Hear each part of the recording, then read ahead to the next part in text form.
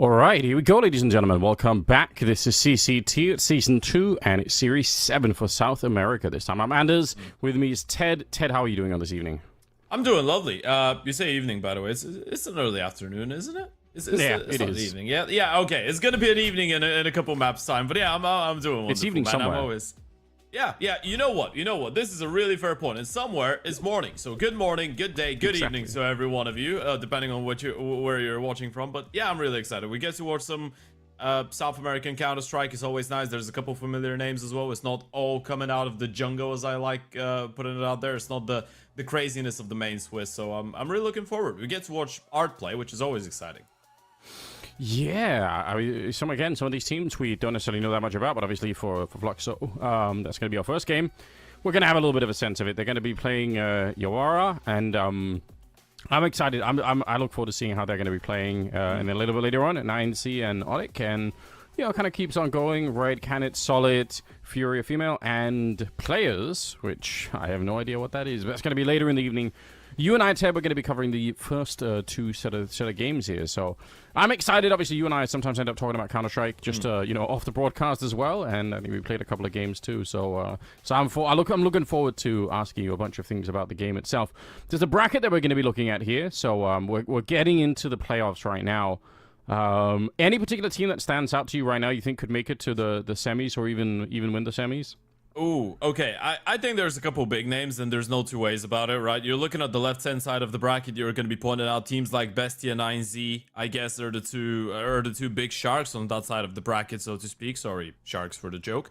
And on the right-hand side, I think Legacy should be the #1 favorite without a doubt. Even when you look at the close qualifiers out of the South American region, all the CCT so far in 2025, there's one team that stands out that's beating everyone else, right? Fluxo, Red Canids, Imperial, still massive names for the South American scene, massive names that have been getting a lot of international exposure throughout the last couple of months and throughout the last couple of years as well. But so far in 2025, Legacy has been besting all of them and getting all the spots for close qualifiers that they could have. So yeah, I feel like as much as for Legacy, this is a great opportunity to solidify even harder their position as the #1 team right now that is playing those online competitions, bar teams like, I don't know, MIBR and Pain. As much it is a really good opportunity for, let's say, an Imperial or a Fluxo even that we're going to watch today, or a 9Z that have their new lineup to go into it and show that they can still be back to being considered some of the best South American teams right now. Yeah, I think it does make a big difference. And as we keep saying, hunting for those VRS points and kind of like accumulating stuff, like you never know what the difference is going to be. So you got to take it super seriously. I think for some of these teams, right, playing in something like CCTs might be one of the only ways they can realistically, accumulate some points. Which at the end of the day, if there's some invite tournament happening somewhere, like you never know when it can put you over the edge. So it is kind of scary. It's a scary world out there for a lot of these teams, but I think it's going to be super interesting to see how they'll accumulate. But I do expect that we have some big teams here. Fluxo obviously definitely should be one of them. I'm excited to see how they're going to be playing. They must be the favorites in this matchup, right? Yeah, absolutely. As we take a look at the lineups, I feel like obviously this is not the Fluxo that you might have been looking at, let's say 6 months ago or 8 months ago when you last checked out this team, right? Luca Ozzy isn't around anymore. Zevi isn't around anymore. All of those familiar names. VSM, of course, has been out of the team for a very long time now. But you get a lot of youngsters now to join in Art. Obviously, everyone knows who Art is, right? But you get Kai, who is on his redemption arc and has been for a couple months after the really short but unsuccessful stint that he had on Furia, which was unsuccessful for multiple reasons. I, for one, am still defending, by the way, I want to say potential, the ceiling that this guy has. You have young guys like Pyria Jr. and Nyx who have been incredibly impressive to watch, and then you have History, who's as of right now on his 3rd stint with the Fluxo organization over the last couple of years, and he's only 20 years of age. So a pretty young team. Something that Art has done here that I really like is surround himself with young guys with a lot of motivation. Might actually help him reinvent himself as a player as well and stay sharp. Yeah, sometimes in life it's true, right? You've got to take a couple of steps back before you can move forward again. Even it can be very hard to feel that way, but obviously that is probably true. So I appreciate that from Art too. And we know that there's always been a lot of talent in the in the South American scene. And at one point when we said South America, we really just meant Brazil, right? Like we just said, but there was just like a cinema bit. I feel like nowadays that's not even true anymore. Like we've got players from across the region stepping up, so that's really cool to see, and kind of exciting. And I feel like there are a lot of fans from the area too. I've noticed, like like in general, I had some people tuning in from Chile yesterday. When I was doing a little bit of streaming myself, it's just really cool to see that there are, the Counter-Strike really is sort of a global institution in that sense, and the more players we can get in there, I think the more fun it's going to be for all of us. So I think it's exciting, but obviously for this one, it's an all-Brazilian lineup, and we'll see how they play. We'll see how this ends up for them. They should be the favorites, even if these games can be hard to predict. I think we've got to be crazy not to say that. So Yawara on the other side, do you have a strong expectation? Do you have some insight into how these players are going to be playing or stacking up? Sure. So the basic info that we're getting about those guys, obviously, a really interesting fact about this team, Anders, which I'm sure that you're gonna find precarious in a lot of our audience as well. Not a single one of those players has actually played on another team before in their career. There's a couple guys varying between ages of 18 to 25. Not a single one of them has ever been on a different professional team. The only person that has been on another team is the coach. Nero, who's been on Meta Brazil, who's been on 14, and then he coached Rhino, the Portuguese side, back in 2021 for a little while. Okay. The part of insight, I guess, that we have about this team is the fact that Nero, being Portuguese, alongside Stax, who's also Portuguese, and he's the in-game leader, have a good relationship together. They've been on this team for a little while now, since August 2023. And then looking at the other guys, you're just looking at a couple Brazilian players that haven't really had the opportunity to get as much experience outside of this project, but a couple Brazilian guys that have been showing some good play in the server and that have been getting some occasional good results against some of the more decent teams in the region. But all in all, I feel like going into this one, we know that Nardish, for example, with the AVP is gonna be one of the main people to be looking at. But there is a pretty big similarity between the styles of Stax and Art in the way that they're calling, in terms of both of them being really aggressive on T sides, getting some of the star positions on CT side. So what we're expecting out of Yawara, I guess, is quite similar to the style of Fluxo, and that is high tempo, high pace, a lot of aggression, and maybe a lot of scrappiness. Yeah, we like that sometimes. And I mean, one of the things that we also look for in some of these games, right? Are there some new and creative ideas that come up that we're not used to seeing sometimes? The high-level Counter-Strike ends up falling into like a certain rhythm and a certain pattern that you get used to it, and then you just see that over and over again, and it kind of becomes in a way, a competition for who could play the best kind of Counter-Strike if you have a certain rule set, whereas sometimes down here, the rule set gets thrown out the window, and as a result, people come up with some really interesting stuff. And I think that's one of the great joys of watching some of these, I guess we call them like lower level teams. I think it's worth it because, it's not always that the best innovation is going to be coming from watching Spirit and Navi go at it. They're going to be really good at iterating on some very, very specific ideas. But I think it's fun to see some new stuff in there too. So hopefully we will get to see that. I guess we got a veto to go through as well at some point here, just to see who's going to be, what maps we're going to be playing on. I'm not sure if we can necessarily guess what a difference it's going to make, but yeah, let's take a look at the maps. Yeah, I feel like there's a pretty clear path in this one. The two teams played in ESL Challenger South America just a couple weeks ago, and we had an Inferno coming out of Yawara, we had an Ancient coming out of Fluxo, and I feel like this is how things are going to go in this veto again. It's a bit of a switch up as well for the side of Fluxo, who usually go for nuke, and in their last 4 consecutive best of 3s, they've been going for a lot of nukes as well. Still, the Ancient has been always and ever present for Fluxo, so I feel like it's not making them too uncomfortable. And then if we go to a third and final one, it's going to be a Train, which I think both teams are alright with having as a pocket pick. Both teams have tried to pick into recently, but it has been a little bit mixed for the side of Fluxo. They played it once in the IM Dallas close qualifier against Imperial, won that game 19-15, but it's still a really close one. And for Yawara, they've just played it twice against lower tier oppositions. But when we're talking about the first two maps, I feel like, as you pointed out, and rightfully so, I feel like you hit the nail on the head. Fluxo should be the big favorite going into today's matchup. And the fact that we're going to get to see Yawara play a map that they're a little bit more comfortable on, of course, speaking about Inferno, and then a map that they don't really mind, which is Ancient, is good for them. But the fact that those two teams played against each other a couple weeks ago and Fluxo were able to take both those maps on single digits is surely giving us a bit of an idea what to expect out of today. Yeah, I think that's pretty reasonable. I was trying to find some stats on this. So far as I can tell, like in the last 3 months, maybe that's going too far back with Fluxo with the roster changes. But with this lineup, they've played Inferno exactly once.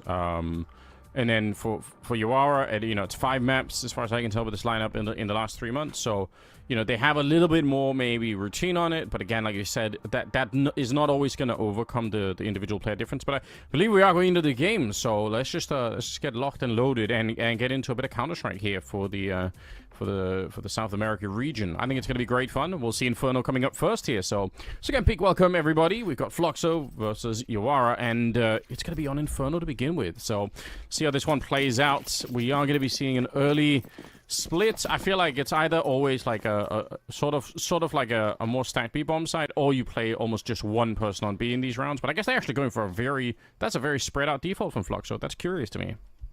Yeah, are just sticking around in towards Speedway, waiting for the sound cues to be able to rotate quickly. He's going to be acting like an ambulance in this one. Yawara, though, just grouping up and going in towards the apartments for now, and they might actually be able to catch a bit of a timing here. Boiler did get cleared by Kai, and he's going to spot some of the last players, but he might not be aware of the first couple that are already jumping out.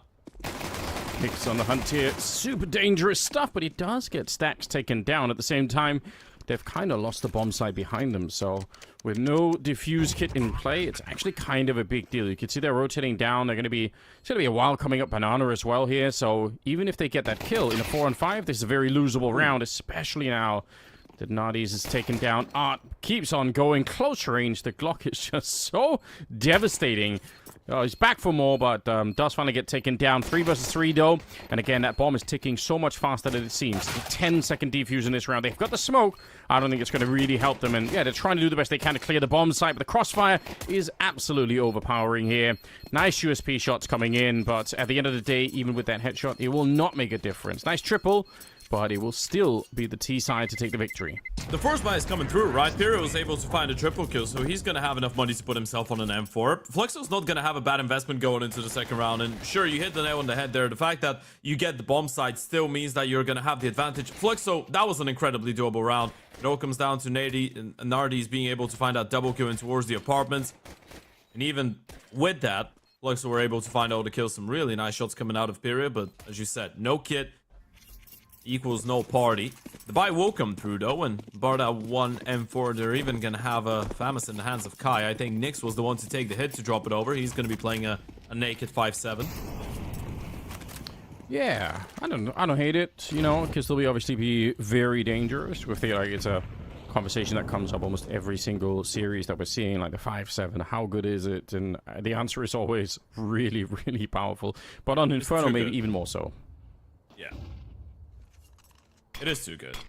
Too but then good, you remember, you know what's the issue with it? You look at Bit, for example, play with a 5-7, you think is the best gun in the game, then you try it out, and it doesn't work the same way. It's always a bit of a tough one to deal with. Yeah. I know what you mean. All right, smoke set up for the library here.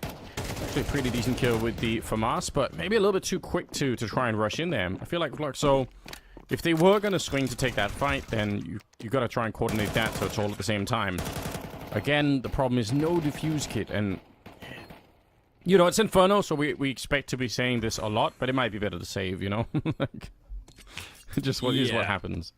That's what you got to deal with as well when you're on the CT side, right? But this is the conversation that we got to have about Yawara's chances, right? We're trying to paint that entire picture of Fluxo being the big favorite going into a game like this one. Let's talk about what needs to happen in order for Yawara to actually be able to put up a fight, right? Even if we try and accept the fact that, let's say, Fluxo's engine is going to be a little bit better, right? Even if we want to give Fluxo that map by proxy, even though if Yawara win the Inferno fairly comfortably, they might have something to say about the CT side of Engine. And it's not like Fluxo's been a really dominant force in the South American scene, not like they haven't been dropping maps to teams that they should be beating recently. But if we say that Engine is 100% gonna go Fluxo's way, then what needs to happen for Yawara to pick up that Inferno? They probably need to win the pistol rounds. They probably need to get onto good starts, try and get that momentum going, right? We're not expecting Yawara to be tactically maybe on the level of understanding of Counter-Strike as Art has, right? But in the meantime, you're expecting them to be sharp. You're expecting them to be mechanically sound, and you're expecting them to have good cohesion, because, again, those guys have been playing with each other only. So, playing with each other only, even though you've been adding some new names, the fact that the coach, the IGL, and I think Joe was the other one that has been around for a little bit over 1.5 years, that means that you should have good coordination. Yeah, and, sometimes that's all you need, right? Like a little bit of momentum, and and you can keep it fairly simple. You know, make sure you play as a team and set up your team with a couple of good pump flashes. Maybe that could be enough to swing the momentum their way, but it's a good start, I agree. Assuming they can get this round 2, which is looking pretty likely at the moment. Some good fights coming their way. The bomb is all the way back down at T-ramp, which is fine. They have a lot of time left in the round. I think spotting out a couple of players swinging there, they might have even seen that was the M4. Going to be an easy way to just start to walk back towards the A-bomb side, which they pretty much control the stage anyway. So yeah, I think there's no way to really lose this round here for Yawara, but they're still making sure. Look at them smoking up Arch and smoking up that little pit position. Ooh. I kind of like it, you know. Just I don't think even losing that player is going to make a big difference, but they're being very careful. They're not just saying, "Oh, the round is won, let's go." They're actually taking their time here. I appreciate that. You know what they say, right? The devil's in the details, and that's exactly the mindset that you should have when you're Yawara going into this game. Because again, we're painting the picture of Ard being a lot more experienced and a lot better as an in-game leader than probably, or his understanding of the game being a little bit better than the players on the other side. We don't really know too much about Yawara. The only thing that we know about those guys is that they've been around on this level of competition for a little bit longer. In the prospect of the CCT events, they've been playing in some of them. The fact is, every now and then, there is going to be a couple teams coming out of South America that surprise us with strict game and disciplined play styles, right? And they might be one of them. Or even if they're not, I mean, it's not like Fluxo are, right? Fluxo have always been a bit wild, and I mean, we're talking about Art here. Of course, it's going to be a wild play style, but Yawara have been able to get some good wins against teams that they probably shouldn't be beating in an easy way, right? They've been able to get wins over teams like Crew, the Argentine lineup. They've been able to take down teams like Solid, for example. They've had some good results as well here in the CCT South America Series 7. Beat the Argentine side of Shinden, which was, I think, one of the more serious names maybe in the main Swiss stage. So okay, we're not putting it past Yawara for a potential setup. And if they stay diligent enough, I really do believe that they could be able to put up a fight. Yeah, let's go. I mean, you've got to try and cement a bit of a culture in the team too, right? Like, even if it's early on and maybe you have less experience, it is important to try and play the game how you wanna go into the future too, so that you're not just sort of, you know, running around shooting too much, but you have some structure in it. Okay, nice little shoulder peek coming out there, jiggling away, spotting out the AWP on the other side on History. So I have a feeling he's going to be one of the hard players to take down on this Fluxo side once he gets up and running. But it is Inferno. You never know what the Orbs are going to be doing. Teller is going to be taking at least one kill there, but pretty swiftly repeat. That was always going to be a hard fight for him, and unfortunately, they don't really get too much out of it. They're still waiting at top banana as well, so they might have been expecting that there would have been a peak on the aggression there just to see what's happening, but for now, they're slowed down. 50 seconds here, and History taking that kill means this round is kind of falling apart a little bit for them, unfortunately. Yeah, you're putting a lot of eggs into the basket of towards that B. Bomb side swing comes in, right into the M4 of Art. And with that being said, this round is pretty much over. Revolts might try and put himself out there, right? Try and get a couple guns out of the hands of Fluxo, but the round in general should be over, and I think it might be better off by just calling it off here. Yawara still did try and play reactive Counter-Strike, which I appreciate, right? The moment that they spot the opener towards the apartments, they try and go for a double swing out of long, or not even a swing. They try to walk out, right? Catch a bit of a timing. You hear the U to win towards banana, you see the open, the apartments, you can make an educated guess that there might be two players only in towards the A-bomb side. It's just the fact that Fluxo had a quick enough rotation coming out of B that was able to stop them, but the T's still not making the worst call ever. It just comes down to them taking a couple chances into individual fights, and it was fights that they couldn't win.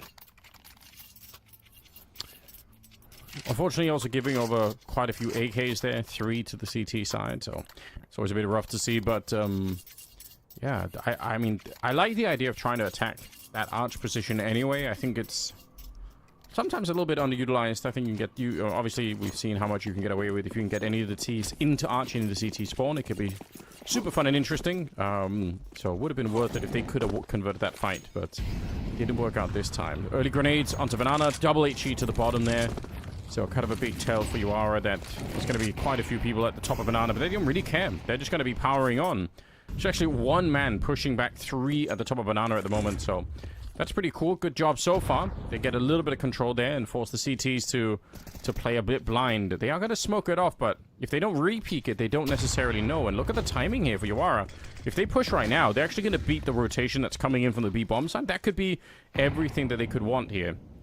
They are a little bit slow, though. I feel like they missed their window, and now it's actually a 4-man defense. So a bit rough right now for the underdog team. Potentially a lot of damage onto PR. That's gonna maybe work out.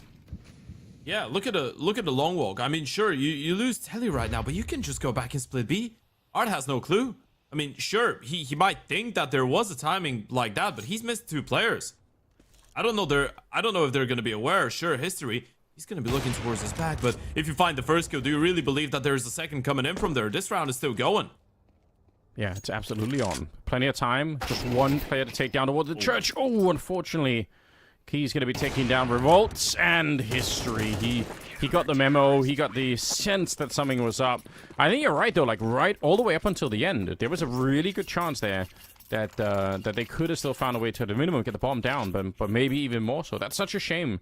The setup for the round is fine. It's really good.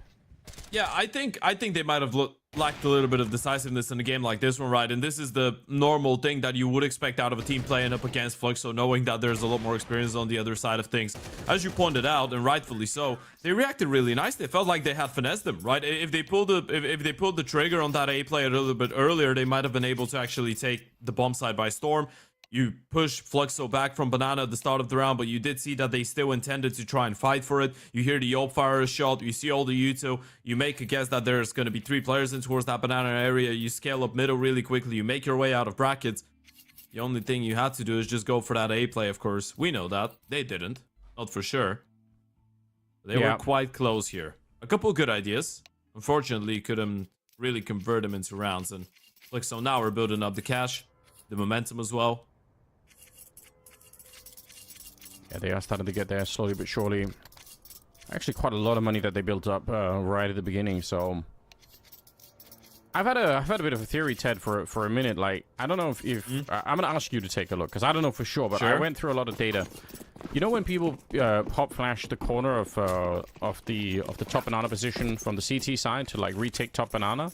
Sure. I feel like 80% of the time when people throw that pop flash, either they don't flash or kill anyone because there's really nobody there, and it's still good. I mean, they still get some information. I get that, but I feel like 99% of the time, if there is someone there, they die anyway. Even if flash is totally perfect, they walk right into the crosshair. Ooh, disconnected, unfortunately.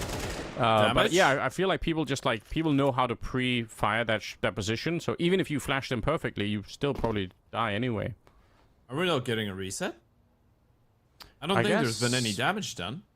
Yeah, maybe it's because they have pistols. They just say, "Oh, whatever, we're just gonna play on." But yeah, you're right. Like normally with no damage, you would. Yeah. Okay. Apparently they don't mind. So going back to what you were saying, it is a valid point. I think that's why a lot of people would just contact in, go for the first peek, and then hide and call for the flash, right? Because as well, if there's just one guy holding and he's playing anti, although if you're alone, you probably wouldn't be playing anti, right? You'd be looking at the corners still. How are they? Wait, what is going on? How are they getting a bomb plant and a full eco and they even had a DC and they got 3 kills? This is so much. Oh, he got the What is going on? Could you imagine for even a second if that actually worked out? That's wild. Okay. Welcome to South America. Kind of hard to deal with, but you know, it worked. It worked in the end. Kind of I get maybe a wake-up call for Fluxo just to say, okay, listen, even if we are the favorite team and things kind of going well right now, we've got to find a way to take a deep breath here, you know? A player disconnected. They were on Glocks. And they find 3 kills and a bomb plant. How is that possible? You gotta love it. Doesn't matter. Nope. Never does. Welcome to Brazil, where it doesn't mean if you've played 7 majors or not, you're still going to be participating in rounds like these. At least Yawara are back in full force, and now they go for another buy, and this one is looking a little bit quicker and towards the A-bomb side, potentially. Okay, they're going to unfortunately run into Nyx up there. So, losing a player in the beginning. A little bit of chaos here. Oh, they did land a flash against Key, but he still picked up one, and they're lined up right in front of Art. Oh, I kind of get it. That's a lot. That's a lot of CTs to fight up against. I guess you at some point you lose count of how many people did we actually encounter in this position, and eventually coming through from Boiler is art, just absolutely perfect. But you could almost see that if they had got the kill against Key at the start when he was flashed without losing anybody, I think you know they don't have to run into art in that way. They clear a lot more space, so good defense. But I think there was some of the work right there for Yawara. You could kind of see they had the right idea. Yeah, I feel like, again, the calls have not been too bad, right? You realize you missed out on a couple opportunities in the last couple of rounds to actually take space in towards the brackets, because Fluxo was starting 3B most of the time, so you try and go for an A pop. It almost works out. And as you said, maybe if you get the kill on Kai before he finds a single one, it could have worked out. And they're going to switch it up for the half buy, and towards B they go. And okay, that's a nice opening onto Art. Oh, team nade. They did throw the smoke, and I love this. Yeah, put some more speed behind it.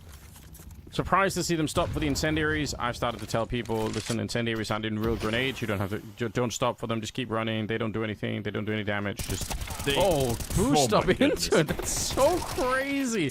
I don't think I've seen that attempted very often. Probably for a good reason. Yeah, potentially. Nardies will still try and give it a good go in the 1 versus 3. First tap of the bomb. They know he's not sticking it.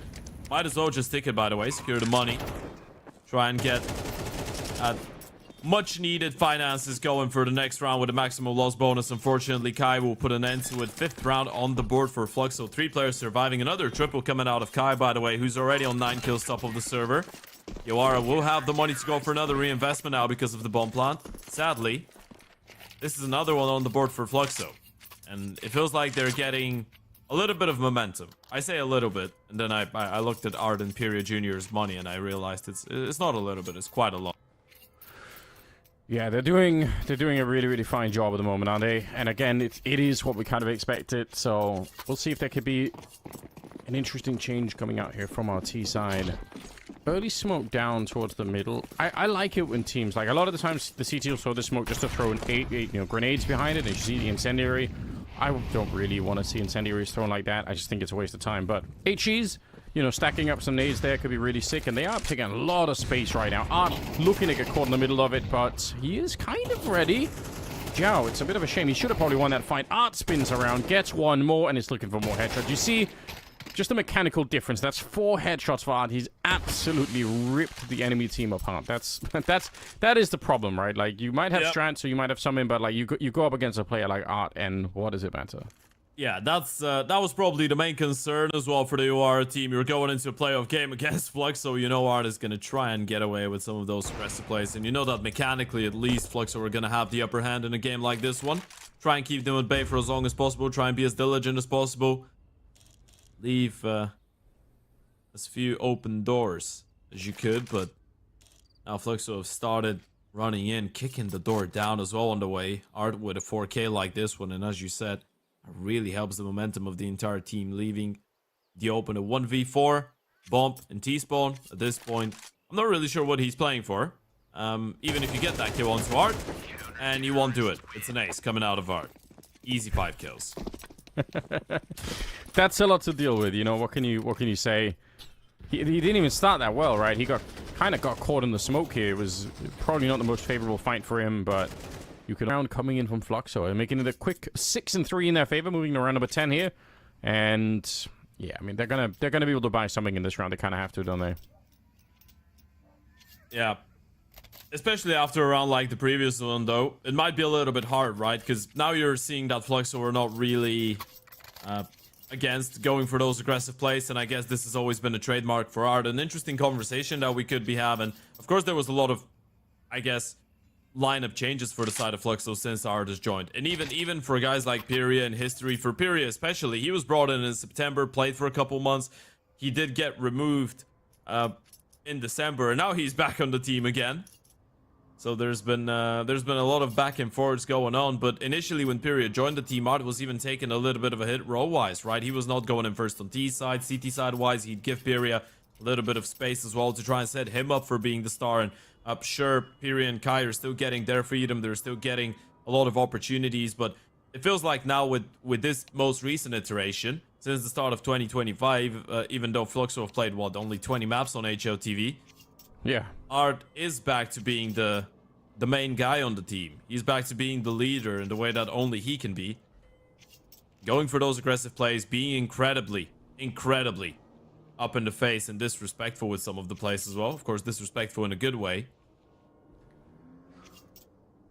Yeah, I mean, it's what we want to see out of them for sure. Like, it's one of the great joys of watching Art. Now, I think as we get the last couple of players back into the... Oh, he's sitting down now, maybe? Arties?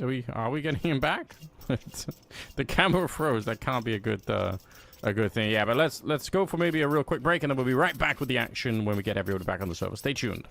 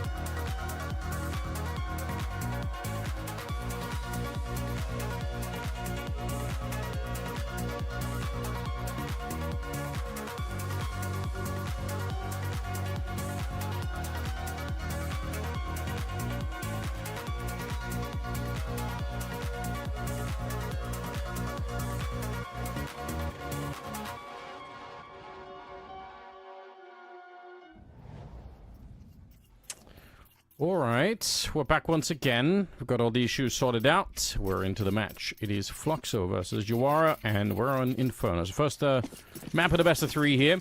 And it is a bit worrying because some of the individuals here on the Fluxo side just seem to be running wild with it. We had an ace from Art just battling everybody in the middle.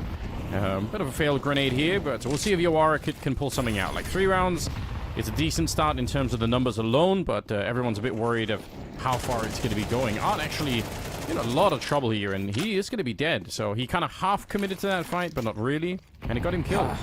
Man, that's crazy. The Art is the only one that's just going to be running around full W in the smoke and think that they don't know he's on the other side of this. Spam comes in. Fury is still going to be good for the 1.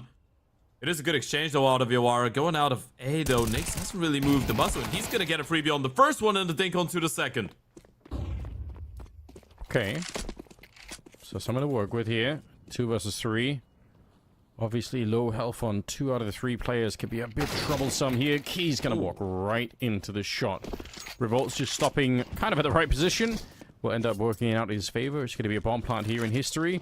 Surely, if he wanted to retake this, if he wanted to try it, it would have to not be with the AWP. I feel like that's a risky choice. All right, Tech 9 instead. But then again, throwing away the gun is also kind of risky when they're this close, and he's going to get himself killed. Wow, okay. It is a really, really important round for them to win. If they, again, there's a lot of money already built up on the CT side, so I think for the Ts to pick up a round right here is going to be important. It's a key point in the game, right? That's the conversation we were having before the start of this one. Yawara were on a, I guess, a great start at the start. They were able to pick up the pistol round. You get the second, you get the third. It's a fantastic way to open things up. And then Fluxo end up winning 6 in a row. So if you're Yawara, that was the one buy round that could still keep you close, right? This is the one buy round that could still try and, I guess, reset the CT side economy, which is a bit of a stretch because they've been able to build a really solid one, but still try and stay competitive, right? Try and stay close 4, 5, 6 rounds. If you're able to get on the T side, that would be absolutely immaculate. Stressing it out. It was one that they needed, and they got it. It's all about how many more you can get. If you get 5 on that T side, I think you're fairly happy considering that looks like we're on a 6-round winning streak. Still not going to be an easy way forward. No, definitely not. Nick's up here. He's got history behind him. I like these kind of setups, but at the same time, it's one of those things where if you miss the AWP shot here, which he doesn't, but it still puts his rifler in a weird position, so yeah, it can be hard to make those kind of setups work. History now alone on this side. Flashing in behind him. He's actually in so much trouble. The backup is just here. He's showing up to take down Zhao. Otherwise, I think History's dead, and it's a really weird position. 3 on 3 at the very least. The bomb is going to be planted here. And actually, they're pushing in already. He's not wanting to slow down, as it kind of is his MO. He wants to push on through, and he does get the headshot and taking down Teller. So Stacks and Nadi's left 2 versus 3 here. The bomb's still not planted. They just can't find a safety because Art is on that other side, constantly being annoying. But they're going to lose Key at the same time. So 2 versus 2 here in the after plant. Are just playing a little bit of now you see me, now you don't. Still, the bomb will go down, and they know where he's coming from. They know he's waiting for something. They're going to be anticipating the peek coming out of the apartment. Stack's able to get the first one. Oh, posted on the angle. Art walks right into it. Yawara pick up yet another one, and that one was the perfect example of pure carnage, but they still convert. Yeah, really, really nicely done. I guess, to their credit as well, once they find that kill up in the apartments and they know the AWP is running, they just kind of keep on the pressure. And I like that, just don't overthink it. I feel like if they slow that down and try and play some deep game of Counter-Strike, there's always the chance that, they suddenly get out-dueled and there's a lot more time for the CTs to rotate around. I appreciate that. Just try and speed it up maybe a little bit and fight them when you have them alone. I mean, that's what happened to them a couple times in the early stages of this half as well, right? When they were slowing things down before the A plays or might have missed out on a couple timings. The more you overthink it in some of those games, the more you're given the opportunity to actually outplay you and outthink you in the late round. And again, it feels like they want to keep it fairly quick with a B play. Okay, it's a bit of a trade back and forth. Just barely picking up that one. Crazy smoke that lands. Probably not where it's supposed to be. Oh, he going down. Don't think he ever needs to repeat that one. Does actually put his team in a bit of a weird position. It's a nice little scope coming up from Nadi's. He's going to go back and take a look. But yeah, smoke up there. Does he guess? He probably should. And actually, fortunately for him, there is a bit of a gap in the smoke, but Art was ready and waiting. So it works out in the end. 3 versus 1 was a really, really big requirement, but yeah, it's too much in the end. So 7-5 at the end of the half here for Fluxo. I mean, I think they're gonna be quite happy with this. I think it's a bit of a shake of hands as well, right? The fact that Yawara started with a 3-0 lead, you're probably not going to be over the moon with the 5 rounds, but when you think about the context of Fluxo getting 6 in a row, the fact that Art was starting to get active, going for those aggressive plays, down banana into our second middle, when every single one of them, or at least 90% of them, working out and paying dividends for big multi-kills, you're still going to be happy that you're able to keep this game fairly close. Now, again, we do remind you home, or we do want to remind all of you home, that this is the map pick of Yawara, and this is a map that Fluxo were able to win against them in a 13-7 fashion in the ESL Challenger League at the end of January. And back then, I guess the silver lining is Fluxo did the majority of their good work on the T side. They got a 6-6 CT side, and then they got a 7-1 T side to close it 13-7. So if we're following that same logic, Yawara haven't had a lot of opportunities to actually show what their CT side is capable of against that opponent. You have a reason to be optimistic. And now you have 2 more, because Art and Nyx are not in the server. Uh-oh.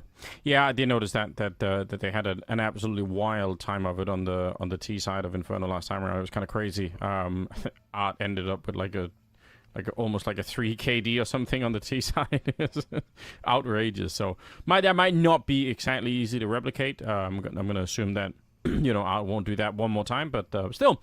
You're right. Historically, it's been a bit of a rough position in the BN. So, all right, a couple of people disconnecting. It happens, as it's the thing with online Counter-Strike. So, it kind of is what it is. We're used to it by now, and you guys should be as well. It's just the nature of playing online Counter-Strike. Yeah. What you're hoping for if you're Yawara right now is that you don't let Fluxo do what they did to you last time around with winning the pistol, getting the momentum going, right? Because as you pointed out, Art had a phenomenal T side. And if you don't, Art is one of those players, and that's not going to change no matter how many majors he plays, no matter how many tier 1 events he plays, no matter how much experience he gets. If you let him think that he can just run circles around you, he's going to do that, right? And I guess when he's on the T side, more so when he gets to actually be surrounded by young players that I don't want to say are not going to hold him accountable, but he probably feels like he's got a lot more freedom to do whatever he pleases, and they just kind of have to listen, right? In a team like this one, he's going to be going for those plays. He can really be impudent to the extent in which he's just running around, headshotting people, going through every single smoke that he wants to, going and taking every single chance that he feels like he wants to take. And it's your job on the CT side to make him feel like he can't do that, right? It's your job to make him feel like there is going to be people to punish, there is going to be utility, there is going to be good and clear comms to know exactly where he could be and what types of timings he could be looking for. Yeah, you're right, and we've all seen it, even at a much higher level than this. What happens if you play Art and you don't succeed in that mission? Because then he just does become this relentless force that just keeps on going. It's very, very hard to deal with. So I'm really interested to see if they're going to be able to slow him down at all, because I don't know. He's just always played the same way. We talked about him maybe reinventing himself a bit in a team like this one, Art, and I mean that was something that I think became a liability in Tier 1 Counter-Strike at one point, was this idea that you just kind of always knew that there was going to be a little bit more aggression out of Art. So if you're a smart player, you just wait for that, and then you're kind of good to go. So we'll see if he can find a different kind of form here, and just learn when to slow down, I guess, is the important part. Was the perplexing thing, I feel like, because we do get a little bit of time with the technical timeouts. We can actually delve deeper into that discussion. The fact that Art leaves Furia or gets removed by Furia in CS2, because when you're thinking about the advantage that CS2 gives to the rifles and everyone that likes going for swings and just running around, this game should be fitting Art even better than CSGO did, right? On paper. If you're looking at all the other guys that are stepping up and all the other guys that are becoming great, I mean, the game involves a lot more running. The game favors the rifles a lot more when they're just white peeking into an AVP. It becomes a lot more difficult if you're a stationary player, right? You got to be looking for more off angles. You got to be looking for cooler utility. You got to be looking for more timings, asking for more flashes and whatnot. It should be easier for Art to actually get away with all the crazy stuff that we're used to seeing out of him now in CS2. Yeah. I think that is a fair point. We'll see how that plays out for him. Maybe he can make a bit of a comeback. But before we get to see that, we are going to go for a little bit of a break. We'll be right back when everybody's back on the server. So once again, stay tuned and we'll be right back.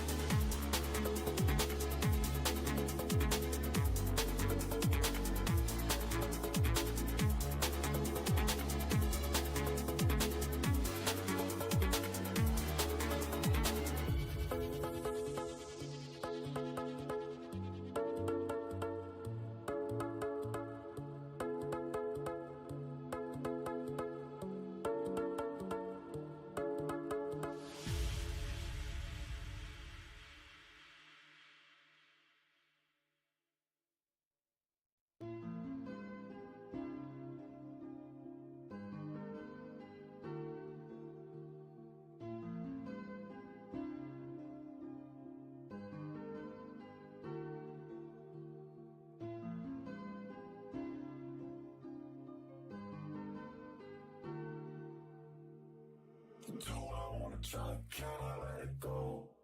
Running from the past, wanting to be sure. Chaos in my mind, constant deja vu.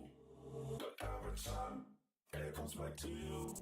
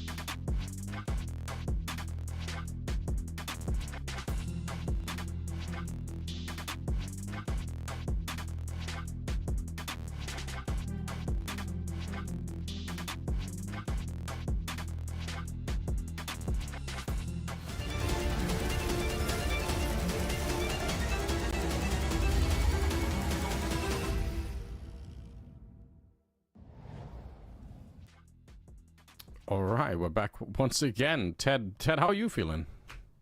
You know what? I'm feeling incredibly excited. You know why I'm feeling so excited? Because after 60 minutes of waiting, after 60 minutes of technical issues for the players, of course, for which we apologize, ladies and gents, because, of course, you've been waiting the same time that we've been waiting here. After 60 minutes, you know what I was thinking? I was thinking we're going to come back, we're going to tell the people, you know what? We have everything resolved. We're ready to jump back into the server. I am really excited, though, because what better than waiting for 60 minutes and then going back to the action and actually finish off the map, then coming back to tell you that we're not even going to play the map. The map is over. It's 1-0. Yeah, Fluxo FF. No. We're going to go back to a break now. Yes, you're right. Unfortunately, is the truth. Yeah, they had to forfeit the map, so I guess we'll be right back.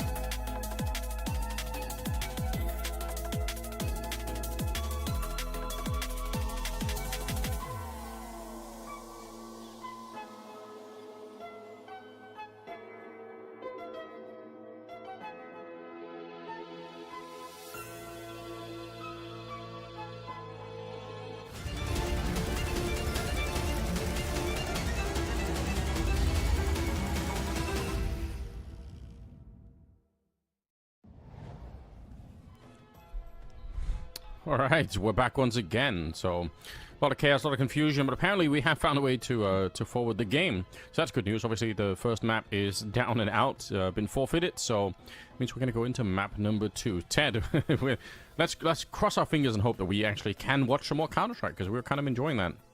Yeah, I mean, we're not enjoying it right now. We were enjoying it, what, 1 hour ago? But it is what it is. Welcome to Online Counter-Strike. Yeah, but the good news is, ladies and gents, that we actually are going into the server this time around. We actually are going to keep it going. Now, the interesting news, and I guess the bad news if you're a Fluxo fan, is that Nyx unfortunately won't be able to keep playing, right? He was the one experiencing all the issues all this time, Anders, and in the end of the day, unfortunately, even with the help of the admins, things couldn't be resolved. You know, the issues that he had we're too serious, and the coach of Tacitus is going to be stepping in. And I have a really interesting piece of info for you. Tacitus did play pretty recently, actually. On the 8th of February, he did play in the 8th South American Masters Spring 2025, which was the Blast Premier Rising event for South America, in the game that Fluxo lost in a 2-0 fashion against Imperial. His previous official, before that game against Imperial when he had to stand in, was in 2020. Okay, so damn, that's a minute. Make out of that what you will. It was for a team called Polar Ace South, and I'm pretty sure you probably haven't heard about it. It was an NA team, and interestingly enough, in his last official, now bear with me why I'm telling you all of this, he played against a team called Feint. Do you know who is on Feint? Who's on Feint? Tell me. Sigzy, who's on Complexity right now. Oh, okay. So it was that level of NA Counter-Strike back in 2020. And he hasn't played a lot of Counter-Strike since. Okay, so potentially it could be kind of a rough shake-up. You know, who knows what that does to the matchup as a whole when you're suddenly playing with a different player and, you know, you've had to wait all this time and everything is kind of chaos. There's no way to predict that, but it'll be interesting to see. I mean, you know, all we could do is kind of roll with it and see what happens. Maybe he's going to surprise, or maybe Art can carry the you know, the weight of the world anyway. He was kind of wrecking them for a while there, but either way, the second map is going to be on Ancient. So, what do you have any hot takes on Ancient right now? I feel like everyone kind of loves the map. Yeah, no, I don't. I mean, in terms of hot takes, if you think I'm going to say the map is actually awful and I don't like it, no, I'm not going to say that. I actually like Ancient. I think it's one of the most balanced maps in the pool. It makes you. It's a map that gives you a lot of possibilities as well, right? You can play proactive, and most of the time you actually need to play proactive and pretty aggressive Counter-Strike, really well coordinated Counter-Strike on the CT side, which I think is a good thing. And then on the T side, you gotta be a bit creative, right? You gotta know how to keep the CTs guessing, and you gotta know how to now self and react on the back of what they're throwing at you. So yeah, I like the map. I think Art has always had a pretty decent mind for it. I think Perry is a really good Ancient player, so going into it, even with the coach, I would still say that Fluxo was probably the favorite to take this one and potentially take us to a third, but you never know, man. Yawara, last time around, were able to get 9 rounds against Fluxo on Ancient. Maybe with the coach factor and with the fact that Fluxo were waiting for 1 hour and they might be a little bit frustrated, Yawara could be able to get onto a good start, but still, it could be a tough one. And the fact that I don't see the timer timing is not optimistic. Well, let's find out how this one plays out. Okay, I'm certainly excited for it. Yeah, we've got the coach playing there as well, and you're right.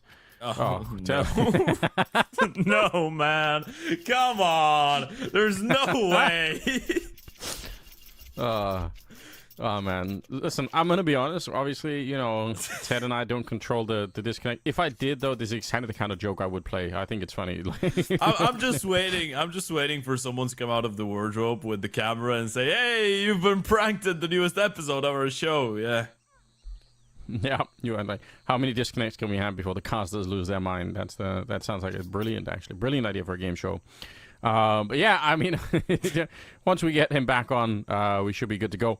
I really enjoy Ancient right now. I think there are so many, even at like a pro level, there are so many big challenges that as far as I can tell, that have yet to be kind of found out. Okay. I feel like some of the protocols that people run, like I've been looking a lot at Navi, how they grenade from the B bomb side, you know, out onto the B lane, and like they have some sick flashbangs for some of the cave pushes that are coming out there. And I feel like a lot of teams know that protocol is coming and they still can't stop it. And it's like, it's really interesting. I bet, like, you know, leading up into the next major and going into it, like I think that's where like a lot of different stuff is going to be happening in not too long, because someone's gonna have to, you know, try and find some solutions there. So it's really fun. I think the map's evolving super quickly.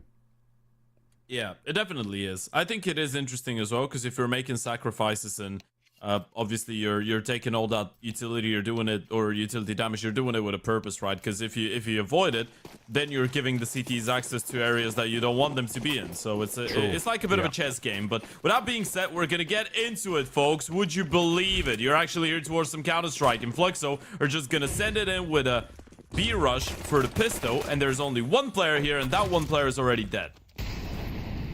Oh, and deep Molotov, you know, maybe a little bit early, but again, slowing them down. Smoke behind it. If you're going to do this, they actually have a smoke and a kit, so There's 2 smokes in a kit. So in theory, Yawara, I would say you could just wait. Like, I would almost wish they would have rotated through middle and just try to go for, like, the last second defuse here. I think that's still probably worth trying. Okay. Give it a go. But it looks like they kind of give it up on the round and just said, no, we're not even going to give it a shot here. Okay. Now, yeah. Now you don't give it a shot. What was that, a team dink? I think that was a team bullet. Might have been, yeah. I think it was. Well, they are calling it off. Pretty simple, pretty straight up and forward for Fluxo. You just go for the B rush, you get that 1 kill into the retaking player, and as you said, the deep CT control, actually 2 of them will die to the bomb. This could be really expensive. This will be really expensive. They lost everyone, Fluxo. That kind of, yeah, maybe not necessary, but they did win the round, so maybe they're going to be okay with it at the end.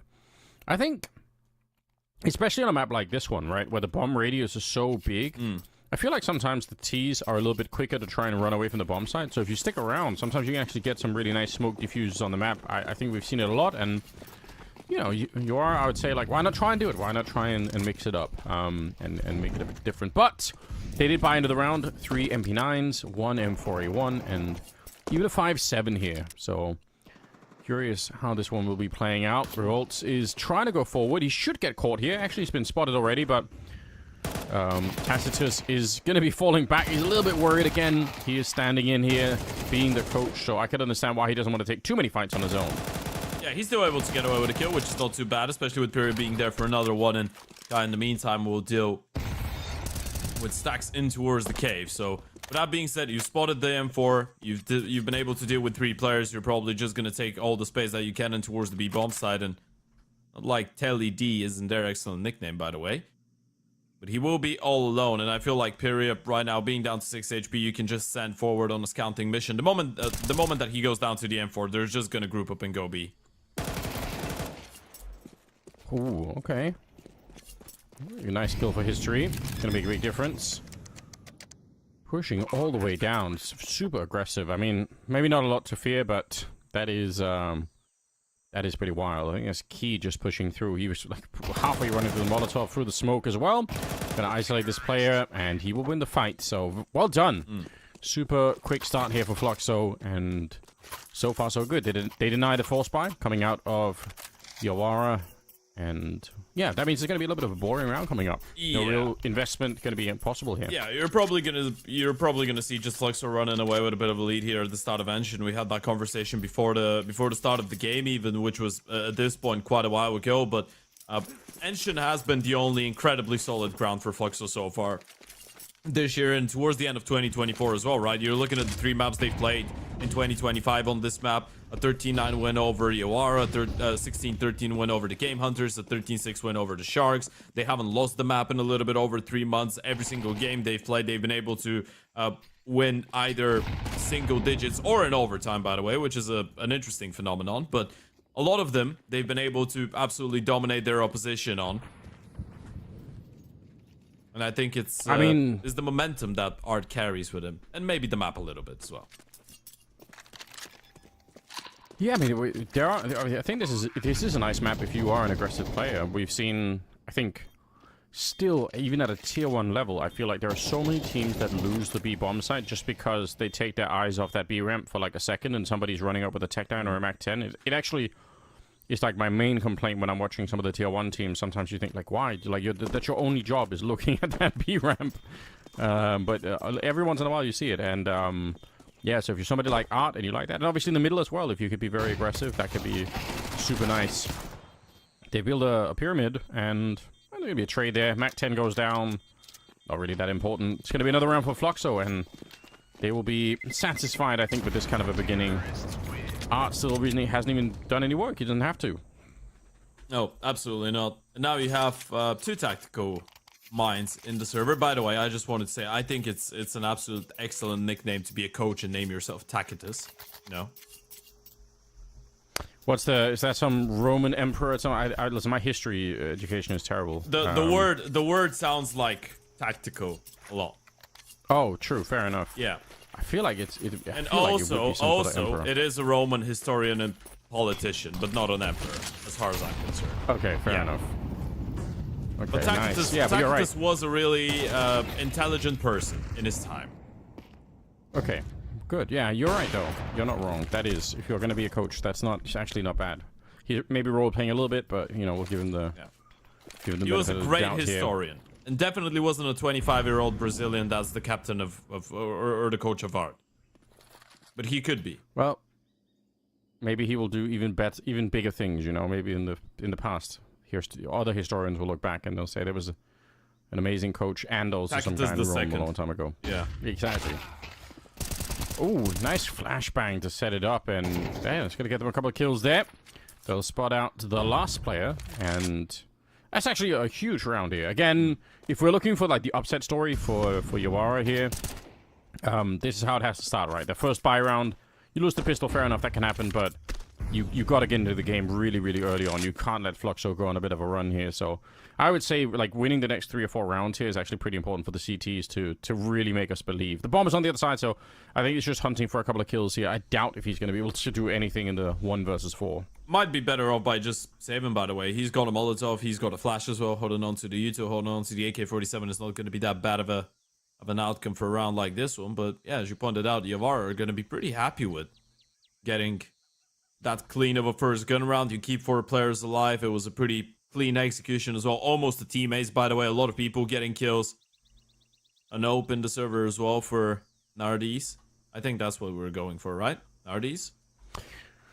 Yeah, you never really know, do you? I No. always always the big fear as a commentator, isn't it? You don't, you know, you're like new names. You don't necessarily know. At least they're somewhat pronounceable. I think there's a limit to how much we can screw it up, but Yeah. some players you just think like, please, just don't.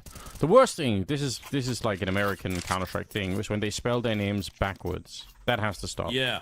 Like we've had so many of them. Like Ethan did it. Carson's out there still doing it.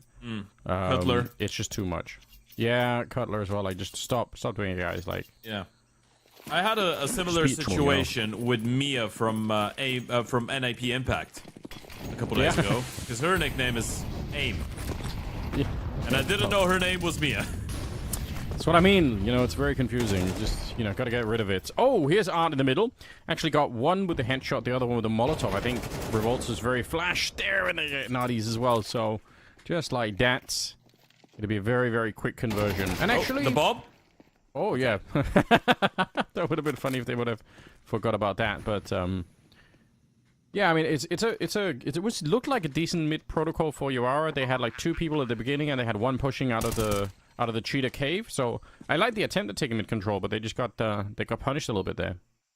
Yeah, that's the one thing when you're playing against a team like Fluxo, right? Even if the utility is not always perfect coming out of Fluxo, we kind of overlooked it. But in the last round, Fluxo even felt their insta smoke in towards Red Room, by the way. But you still got to be careful about those solo plays. Going in on late timing, Molotov to actually get the first kill. Smokes in towards Red and Donut. Then once you decide to challenge and get ahead of that Yuto, you got to be ready for the late flashes. You got to be ready for Fluxo making it uncomfortable for you. Maybe a moment of miscom as well. Player in towards Heaven didn't really realize that Art could be out through the smoke. And as we said, coordination needs to be on a really high level, as well as the communication here on the CT side of Engine if you want to have a successful campaign.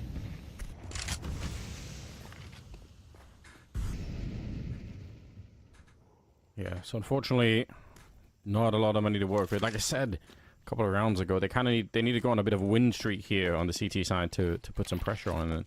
It's not available. They are stacking up towards the donut. I think it's fine. Try and do something here. It's going to be a bit of a slower start for Fluxo as they are being very, very careful to clear out the rest of the map. I guess they're going to end up at the B bomb side at this rate. The bomb is down there towards T spawn, and they pretty much have mid control all the way down towards CT spawn, so they shouldn't be in a position to lose this. Deagle on the other side. We'll see if Teledee could find anything. Oh, actually, the timing is kind of sick. History's kind of lucky to be alive, but with that kill, they also get the entire part of the map here. So probably they're going to be in decent position no matter what. And yeah, it's just about cleaning up the rest here. Nice little AK spray for a quick round finish. All right, job done. Fluxo. They steal another round here, and even in this next round, man, their money is... They have some money. Do have enough to really go for mid control, I guess, is the problem. It does cost so many CT grenades, doesn't it, to keep mid for like more than 2 seconds. I'd say they're alright for the initial fight. It's all about the second, the third timing, what you do with it. You do have the insta smokes, you do have the mollies, you do have the HEs to actually get a hold of it early. Depends on how aggressive Fluxo want to be there, and by the looks of things, not too aggressive actually. Sending the brunt of the attack in towards the B bomb side instead. Art just running his way through the smoke in towards Heaven, and yeah, again, it's just gonna be the second timing that they take middle on.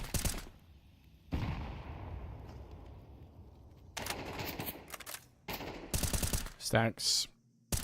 Good lineup to know. Oh, when he finds it right through, you could see how he's lining that up with the hinge on the door there. So very nicely done. 3 versus 4 all of a sudden. It's a good reaction. Kills in the middle. Yeah, you love it. Yeah. You just let the T's take the first point of contact, and then you wait for the smokes to fade away. You get the kills. You don't get caught in the same trap that you did the last round, and now you've been able to deal with one more player in towards the cave position. Just got to be careful about overextending right now. Good news is, Pyrrhus on B, Tacitus with the bomb on middle. And he's felt the jump, so now they know. Yeah, a bit unfortunate. Gives so much away just by making a little bit of sound like that. Yeah, you are, though, again, like, very, very careful here in the 2v4, and I can appreciate that. Really don't want to be in a position where you give up rounds like these, because obviously these are the most winnable rounds you're going to get, so you start throwing them away, any chances of winning the map are probably going to be dwindling quite a bit.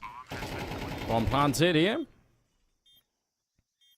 Pyria just on the other side. Ooh, and alright, Coach is getting tagged in. He does actually spot someone towards that CT spawn position.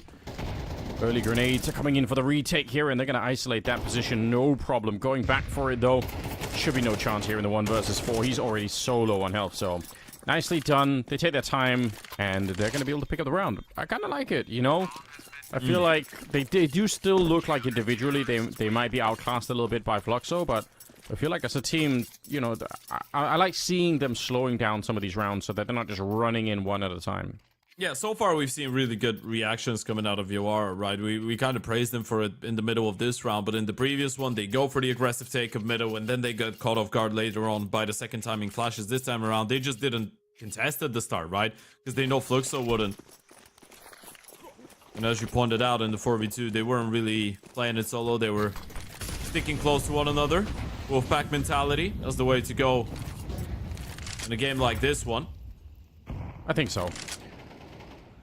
Okay, fighting, I think at the edge of the smoke mollo in the middle there at the start of it, which you know, has become an increasingly popular skill. Some players just wildly good at it.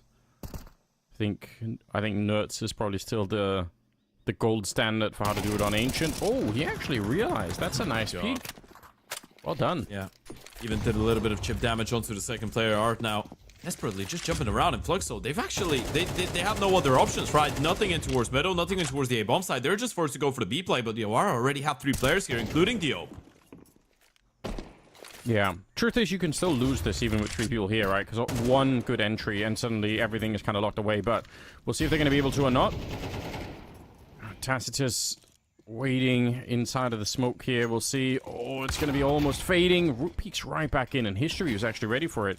Now the rest of them are going to get smoked off. So, yeah, one good entry, couple of good smokes here. Looks like they want to try and boost on over. I love the idea, but not able to spot the actual bomb plant. So, for the minute, he's just isolated back here. A little bit of sound being made and a lot of damage on the revolts, and they don't have a lot of money here. The 4-on-4 retake, I mean, you're going to feel like you have to go for it, and maybe it's fine to try it, but man, if you lose these rifles here on Yawara, it's going to be a very, very brutal first half for them, no question about it.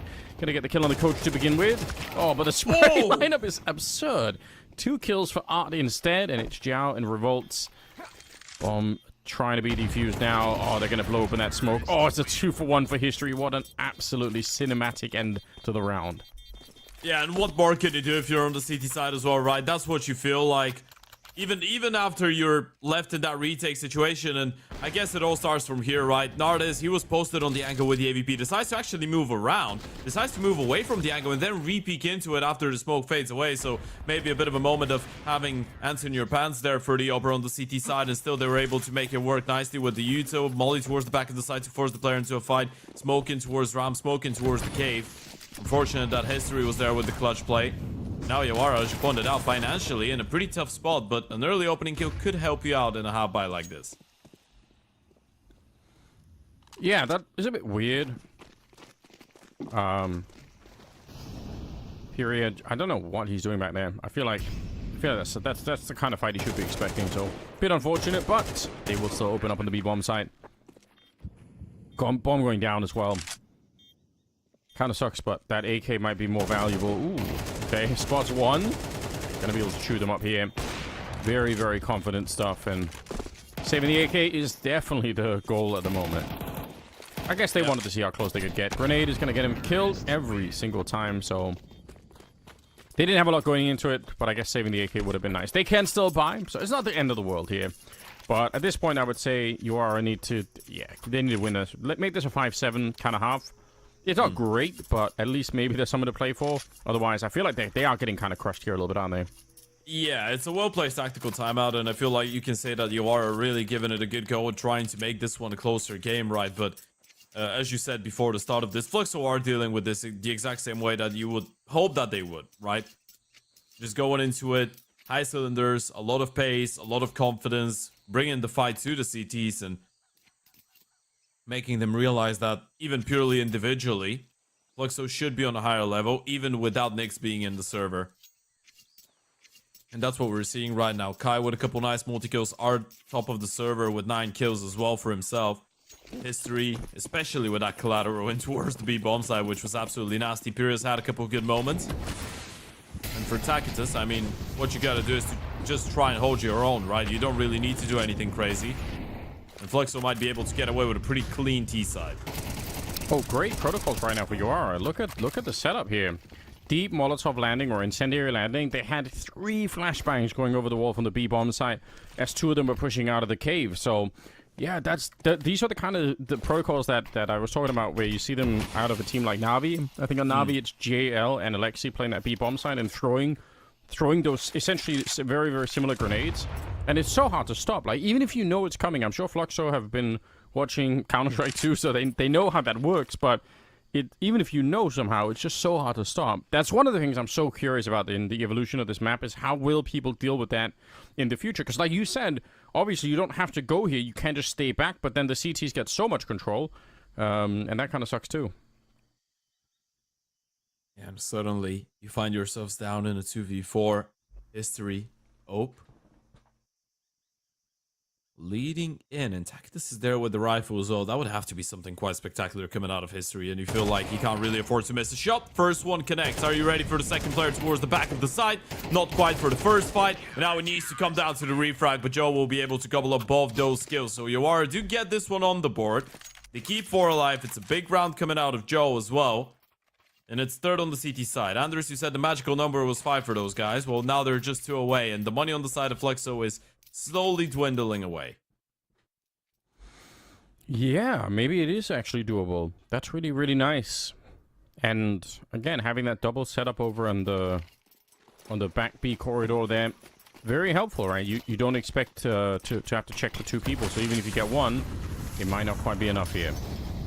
See, just playing at the edge of the incendiary. Again, those incendiary grenades just do... Oh! Unfortunately for Teledi, he was expecting that mid would be a little bit more clear, and just a bit of a misunderstanding perhaps between these 2 players. So that's an unfortunate way to go down. Because he could have...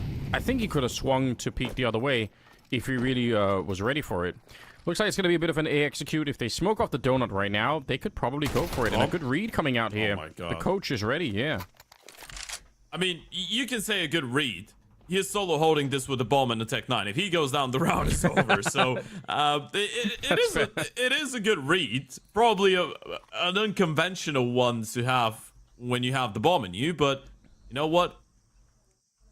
Still makes it work. And that was down to Yawara to keep re-aggressing. Good news is Revolts will be able to deal with Arden towards the A-bomb side. And now that forces Fluxo to actually look for moves elsewhere, but Kai will find one in towards B, and that's a big one as well. Issue is, again, the bomb's actually in towards middle when it's going A?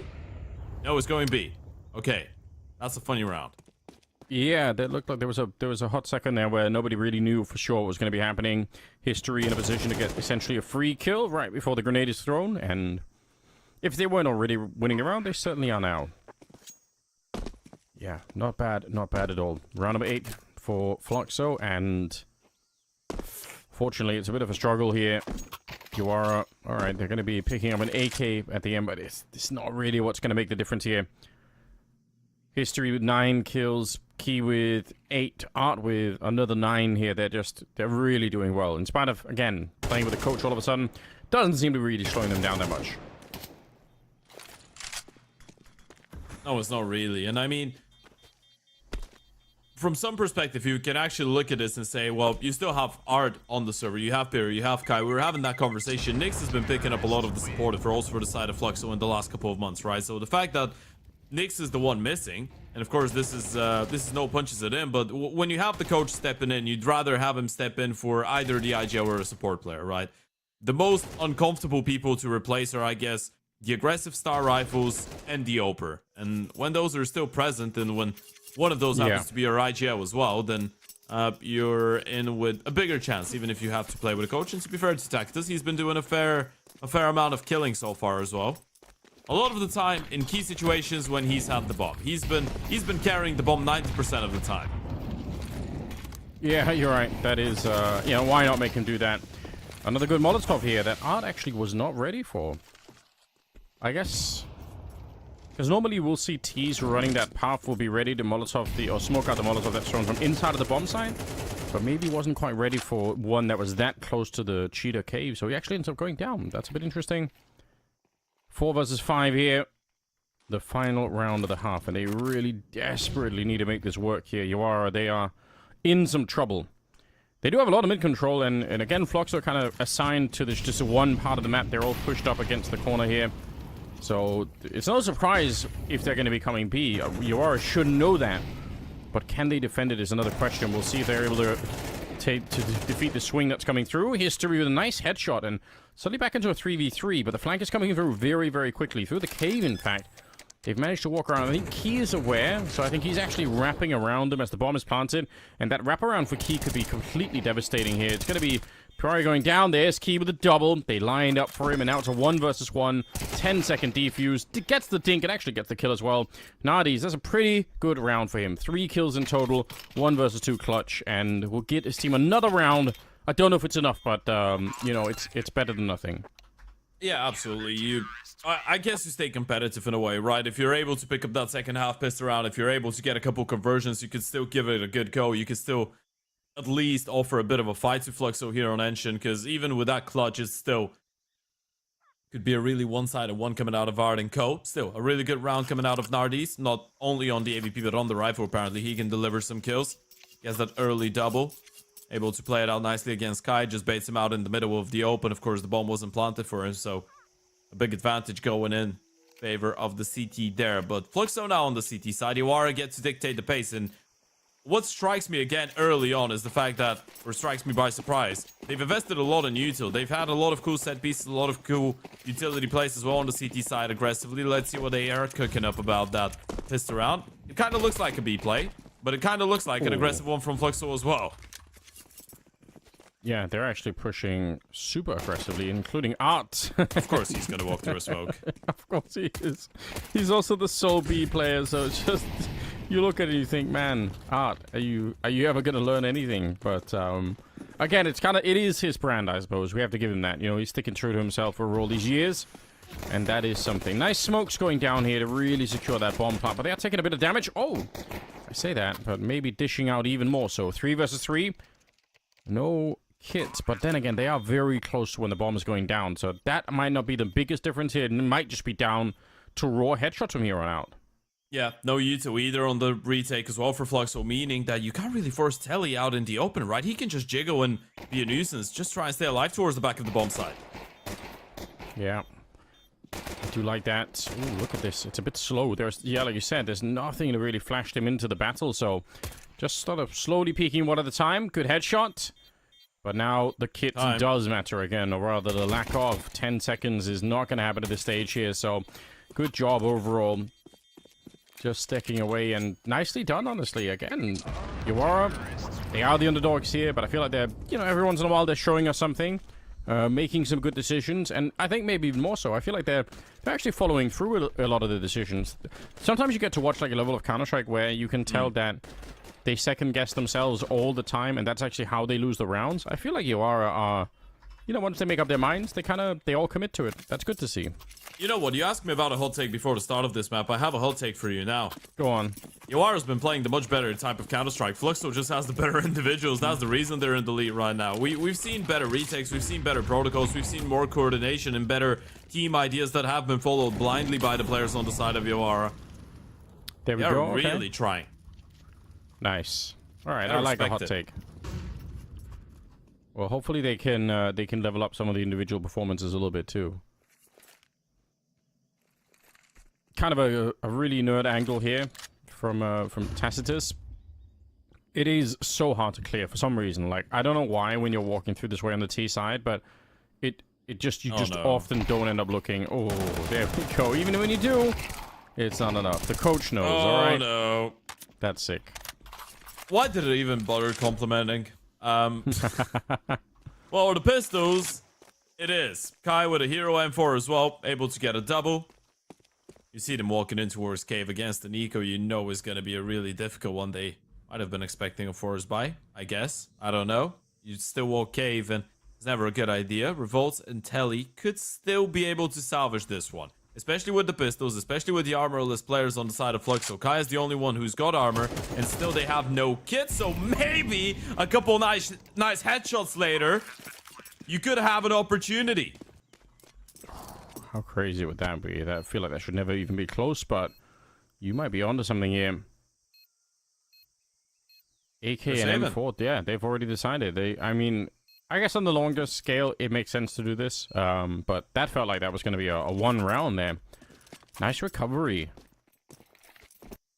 Does make it a bit more interesting. 8-6 is going to be the scoreline. So only 2 rounds separating these two teams. Very curious how this will play out once Fluxo have a bit more money to work with and can put them a better defense. But yeah, I mean, I feel like there's like a real team feeling to this Yawara squad. They're not just they're not just doing, you know, a bunch of solo stuff or panicking or anything. I feel like they've got a good idea of what's happening here. Yeah, it is a really cool thing. That's the reason we mentioned it in the pre-game as well. The fact that none of these players have actually had any other projects bar Yawara as well, right? And that to some extent means that the ideals for how you should be and I guess the mindset of how a team should be operating and how comms should be, what the plan should be, what style of Counter-Strike the team should be playing, all of that is being engraved into the minds of those players. The coach, and they haven't had others to compete with it, so everyone's gonna be on the same page. Unfortunately, this time around, that page is dead. Yeah, Art's in the middle. Although, but maybe they could. But again, that elbow smoke that's thrown from the T side to stop the CTs from swinging, Art just, you know, he just throws his own smoke into it, goes for it instantly. Oh, they can lose revolts as well. It's unfortunate, but yeah, that's another variation on this kind of mid control that we're seeing right now. Like there's the smoke going down. You must have seen this as well. Like when people run boost over the Molotov that the T's throw, is another way that some teams have started doing it. It's very exciting to me how quickly the meta is evolving on the middle of Ancient at the moment. Good angle. Might line them up again. And yeah, this time around, not with the AVP, not quite, but still a triple on the rifle. Gonna put Fluxo on the right track on that CT side. They regain their 3-round lead. There's the replay, and as you pointed out, are just running through the smoke straight away, not giving it any respect whatsoever. And the flashes for Viperia were absolutely perfect. A good round from Fluxo. Everything going by the book. Everything looking simple, nice. It's got to feel good as well to pick up a round like this one. You feel like it's putting a start to a potentially successful CT side campaign. And now look at the money of Yawara. Yeah, they're in a little bit of trouble here. Okay, Stacks trying to see if he can find a way through. It's going to be Talady coming in with a nice Tech 9 kill on Art, who once again, nobody surprised, was pushing aggressively. Was it needed? Maybe not. But in Art's mind, that's just never a question, you know? He doesn't get that far in the conversation.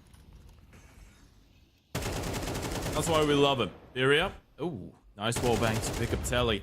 This is a big kill. The problem is this is the same player that got the kill onto Art, right? So it doesn't really confirm how many players there were in towards that B bomb side. And you're looking at the position of that one player that's gotten in towards CT spawn. Is that Stacks? I think that is Stacks in towards CT right now. He can just call him back. He's controlling the rotations. The bomb is making its way in towards the A-bomb side, and Stacks, he's just gonna hear that every step of the way. Knows that there's more, playing the trigger discipline. There goes the first one.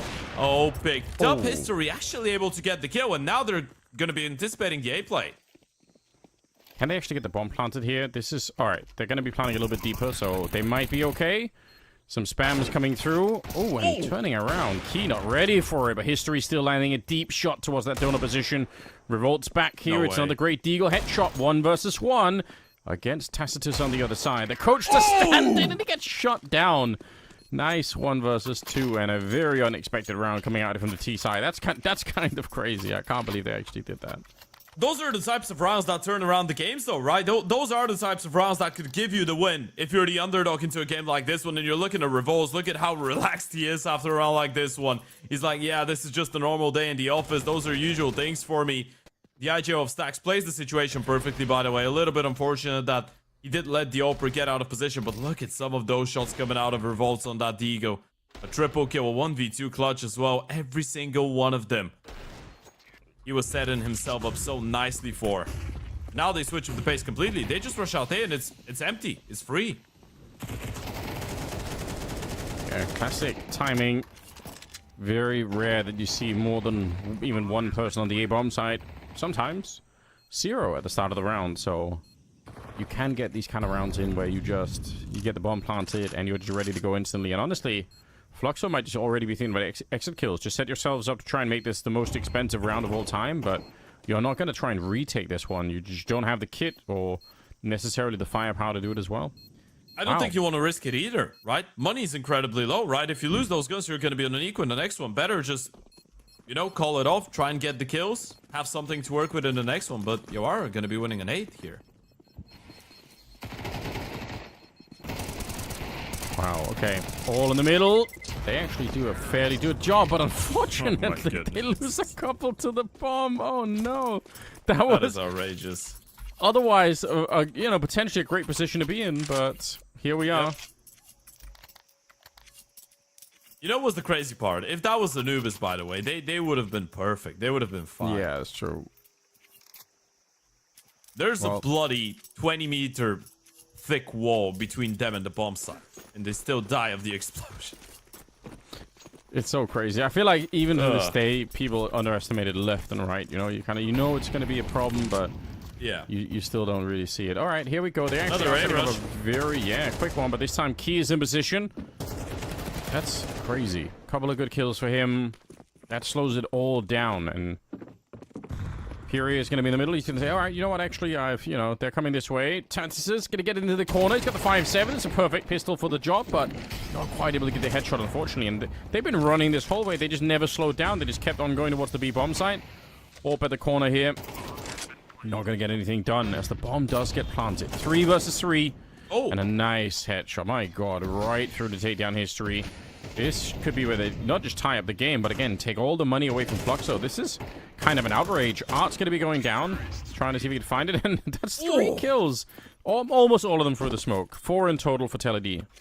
They're turning this one around. This is a comeback in the making right now. I mean, I say in the making, they've already leveled things up, and Fluxo, Art, and Cole, they're out of money, and you're seeing Fluxo starting to look a little bit desperate at times, right? This is what we were talking about. It's so entertaining. Look at them playing that aggressive style of Counter-Strike where they're constantly looking for gaps, constantly pushing smoke, going for fights. But when you start losing the rounds and you still keep doing that and you start getting punished, that is the one thing that makes it even feel a little bit silly at times. Yeah, it's obviously super, super risky, so could have put them in an awkward position. Even if you're the better team, or you had the harder shooting players, if you don't have any money, then that might not make a difference. Flash to set it up, and they are super ready. Catching the entire cheetah setup here. We'll put him down on just 2 players, one of them with a FAMAS, but again, I feel like the decision making for Yawara is really good. Like, even in that last round, they go to the B-bomb site.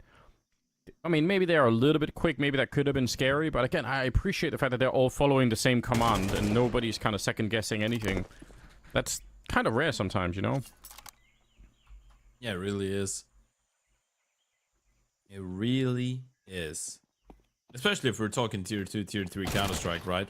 Yeah. But even on tier 1, sometimes People just want to do their own thing, and sometimes there's nothing bad about it, but sometimes that's what loses you maps. Sky will still get that kill. Stack's a little bit blindsided, but of course the main goal here is get that bomb nice and safe in towards that A-bomb side. Kai should have no business winning a round like that. Yeah, not like this. If you had a smoke and a kit, then maybe there is a way to do it, but yeah, I think he's seen the light. He's realized it's not going to be worth it. So you are actually going to be up now 10-9. They even take the AK away right at the end here, so great work overall.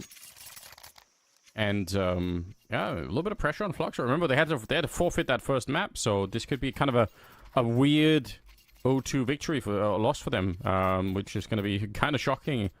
Even with the coach stand and everything else, like you can see that people like History and Art and Key in this case has got, 20 kills. But again, maybe it's not enough. It is a crazy prospect to be thinking about, right? The number 42 in the world, according to the VRS. Yeah. About to lose to Yawara, number 113. That would put Yawara right into the top 100 if they were able to close out this one map of Counter-Strike, just 3 rounds away. And money on the side of Fluxo is a little bit fragile. Yawara, though, going for a bit of a mid-walk right now and might be able to catch one player off guard. That's going to be Art going down.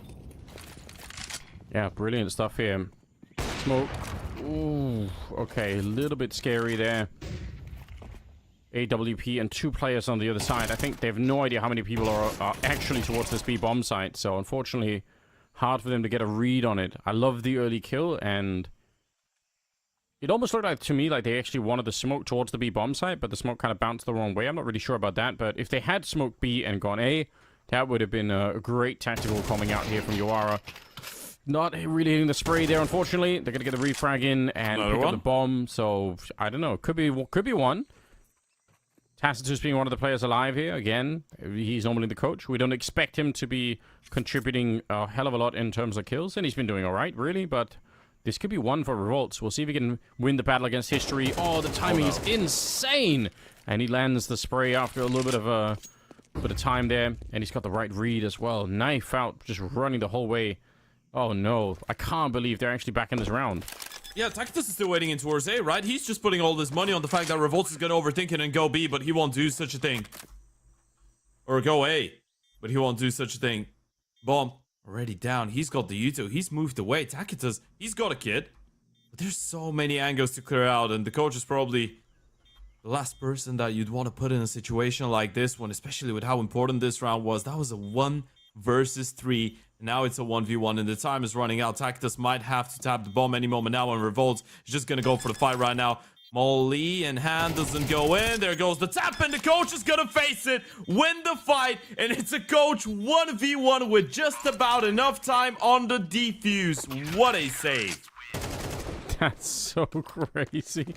Oh, I'd love to be on the team speak, if I knew some Portuguese as well. But yeah, just you could imagine how excited that is for them. Just so unlikely that's going to happen. But very well played, to be honest. That's kind of sick. He might have saved Fluxo's chances here at getting a 3rd map almost. I think he did, right? And you can see it from the reaction of Revolts, right? He thought he had it. Yeah. He was just going for the fight. He was like, well, should I molly? Should I keep my gun out? As the coach on the other side, I'm just going to peek him. I've already been able to get 2 kills. I'm feeling like I can't lose the fight. And now Yawara, they're just going to go right into a B-rush. I actually kind of love this. I think these B-rushes are so underrated here. Flash is coming through. A lot of damage in the back against Tacitus. They're going to hunt him down. And no, actually, Key, sorry, going to be caught right on the corner. Art's still thinking about what to do. Lot of wall bangs here, but this is so successful. Bomb! Oh, it almost got wall bang there. That could have really been scary. But Yawara, right back in the driver's seat. Look at them. They're walking away from it. They know they can't really do anything. Again, those B rushes are so efficient, especially because very, very often what you see is that whoever is defending that ramp will just throw 1 incendiary grenade, and 1... Like I've been saying, incendiary grenades aren't real, guys. Stop throwing them. They don't do anything. But 2, if you really want to, you can just smoke it and run right through. And it works so often because while you're doing that, if the B defense is already executing some sort of lane take, then the guy holding B is just going to be throwing flashes over the wall for his teammates coming out of cheetah. But why do you care about that? Like, you're running into his face while he's doing that. So the timing sometimes can be actually really, really sick for it. Wow, okay. Art even taken down right at the end. My God.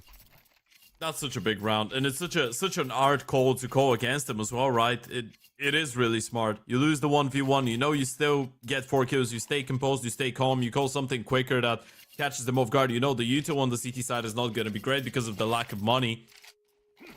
Catch them completely off guard, and now you've put yourselves in a great position. 11-10 up. You win one more round, you're putting that CT side economy right back into the doldrums, and Yawara could be running away with a 2-0 here. A little bit of mid attempted, but again, behind it, because they're so fast at pushing the A-bomb side, and they had a good read on how many people are in the middle, they're just going to go for it. Flash around the corner instead of trying to smoke it off, but eventually they are going to put up those grenades. Is he going to blow open the smoke? Okay, he's actually going to throw down the incendiary, so that will slow down the bomb plant. It's not a bad job right now, Fluxo. Just slow it down. Planting the bomb with this A-bomb site can be a nightmare sometimes. Yeah, especially with the util fade. The way Nardis, they were able to get the kill through the smoke though, and that's going to make life a little bit easier now in the 4v4. Yeah, good spray down here. Stacks is going to get taken down, traded out. And it's just down to Zhao now. He's got 11 kills. 1 versus 3 though, as they are right out there ready and waiting. I think they've heard the footsteps. They know that he's back here. It's going to be another incendiary to force him into the fight. Great utility use in this round for Fluxo, really making sure that they overcome what's being thrown at them. And it's going to tie up the game, 11-11. So I still think for Yawara, again, from just a conceptual point of view, you've got one player in the middle who sees that many CTs taking mid control, and you're already ready to attack the A-bomb side. It makes sense for me to try and do that. Yeah, absolutely. Just gets a little bit scrappy in the post plant there, right? The fact that you're able to get that kill through the smoke, you have the advantages, that move right there from Revolts. The fact that they were trying to boost them up was just a little bit too late, right? That's one of those moments when you have a post plan that you've trained, you have a post plan in which you feel comfortable, but the utility, the situation just didn't allow you to set up, and you still try to force your way into it. Sometimes you're going to get caught off guard. Another tactical timeout coming in for the T side. This is their second right now. And the money situation has been incredibly precarious for both those teams, right? Every single round going down to the wire. Even the team winning the round still doesn't have a lot in the bank account, so it feels like every single round has the value of pretty much the game. Every single round could actually decide it. This time Yawara are going to be the ones on the back foot. Stacks on a Tech 9. Utility still looking good though, and they have everybody else on the rifles. Yeah, that is, I mean, could be heartbreaking for either one. Yawara, we'll see.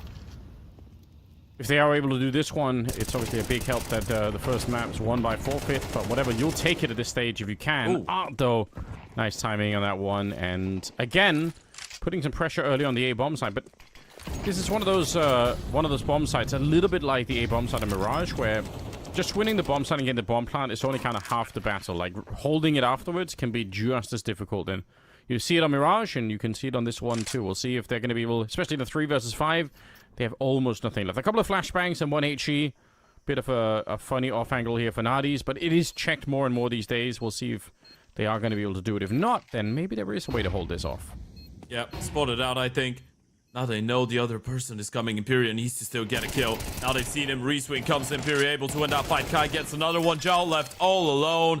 And it was actually Revolts in the 1v4. A lot of damage, a lot of low HP players on the side of Fluxo, but it makes no difference. They still keep 4 alive. They get that defuse in, and Fluxo with a map point to try and take us to a third. Okay, well, we had a big delay earlier, and now we're getting our money's worth in terms of the Counter-Strike here. You are maybe it felt like in that 3v5, I mean, I guess they were under pressure, but it felt like that was one of the moments where maybe there was like, you saw like the first signs of like a lack of coordination, where suddenly everyone's fighting a bit too much, and you know, they used the flashbangs once, I think, but you would have loved to have seen more of a setup here. Again, it's mid, and again, because you're hearing all those grenades in the middle, you know there's probably maximum going to be one person at the bomb site. They just really believe that if they get this bomb planted, they can win the after plant. But again, they're kind of proving that's not necessarily the case, so we'll see if third time is going to be the charm here with the Tech 9s and the Mac 10s. They get the bomb plant, and that's half the job done. Yeah, history though, still able to get a kill through the smoke, and that's going to weaken them up. A lot of utility on that retake coming out of Fluxo, and as you pointed out, they've been nearly perfect when it comes down, when it has been coming down to those retakes so far in the series history. Let's get another one, Telly with a team kill, and that's just gonna be Nardi's left. The 1v5 with a Tech 9 in hand, tapping away, able to get one, but the refrag comes in, and Fluxo will still be able to send us to a third and final map. Train coming up. We're not done here. No, I mean, you know, again, I think we kind of highlighted it already. It just feels like some of the individuals here on Fluxo just shoot really, really hard, and yeah, it's a rare opportunity to see trains. I'll definitely take it. I'm trying to study up on that map still. It's early days, so I'm sure there's a lot of fun stuff still to be invented. So third map it is here between our two competitors, and I'm guessing they're going to keep on playing with the coach. Nix is just going to be he's been disappeared, so we'll see how it plays out once we get into it. But yeah, I still think from Yawara, they're an underdog team. I think they're putting up a pretty cool fight, so I'm happy with that. But let's see how train plays out when we get there. It's going to be coming up right after the break.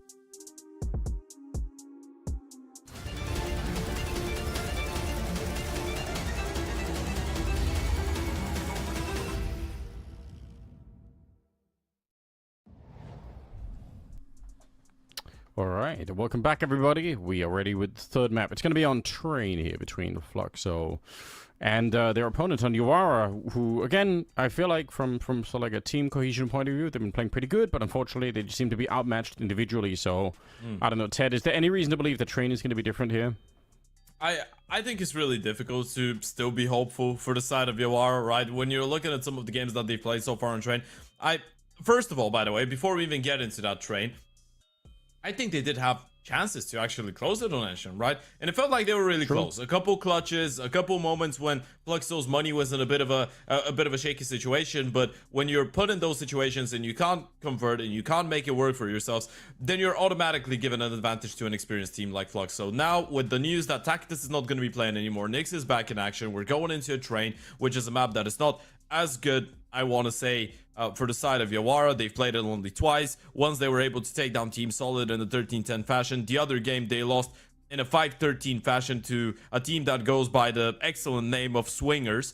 And the fact that you are losing to teams that are nowhere near the level of Fluxo on this map, I think for me especially doesn't make me hopeful, especially when you look at the only train game that Fluxo have played, and that being a 19-15 game that they were able to win over Imperial. So I feel like from here on out, it might feel like they've missed out on an opportunity. I sincerely hope that they get to start on the CT side and carry on with some of that momentum and give it a good go and give Fluxo a bit of a chance. But I feel like when you had an 11-11 game with shaky money on both sides, with the coach being in play for Fluxo, that was probably a great opportunity for Yawara to close. And I sincerely hope they're not going to feel like they're not going to be able to still be competitive after an opportunity like that was missed out.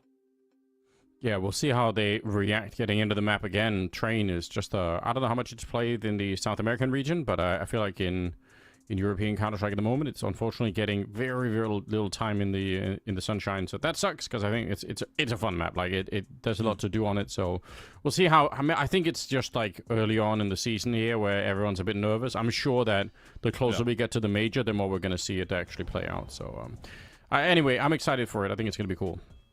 Yeah, I think so as well, right? I mean, as you said, train is a bit of a fun topic nowadays, because still, even though it's been in the pool for a little bit over a month now, still people are experimenting with it a little bit more, right? And the fact that it was added to the pool just at the start of the season, I feel like it didn't really give a lot of teams the time to actually prepare when it came down to it. So there are a lot of teams that still haven't had the time to actually take a bit of a time off, a couple weeks off of officials, and practice a bit more, and then come in with train. So yeah, as you pointed out, we've seen only 3 train maps so far in this event. But with that being said, we're gonna get into number 4. It's a best of 1 from here on out. Yawara starting on the CT side, and Fluxo trying to make it into the quarterfinals in a game that they should be winning most of the time now with their full 5-man lineup. And we've already had the first 2 victims of this map.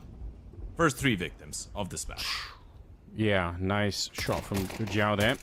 They did throw a smoke towards the C connector on the B side, but I think they already know here, Yawara, that nothing's really happening. So good read, good headshots, and just generally looking very smooth at the moment. It's just going to be Kai left here with a 1 versus 4 in his hands. Going to be picking up the USP, because why not? Still, all the work is ahead of him here. And again, you want to see... Oh, okay. Nice peek. That is one hell of a headshot. I don't mind that. I was going to say, like, you just don't want to see them fight one at a time, which I feel like they've done a great job at not doing that. So I'm happy to see that once again. Some good basic protocols here. And the fact that they were so far forward on the B stairs there meant they were never going to be faked out by that B smoke that was thrown there from the T side. They kind of knew what was coming. You know what's the one thing that I want to give props to Yawara for, and I think we've mentioned that a couple times already. We gotta point out, first of all, Nero, the coach of the team, did give us a little bit of information that we needed for the cast before the game started. So shout out Nero one time. But the fact that himself and the in-game leader of Stacks have been able to build a pretty solid looking game plan and good protocols. Now, this is something that you can't anti, unfortunately, are just running up and one-digging people, but you can still win the round. Please win the round. I was just in the middle of praising you. Don't get ecoed. Classic Catholic curse, you know. It's just, it is what it is. We have too much power. Yeah, you know what? Screw it. Yawara have been playing nice Counter-Strike. They've had good protocols, well-timed utility, good plays off of each other, good cohesion and synchronization, and that's what it's all about. And you see, Anders, sometimes you can praise them and they can win a round. Nice. Yeah, you know, it's good to see. They were a little bit of a risk there, but good way to stabilize the round. Going to be a second on them. AKs are being picked up now in Fluxo, so they are ready to fight this one. And we're going to get a chance to see, again, if they have anything interesting prepped here for the map. So much of the battle right now on train seems to be happening in those back B holes that connect to Pop Dog, and if the CTs get control of that part of the map, the Ts really don't, like, they have so little map to play with. This is one of the ways to try and stop it. You know, you throw the Molotovs. I'd be pushed. Yeah, oh, you're right. So right in there with the FAMAS and the MP9, and that actually works. Art gets shut down. It's a great call. Double flash coming out of the third player as well. You started with 3 there, and... Oh, Stacks, Hello? What's happening? I forgot we're in Brazil for a second. Nice. Oh my god. Okay, that's too much madness. We love the push, but unfortunately coming back through, maybe that was like a 4x3 moment. I don't know, because obviously it seemed like he should have been able to see the. This is a 0x0 moment. 0x0. Monitor was turned off briefly. He was playing on audio only. I don't know. That's not what I meant. I meant 0 reasoning combined with 0 logic. Yeah, there wasn't even any audio involved, was there? Like No. they must have been able to hear each other too, but He just run through a smoke with his knife out. as you do sometimes, you know. Sometimes you just have to. You just feel compelled to. All right, nice shot here. You know what? It might work out for them anyway. What do we know? That was the plan all around, right? He offered himself for free. So they get the kill on Ivy. Think if he's pushing like that, there's more people Ivy. Let's go B. And there's 2 people here. We're going to win the round. It's actually genius. They were 20 steps ahead. He's just a grandmaster. He's playing chess. They're playing checkers. Well, you know what? It worked out for them. Look at the start here. All out chaos. With this moment here, that can't even be 4x3. What is going on? It can't even be 4x3, can it? It's just literally madness. No, it's not even the fact that he doesn't see him. Like, if he sees him, what is he gonna do? He's gonna turn towards him and show him his knife. He had his knife out and he's running through a smoke on W. It's just fantastic, man. I'm loving it. Okay, here we go though. 3-0, back down to very limited equipment here on the Fluxo side as they lose to the AWP early on. Art wants to go aggressive on the high ground, and you know, I can't really blame him. If he lands a shot back here, they can probably get the bomb planted, so I think it's worth it. Sneaking out on that high ground. I don't know if anyone knows that he's there, but again, this position for Art is super scary. He's so deep in there, waiting for any kind. I don't think they know, but then again, he can't really face anyone at the moment either, so a bit of a standoff, I suppose, for the minute. Yeah. Looking for a little bit of space in towards the B bomb side. Art is going to be able to find the first one onto Joe. That's going to put a lot of pressure on the shoulders of Revolts now. Good for the first one. Rotations arriving. Art able to get another one. Flash goes high. It's a great setup. Tapping away with the M4 stacks. Doubles up and doubles down. And the B bomb side might be able to stand tall in the end of the day. Of course, it's all about the retake now. But it's sharp shooting coming out of Telly D. Yawara get a 4th on the board. That's starting to look interesting. Super nicely done. Good retake here. Art, obviously, proving how much can be done if you can be allowed to sneak up on that high ground. Because very often there really just will be one player on B, especially early on. And, you know, you get a kill on them, you have a little bit more utility. We'll see how it plays out here. But a 4-0 in favor of Yawara. I mean, again, being the underdog team, this is surely how it has to begin if they want to cause a bit of an upset. Absolutely. Also making it a pretty entertaining game for Nizy and Odic, who are waiting for this game to end for theirs to start. Of course, we have one more best of 3 if you're just joining in after this one. And then we have 2 more, but for the 3rd and 4th, there's going to be another pair of casters coming in for myself and Anders. Of course, we have Nizy taking on Odic in that next game, and that's going to be a pretty competitive one as well. Not that this one hasn't been delivering. Fluxo was probably still on paper should be the big favorite into this one, but Yawara have been really giving them a good run for their money. Yeah, really interesting that that it's ended up in this fashion, even though obviously the first map was a bit weird and ended up getting forfeited, but yeah, they are putting on a bit of a display here. Fluxo, maybe they weren't quite as ready to play train. They did let it through the veto, so you've got to have something ready here. Out of 55 seconds, and forward push here from Telly again. Super normal on train that on the CT side. You're going to want to take control of that main position. If for no other reason than trying to make the T's use a bunch of grenades to retake it so that they don't have quite as many for when they actually go for the bomb site itself. Yeah, look at how it's going to slow them down. Like, they're using a Molotov here, and that is fine. They get the kill. But at the same time, now they have to wait behind their own Molotov, and they're down to 30 seconds here. So very scary potentially. Stacks playing very close. A position that kind of can be hard to clear. They actually almost did a good job of that. Lining up, unfortunately, there. I don't know how they brought this one back. 20 seconds and a 2 versus 3. Smoke is up already. Can they actually get the bomb planted here? Oh my god, history. Gonna hit that shot and revolves towards the back of the bomb site. Able to get the first one.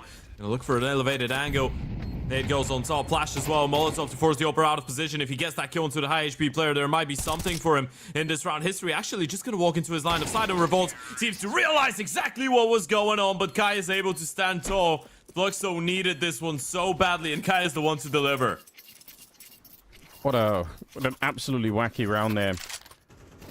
Didn't seem like Fluxo were gonna come out on top, but yeah, this moment here with Nix and Kai coming in with a couple of really well-timed kills is pretty much what it took there, but yeah, nicely done. Counter-Strike. That's what that is. Yeah, you're right. Peak performance. That's what it looks like, and I wouldn't want it to be any other way. Yeah, it makes it more enjoyable, doesn't it? You know, someone to enjoy, someone to laugh at a little bit. That's what we need at this hour. Going into the third map here, 4-1. I still curious to see if Yawara have any more protocols. I mean, they've had the double flash towards Ivy, which is really cool. I like that kind of a push. Again, I haven't seen too many top teams try that yet, but obviously Ivy pushes, if anyone played older versions of Train or even going back to 1.6, like it definitely can make sense on the CT side. Early smoke from CT spawn that lands at this main position. I feel like everybody knows that by now, how to throw that one. So if you don't, you've got to learn. Nardis goes down at the start, but Jao is right here for a free kill, no problem. Gonna be a 4 versus 4, and see if he can do anything more than that. How does he escape this one without dying? He's got some help here from a teammate back there. Gonna be flashing his way through. This guy's walking in, catching stacks, and will be able to open up a lot of the map back here. This is really bad news for the CT side to have a T that's lost back here at Ivy.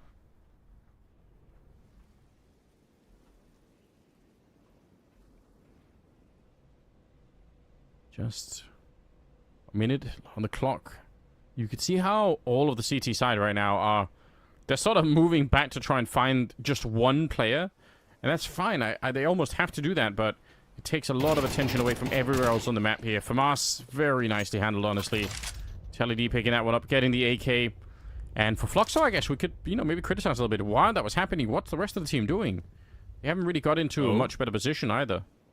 Look at the walk. One player towards the back of Red, but they don't know about Revolt. And up close and personal with the MP9, he's going to be able to find one, but Joe was not ready for Art. That's going to leave Telly D in the 1v2 clutch. He's been hitting some nice shots. First one is going to be a freebie. Knows where Art was. Does he get the 1v1? Peeks right into him, but Art able to get that headshot a little bit quicker. Another round on the board for Fluxo. But again, it just comes down to a 1v1. Yeah, I don't know if I'm quite satisfied with that. I feel like for Fluxo, while they've got a player back there at Ivy, the rest of the team have to set something up. Like, it can't just be him waiting until he eventually gets peeked and killed. So, still, good job from Art, right? And it's what we said at the start. Unfortunately, some of the players here just are a little bit stronger on the Fluxo side, so they can dig themselves out of some of those rounds. But if not for that, I'm not sure they win him. Now, unfortunately, even worse now for Yawara.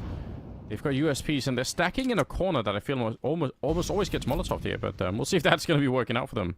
Yeah, it feels a little bit disappointing for Yawara as well, right? Because you feel like it all comes down to a couple clutches, and imagine if you were winning the clutches because you have been playing the better team game.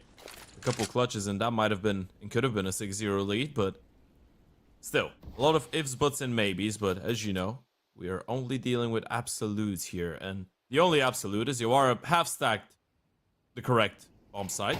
It's an interesting stack. They could get away with a kill. Highly unlikely to get the round. Yeah, Mac 10's coming for the cleanup. Oh, it's a bit of a feast, isn't it? Making some good money behind that one. You love to see it. And yeah, just Fluxo kind of bouncing back rather quickly now. Their money's on a fast recovery. And yeah, 3-4. I still think they're in a decent position. You are. It's not so bad, but if they lose this next round, I think I might have to change my mind again. Fluxo is starting to get warmed up slowly but surely. And no AWP in play anymore for the CTs either. Yeah, you don't really have the finances to monster up a big green that enables Fluxo to go for a couple quicker plays and enables History to go for a couple more opportune peaks. And again, the Ivy aggression is going to come in. Joe able to get a single one, but Kai with a double response. It's perfect coming out of Fluxo. And again, it's Kai with the step up. Yeah, and these are the protocols we talked about earlier. If you can get some control on this side of the map here, it's so huge. Unfortunately, they're going to lose one. There is a helmet on Telly, although he almost goes down. There's none on Stacks. So he's going to be more vulnerable. Not that there are any Mac 10s left now, but very hard, almost unwinnable 1 versus 3. This is the bomb that's here on History, so I suppose if he survived this encounter, but then maybe he could have had the bomb in the 1 versus 2, but it's not going to go that way. Nicely done for Fluxo here. Once again, putting some of the troops to work. And tying up the game. 4-4. Yeah. There is something really BM about the fact that Fluxo are constantly offering single fights with the bomb carrier when there's no one nearby. And they're always winning it. Yeah. Every single time.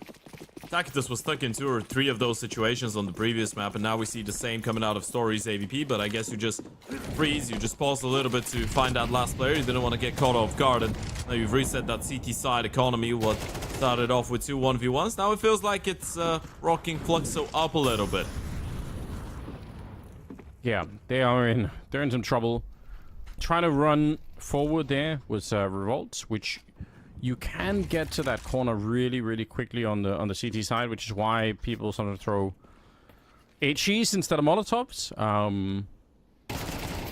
If you want to watch some demos ever, Rops, I think, is, nobody's surprised, but he's been very, very strong at taking that control in the part of the map. He's got a little setup with Saiwu as well. He's been throwing smokes from the C connector. So if you guys are super nerds at home and you want to watch some fun demos, go watch Vitality play a bit of Train. I think it's... I wish they played it more, but obviously we haven't really had a chance to. But so far, from what I can tell, they're pretty well equipped on that map. Or, if you are nerds but you're lazy nerds, you can just listen to us tell you about what they're doing and just take our word for granted. True, yeah. Trust the expert, you know. Yeah, trust the caster. Never. Exactly. Never do that. Big mistake. Definitely don't. But, wow, this is actually working out very well, I must say. Fluxo, four rounds. Gonna be a 5th one here, obviously. I don't know. How happy are you about Train right now? Where would you rank it in your... Is it in your top 3 favorite maps at the moment, Ted? Or how are you feeling? Not yet. No, I wouldn't say so. I don't think it's... I think it's growing, but... I think it's the same as it is for the pro players as well. It was kind of added at the start of the season, and I feel like you give it a little bit more time, it could make its way up, but I think a lot of the players have pointed that out, and I think it would be no news for me to say it, but it kind of feels like a couple things, maybe if they get readjusted, the map is going to be liked a little bit more.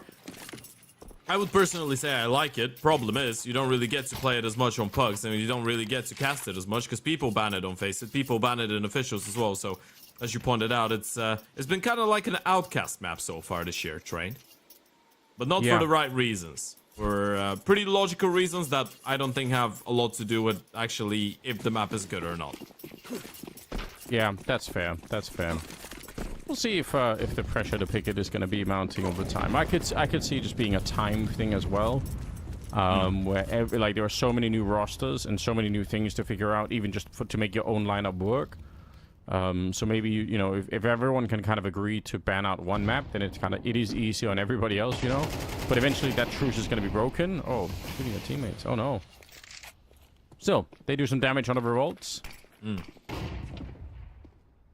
Putting a little bit of pressure on here. Oh, double setup. Wide swing. They still win the fight. That is... Again, the individual performances here on Fluxo just very, very strong. Stacks should be going down. They're coming in from every direction. He's got some backup coming in, but honestly, is it going to be in time to even do anything here? This is a hard round to win if you're on the CT side. Yeah, quick U2 coming in, smoking towards Ivy, Molly, and towards Hell as well.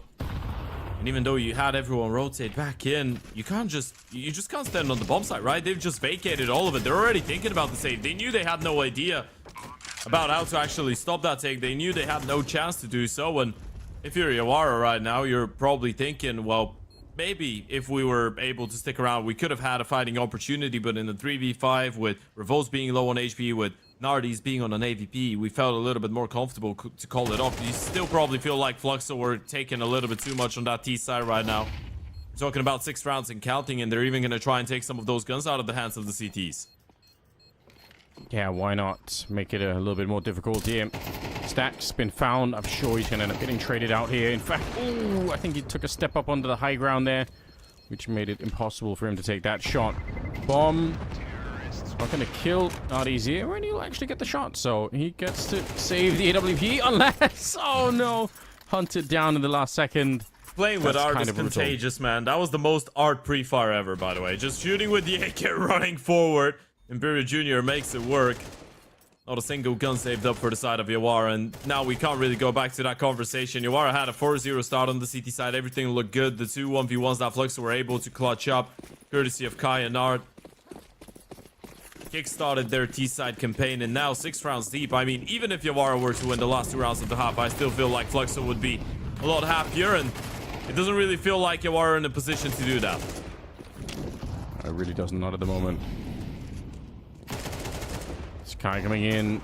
Pretty good stuff here. Some Deagle shots in return, though. Okay. Does spice things up a little bit, at least, but, I mean, the aim is really strong once again. 2 versus 1. Revolts, they should know that he's been anchoring that B bomb site, so they're already covering this pop dog position. They're gonna know that he's either coming from here or from connector. So 2 players alive, might as well do both. Okay, nice little burst coming out. But again, his position revealed, so the element of surprise advantage that he could have had is gone, and what a well-timed peek. 4 kills for Kai in this one, and another round going the way of Fluxo. They are absolutely beating them up here.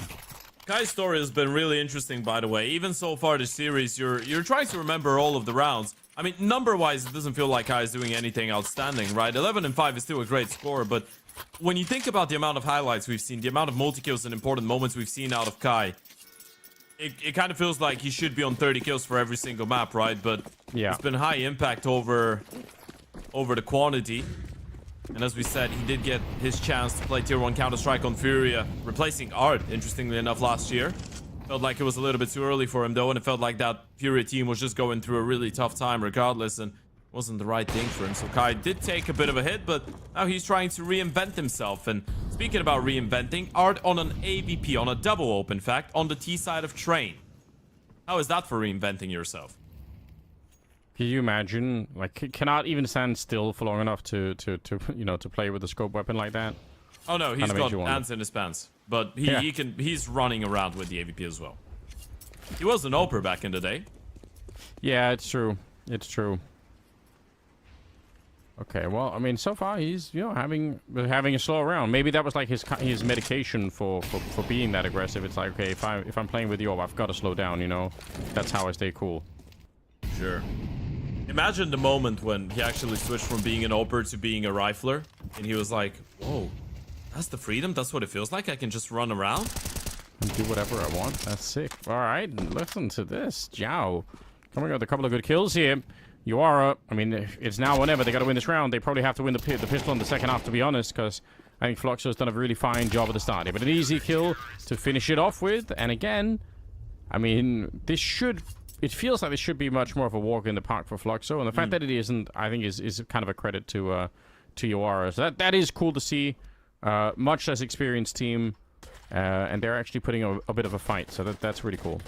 Yeah, they are putting up a bit of a fight still. Fluxo should be pretty happy with 7 rounds on the T side of Trade. Still one of the most CT side maps up to nowadays. Yeah, of course, we had to include that in the replays, but yeah, I think for Fluxo, it is really important to actually start winning some of those games on a domestic level, right? I was taking a look at some of the results. So far in 2025, you're looking at only 20 maps that Fluxo have played, bar that series. And in the 6th edition of the CCT South America, they just lost their first playoff game against the Bounty Hunters. Of course, that's a team that includes people like Mayer, like Turtle, like Zoc, who are a little bit more well known to the scene, but still a game that you should probably expect Fluxo to win. Then you're looking at the Dallas close qualifier. We're able to take down Imperial and Sharks, but lost twice to Legacy. There hasn't been a lot of successful stories for Fluxo so far this year, and this could be the first of hopefully many for them. Yeah, it should be. Nice start, double headshot with the USP, but the return is there almost right away. Flash is coming through. Oh, I think there's a team flash as well. Unfortunately, Nadi's didn't turn around for it, so I think he got even more flashed potentially. And the dualies will take him down. Now, Stack's at a very weird position. He wants to run, and ready and waiting is Nix. Oh, no. I'm not sure. I think he might have wanted to do like a little bit of a trick jump to just, you know, dive in there, but... So now with an 8-5 lead. Oh, that team flash is brutal, though. You want me to make it even better? Go on. That was a team flash into a team molly. Yeah, it did look like it, didn't it? He got blinded by his own teammate running into his own Molotov. Oh, man. I mean, his teammate's Molotov, but yeah, point stands. That was some deadly utility there for all the wrong reasons. You don't love it, do you? They're going to be in a very fine position here.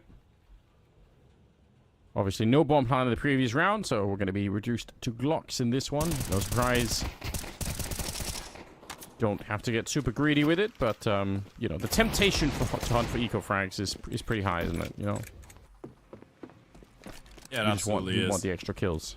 I mean, you want to start getting that confidence up as well, right? We're talking about the CT side of Train here, and it is one of the more CT-sided maps. Art offering himself away like that in towards Ivy is definitely not ideal, but with the low HP of a lot of those members, you gotta feel like they're gonna be able to clean up. And if I'm Fluxo right now, just screaming to history to try and sprint closer to get his hands on a rifle. Unfortunately, that won't happen. So Fluxo did actually lose a rifle out of this round. This is not bad damage coming out of Yawara, considering they just had the Glocks out and it was a full-on eco, but it still is a 9-5 lead on the CT side here for Fluxo. This is the first buy round for Yawara. Might be their last opportunity to actually get a hold of this game. Make it a little bit more competitive. Well, see how they do. Round number 15.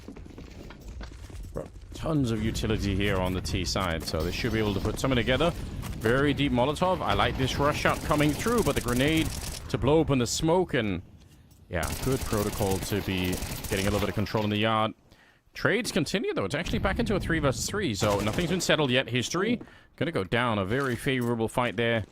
You can see Teled's crosshair, which is in the perfect position. So Nix and yeah, Piara. That's the last 2 people alive here. Oh no. The bomb is making its way closer. Teled does get that 1 kill, and now you spotted Period. Do you really want to challenge? You probably don't, but he's 1 step ahead of the plate. Never mind. I thought he was just gonna take a left turn in towards Z, and there's no way they're going back to him. Are they? Oh no. Yeah, they think they are outsmarting him a little bit here, but he's actually just a step ahead. A huge 1 versus 3 clutch coming through. A quad kill as well with the M4A1. That is brutal for Yawara. This was a round that was just made for them, and somehow they managed to mess it up a little bit. That is crazy. That is so painful as well, right? You get that 1v1 in towards that B bomb site. Sure, Period does get that first kill, but then you hear the steps running away, and you thought they were not going to overcomplicate it, right? You thought they were just going to sprint in towards the A bomb site, but then they make a quick left. They go upper, and Period was just there all the time. He's able to find both those kills, and no bomb plan even for the T side, meaning you're now downgraded to the pistols. First kill goes in favor of History, and now I feel like they've just heard the steps of the Ivy players. They should know what is coming. Yeah, they are really far back. History, can they run him down? Okay, actually, they are pretty quick to get the kill with the Tech 9. I was going to say it could be hard to run through that part of Ivy to actually find the CTs that are back there, but so far so good. They got a couple of good kills. Nick sneaking in. It's going to be an easy one, and with the health on Revolts, there's no chance he could do more than, you know, make it a bit expensive. Sure, like it's a nice round in that sense, but the fact is, they're pretty far behind at the moment, so doing a bit of economic damage, it's not going to carry them through. It's 11-5 right now. You are struggling to do much on the T side so far. Yeah, you know what? Damage is good. The fact that you're able to find the kills, you're able to make them nervous, you're able to, I guess, make the rounds closer. It's alright. But as you pointed out in the bigger picture, it doesn't really mean a thing, does it? Looks like still getting closer and closer by the minute to that number 13. And Yawara, if the previous one was their last chance, well, I don't know what this one is, but long story short, you either win or you're out. Yeah, you're not wrong here. Early aggression coming out. Running into an incendiary grenade. Okay, history's gonna go down. Wasn't... No grenades thrown, no nothing. Just wanted to take a peek. Wasn't expecting to be there that early. It's another great entry. Down to Furia here, trying to see if he do a little bit more. He's already got 2 big kills, but now some teammates started to get there, and the trades just continue. That's the whole fight happened on this part of the map, and at the end of the day, Yawara to come out on top. So great work for them. Yeah, very coordinated. It really does feel like once they commit to something as a team, they're just all there and ready, and I really appreciate that. That's, like, again, even if you have the worst players, it kind of shows that if you just trade favorably all the way through, it's going to work out. It's basic math, you know? Yeah, and it feels like Fluxo is starting to force the issue a little bit too much, right? I mean, in some of those rounds against the Pistols, you could see them going for a couple premature peaks. Now you see History just walking in pop with the AVP on a timing that he wasn't aware of even existed, and then Art forcing the issue as well. Now you have no money to work with. You are probably gonna get this one for free. Still is a way for the T's back into this. You'll have to fight hard for it. Hold on a minute. Hold on. Oh, Please tell me that's impossible. It should be, right? There should be no way. He's flashing himself through. They have the bomb down here as well if they actually find the kill, but stacks, that's fine. That should be enough here. Guy's stuck back here. Yeah, okay, he's not ready. I was going to say he should know that they could be back here, but fair play. It works out in the end. A moment of terror, surely, but they actually managed to find their way through, and it's 11-7, so there is still some room for a comeback here, and even this buy for Fluxo is not going to be... It's not going to be the perfect buy. They will have Art on the... Okay, he's going to throw that over to History. I was going to say, if he'd had no armor. Now he's got a FAMASA no armor, I guess. You know, great sacrifice for a veteran player. Say, you know what, just take this, get some work done. I appreciate that from Art. Yeah, wouldn't be the first time we've seen an impressive comeback coming out of Yawara, right? That was the way that they made it through the group stage. We spoke of that game against Shinden. That was the 2-2 deciding game, and they had an 8-4 deficit at halftime on the third map. They were able to overcome it, and it feels like they're still going to give this one a good go. A nice opening coming out of the Oper. Some aggression into Worst B as well. Damage exchange. Telly still able to stay alive. Hold on to that 5v4. And group up. Play it together. Yawara have been so good in those situations. There's an opening for you. History going down as well. Deep Molotov towards that T connector, or the C connector. So, yeah, they're going to be forced back from that one. How did they win this round? Back 3 versus 5. It almost has to actually... Yeah, it actually has to be something like this where Art goes a little bit aggressive. Still, they can just fight their way forward. Oh, what? Nix going into Ivy with his back turn? I'm so confused. Why is this happening? I don't even understand. Art now in a 1 versus 4. He's going to get the first one. They know where he is. Remember, he's won a couple of these already, but this is not going to be one of them. Very, very confusing round once again. I can't believe it. Yeah, Fluxo are dropping the ball right now. If you were looking at the game a couple rounds ago, you'd say that there is no way in bloody hell that Fluxo would let this one slip, right? You have that lead on the CT side of Train. Everything is looking good, and then, as you pointed out, they start looking a little bit discombobulated at times here, Fluxo. It's not even Art forcing the issue anymore. History has been going down round after round with the AVP trying to go for aggressive plays, missing key shots. Feels like Fluxo are really disconnected right now. And this is a great opportunity for the side of Yawara. It is 11-8. With the economy being this thin for Fluxo, again, like we said, you might have good players, but if you run out of money, then obviously that is going to be an issue no matter what here. So Deagles, or at least one Deagle, 157, and a couple of USPs. Not much to work with. Deagle's been without a chance to really fire anything yet, and it's going to get taken down. So, man, so far so good. Individually, Telly D up to 17 kills. Nadi's there's a close range shot. Nice. To get 17 of his own. Yeah, it feels like they're starting to get rocked up now. Those Yawara boys. Keeping a clean one as well. Money's going to be looking solid. Not that this is going to be an issue either way. On the T side, a lot easier to make it look respectful, but now you're just 2 behind. This T side comeback is not looking impossible anymore. Some of your individuals have been hitting nice shots as well. Nardies with the AVP has had a couple good moments. Telly D as well stepping it up, but it still feels like a bit more of a team effort. Kill distribution fairly evened up. Bottom frag 12 kills for 2 players. Top frag 17 for 2 more. And out they go again. They're going to try with the pace. Okay, I kind of like it. They do run into Arts. He just keeps on fighting. Could have probably fallen back there to reload, but he's just relentless. 3, and unfortunately the speed behind this round kind of comes back to bite them a little bit. Fluxo looking to take a 12th round here. And for Nadi's not, I don't even think saving is an option here. It's just such a long time to be on 1 minute and 20 seconds. Surely, even if they don't have a lot of money in the bank for Fluxo, I can't see them letting him stay with the AWP. Are you ready for the 1v5? Let's go. I mean, this is what we want, right? Okay, so far so good. God. He's got the 2 first. Gonna get a bomb plant behind it to try and put some more pressure on.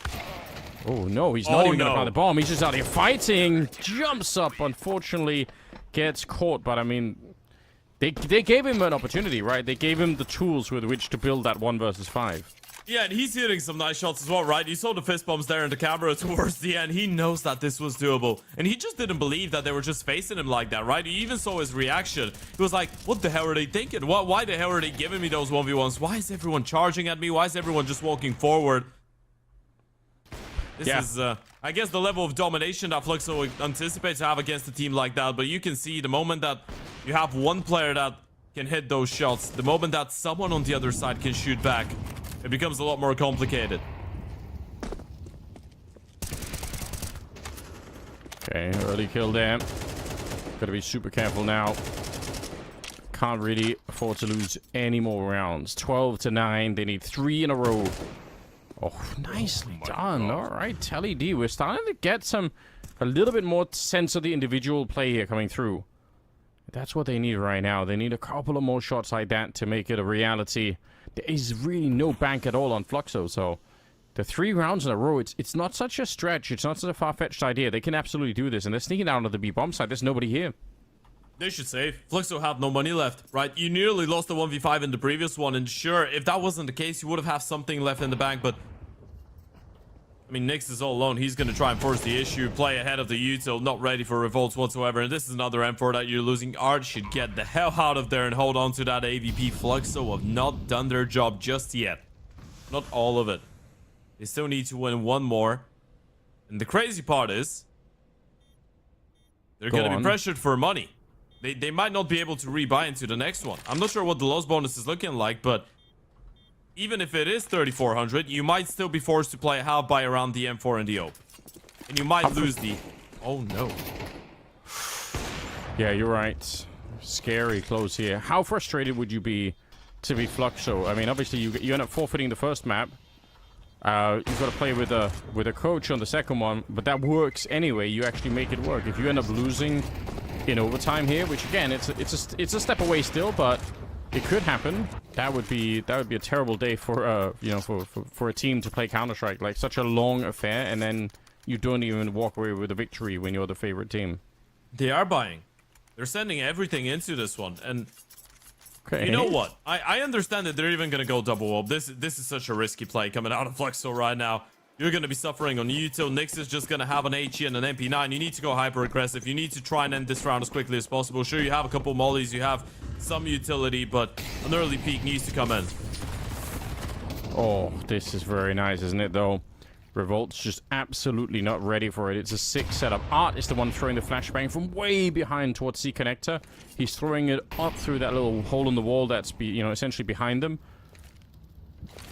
Because Nyx can throw the flashbang for himself, and it bounces up, but it's not as efficient as if Art is throwing it. So, really, really cool to see.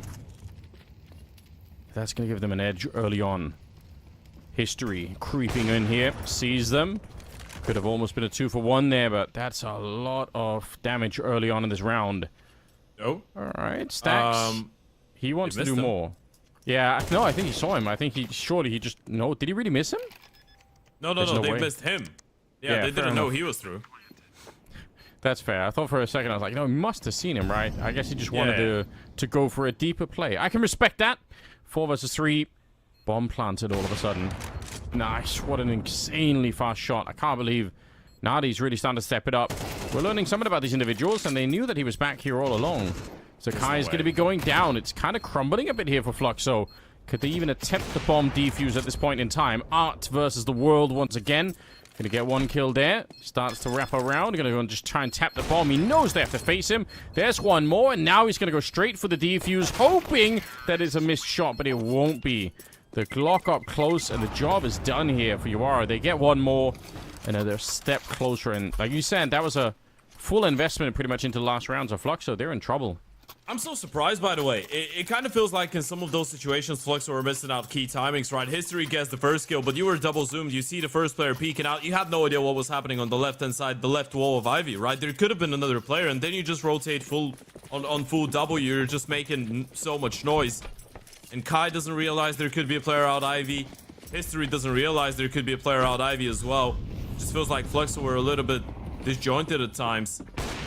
And this one might be going OT. Art, that was the AVP. Just goes for an early peek and gets dealt with. Nice awareness for not. I mean, look at him, 24 kills. Some of the individuals here on Yawara, I kind of like this. We've been focusing a bit on the teamwork and some of the decision making on the Yawara team, just because again, individually there wasn't maybe that much to talk about in some of the other maps, but feels like on train they're starting to come alive a little bit more, and that's kind of sick to see. Now, a lot of noise being made running around back here. It's kind of risky, although they are aware that there could be CTs in main, which is good. See if they have a protocol to get rid of them. They're actually pushing down Ivy, so they should be able to catch them in a big way. Yeah, this is just fine. They're winning this fight every single time. Oh my God. Absolutely chewed up. This overtime is practically locked in already. Bomb carrier is a bit low on the other side, but I think they found a way to escape. I don't see them losing this 2 versus 4. It made a 5 versus 2, in fact. They did get one kill there, but yeah, this should be locked in. It definitely feels like it stacks elevated angle as well. Fluxo, the big favorite going into a game like this one, but the moment that you overstep the mark, the moment that you underestimate, you can get punished, and the Yawara magic in the CCT South America keeps on going. They're not done just yet. Overtime at the end of that big of a struggle, that's crazy to see, but again, Yawara really coming up with some big individual performances here. Unexpected. Thoughts and prayers over the production crew who who already have been, through a lot in the day, but we got some tough guys. Okay, they're soldiering on. Oh yeah, this is the first best of 3 of the day. We still have a lot more coming up right after that one, folks, so don't even worry about it. There's going to be a lot of Counter-Strike for you to watch. This is only the first one, then we're keeping it going with 9Z taking on Odic, then we have the Red Cannons taking on Solid, and we're going to finish it off with Fury Female taking on the players, but oh yeah, more for that later on. For now, we're focusing on OT number 1, and the reason I'm saying number 1 is, Anders, I think, is this your first time on CCT South America? I think I've done it once before. Okay. Is there a lot of it? There is a lot of it if by it you mean OTs. Yeah, there is. All right, nice. Well, I'm Get ready. Let's get locked in. Yeah, let's go. I've got nothing better to do. I like watching Counter-Strike. Sometimes, you watch it because it's, the brilliant best of the world, and sometimes you watch it because you learn some new players, some new stuff. Sometimes you watch it because it's quite the opposite, but that makes it good as well. Sometimes it can just be funny and entertaining, so I'm here for all of it, The full package. Yeah, exactly, so you can't choose, you don't know what you always get. So under 50 seconds and a much slower approach. Absolutely no sign that this is going to be a B attack right now. So Fluxo, they got 3 players in the yard, a 4th that can rotate in. I think Art is already making that rotation early on. It's going to be, okay, a bit of a messy spray, but gets a job done regardless. And at the end of the day, after a long wait here, Yawara kind of walking into the yard with, as far as I could tell, no smokes, no setups, no flashbangs, just individuals trying to walk out into the yard hoping for the best. Yeah, and it feels like Fluxo were just ready for it as well, right? You lose a couple rounds, you had so many chances to close it out with regulation, and then the good old Counter-Strike Classic, the moment that we get into OT, the team that was actually struggling to get it over the finishing line True. wins 1 round easily. Kai with a good Offang going towards Hell, able to get the first one. Ope of History has been shutting down T's in towards Ivy multiple times. It's actually the peak that has been going the best for History so far, even though he's been having a bit of a slower map for his standards. Let's see though, Yawara have been really good at finding responses, and looking at the minimap, 3 people went towards Ivy. That's going to be interesting. Oh, some absolute chaos there for History, but in spite of a weird scope and a bit of a Molotov, they actually get the job done anyway. Revolt's going to be going down next and stabilizing the round. Wow, that's also another kill for History. He's got all of them. Wow, don't know how he got that last one, but well played. Hey, they're chewing them up here. Fluxo back online. They've stolen 5 AKs on the CT side. Oh dear. Nothing quite like it. Hey, you're running into an A bomb site or a B bomb site or whatever, and then on the other side you have an AVP and 4 AK-47s for the defense. Sounds cool. Fluxo are gonna have exactly that going into this final round of the first half of OT, and it kind of feels like the moment that we got into OT, Fluxo just shifted into an entirely different gear, right? Yawara have just been shut down completely in back-to-back rounds. This one, you feel like they need to pick up in order to still stay in the game. Yeah, I think that's fair to say. And again, that could be the case that maybe they had an awakening moment for them when they said, "Come on, we're done losing. We have to win this game." Or maybe it was just the economy that helped them out a little bit. Fluxo too. Once you get into overtime, certainly seemed like they've been revived a bit. Some early grenades to take control of this pop dog position. It is risky because the CTs can. There's like a little corner there that CTs can hide in, and if you don't get rid of it, you don't have time to set up the execute here, and then you get shot in the back instead. So I appreciate the fact that they're giving it a try. Nick's in a position which I have to say, because I make YouTube videos where I explain how to Molotov this position. It can be Molotoved, but so far only Astralis have done it. No other pro team has taken me up on my wacky ideas. But you can get rid of this position. Danes. Yeah, exactly, and I've showed it to a bunch. Like I've had a bunch of teams say, "Oh, this is really cool," but then none of them do it. So maybe they're just lying to me. Yeah. You know what? A polite lie is still polite. It's still a lie as well, but it is polite. Nyx able to get one period with a second. Nyx is still alive towards the back of oil. Finally dealt with by Nardes, and the rotations are coming up. Period. Let's get a second. Low on HP, gonna double down, but still, they have made this one doable. Joe down to 11 HP, 74 for Nardes. He's gonna have to be the one to do the heavy lifting. But both Fluxo players, look at that reposition. They're coming in from pop.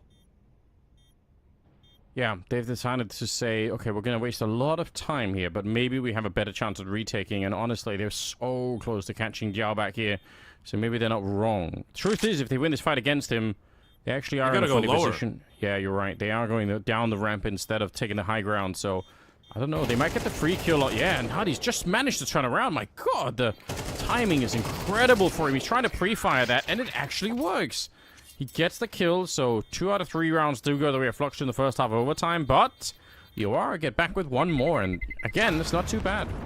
You know what's the crazy thing about this game? No matter what happens, Yawara just being in the playoffs is still a big enough, I guess, achievement for a team like this one, but the Oper has been playing outstandingly well. You look at Nardes, I mean, on an AVP, on the rifle, he's been great. Lights out the best player individually we've seen out of Yawara so far on this map, and maybe even in the series if you want to talk about the bigger picture.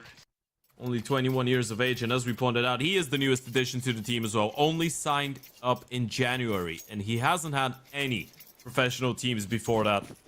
He's on 27 and 16. Yeah, really, really good job. Yeah, it is a bit of a cool evening for them.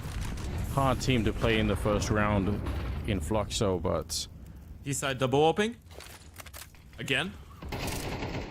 Kind of an interesting choice. Don't know if I necessarily love it, but maybe it's going to really work out for them as they are ready for this Ivy push. Nardes goes down. Do they know there's a second player down there is, I guess, the only real question that we're going to need to answer. Throwing a deep flashbang sort of suggests that maybe they don't know, but the other AWP will be a surprise for Revolt. He's going to end up going down. They have the B bomb side. They should really never lose this round, Fluxo. Yeah, Telly's rotating. Run through the smoke as well. Nick should have heard that, though. He should have the information. Bomb going down. A couple flags coming in, though. Imperious position could be of utmost importance. Telly running right into the AK. of Nyx will go down. Period hunting down Joe as well. And this is going to be a clean 15 for the side of Fluxo. 1 kill to the good here. But only 1 round away are Fluxo from eliminating Yawara from what was, still is, and probably will stay in the memory of Fluxo as an excruciatingly difficult series, but one that they might be able to take over the line in the end of the day. Yeah, I guess like a real wake-up call for them. That even if you have the experience and some really strong players, running into a team that just has the basic teamwork down and some decent coordination can still be kind of hard to deal with. Nice. Art just aggressively pushing. He's aware someone could be back here. He's certainly thinking about revolts. Is down there, but Art is just so... I mean, again, normally he is the aggressor, so he's going to know all the tricks. He's going to have the same kind of mindset. They are pushing up Pop Dog. I like it, but they're going to run into a player early on. That's a nice kill, but it also reveals the fact that they're back there. So does it actually help them that much? 4 versus 3 here in the afterplant. Art's going to get taken down. It's a bit awkward, but that bomb defuse is still really, really far away. It is planted in kind of a weird position, but all right, deep incendiary landing. And they're stacking up against each other. This is a bit awkward here, taking a lot of damage. And there's no way. Shot in the back instead, and it will be Fluxo at the end of it to take the series. But it definitely was not easy. No, absolutely not. I feel like a game like this one for Fluxo, in the end of the day, was always supposed to be a Fluxo win. And sure, Yawara do get an FF win on map number 1, and it could have even been a 2-0 for Fluxo, right? But the truth is, Yawara have been able to put up a great fight, and they were able to make Fluxo sweat. They were able to make Fluxo really work for it. A 13-11 on the second map, a 16-13 on Train. The same way that could have been a 2-0 for Fluxo, it could have been a win for Yawara as well. It's not past that Fluxo team to be maybe a little bit over risky at times, maybe to be a little bit over audacious even at times, and there's some of their games, and they nearly did get punished for it today. But in the end of the day, Art, Pyria, Nyx, Kai, History, they were able to step it up when it mattered the most. And as you pointed out, thankfully for them, this game will not be anything more than a wake-up call, but one hell of a wake-up call. Yeah, I would say so. Yeah, you need that sometimes, and better it be early on in the tournament than a little bit later against potentially stronger opposition. So yeah, really not bad. Yeah, unfortunate with the tech issues, of course, but you know, what can we do? It's kind of the nature of some of the online Counter-Strike. That does mean that our next game coming up is going to be 9C versus Odic, so hopefully they are ready. I think it's going to be super fun. I actually think this game could be super interesting. Odic's got Woody, who's you know, one of my favorite AWP players in the region. Okay. I think he's super sick. He didn't do as well as I expected, but I still hope it's going to be good. But we'll see how it is once we get into it. It's going to be coming up fairly soon after the break. So stay tuned, and we will get into the next series in a couple of seconds.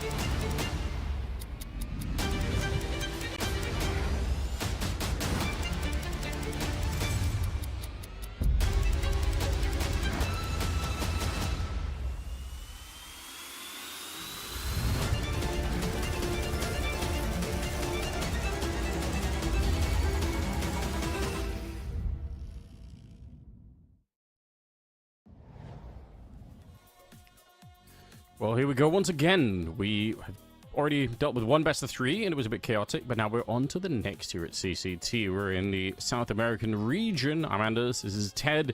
We're going to be watching Odic versus 9C. I actually think this could be kind of an entertaining match. I'm kind of looking forward to it. How about you, Ted? What do you think? I think this is the game of the round, straight up. I think in all the first round matchups, we have some really good pairings. We have some really exciting teams coming up. Obviously, we did just get to watch Fluxo. We have teams like Inferno, for example, involved as well, and like the Red Cannons. But I honestly feel like, and Legacy, of course, but I feel like that new look 9Z is going to have a lot of people's eyes on it, right? 9Z taking on against Odic, an Odic team that has a couple familiar names on there as well. But one of the bigger conversations towards the end of 2024 was kind of like the fallout of 9Z in a way, right? A team that made everyone expect so much out of them, and then the last couple of months have not really been the most successful ones. So now that they announced that last second, well, I don't want to say last second, but that really surprising change of bringing in Romanian, of course, Spanish-speaking Adam S. Still incredibly random, incredibly surprising, and even to me, I didn't see it coming. No, I definitely didn't either, but, you know, we're going to hopefully get a chance to see what it's all about and how that is going to be playing out for them. But I secretly think this could be like a really, really fun matchup. Maybe almost a shame that it happens this early on, because obviously it means one of the two teams aren't going to be progressing forward in that fashion. But yeah, I think it could be super fun. 9C, obviously, in the past have had some quite fiery lineups. You know, Martinez is one of these like super, I'd say, like, you know, huge personality players. Like, he's super fun to watch, play some really fun Counter-Strike. Like I said earlier, I really like Woody as an AWP player. I don't know, maybe I overestimated him in the past, but I do feel like he's got some moments. I've seen some insane clutches out of Woody where he's just, you know, he's doing crazy stuff. So I kind of have a liking to him. We'll see if he can live up to the hype for today. But you know, he's one of those fun players. Yeah, as you're talking about the lineups, we're going to take a quick look. And as you pointed out, we have a couple familiar names on the side of Odic, right? You have guys like Tox, like Woody, like Matthews, like 90. Obviously, Woody's the one that sticks out as a sore tongue, so to speak, right? Played 2 majors, been on teams like Fluxo, like MIBR, and even though he's not your typical traditional aggressive Oper, and I say typical traditional, there's nothing typical or traditional about Opers being aggressive nowadays in European Counter-Strike, but in Brazilian, South American Counter-Strike in particular, there is a lot of it. And Woody's still that really supportive guy, still IGLing alongside Oping, still being able to, I guess, navigate the pieces around himself really nicely on that AVP, and I feel like this is what makes that Odic team really exciting to watch as well. And of course, around all the other familiar names, we have a young and up-and-coming talent of, I guess we're gonna go with Terra, maybe? I think so. Yeah, let's do that. Okay, yeah, coming in for his first professional team. Joined in January, has played a couple maps ever since, 26 to be precise, and he has been doing all right so far, but I feel like, especially on a team where you don't really get to be the star, you're a young and up-and-coming player fitting into the majority of the supporting roles, or most of the supporting roles, you're always going to have a tough time statistically, but it sure as hell makes it interesting to see Odic trying to bring in some fresh blood into the mix, so to speak.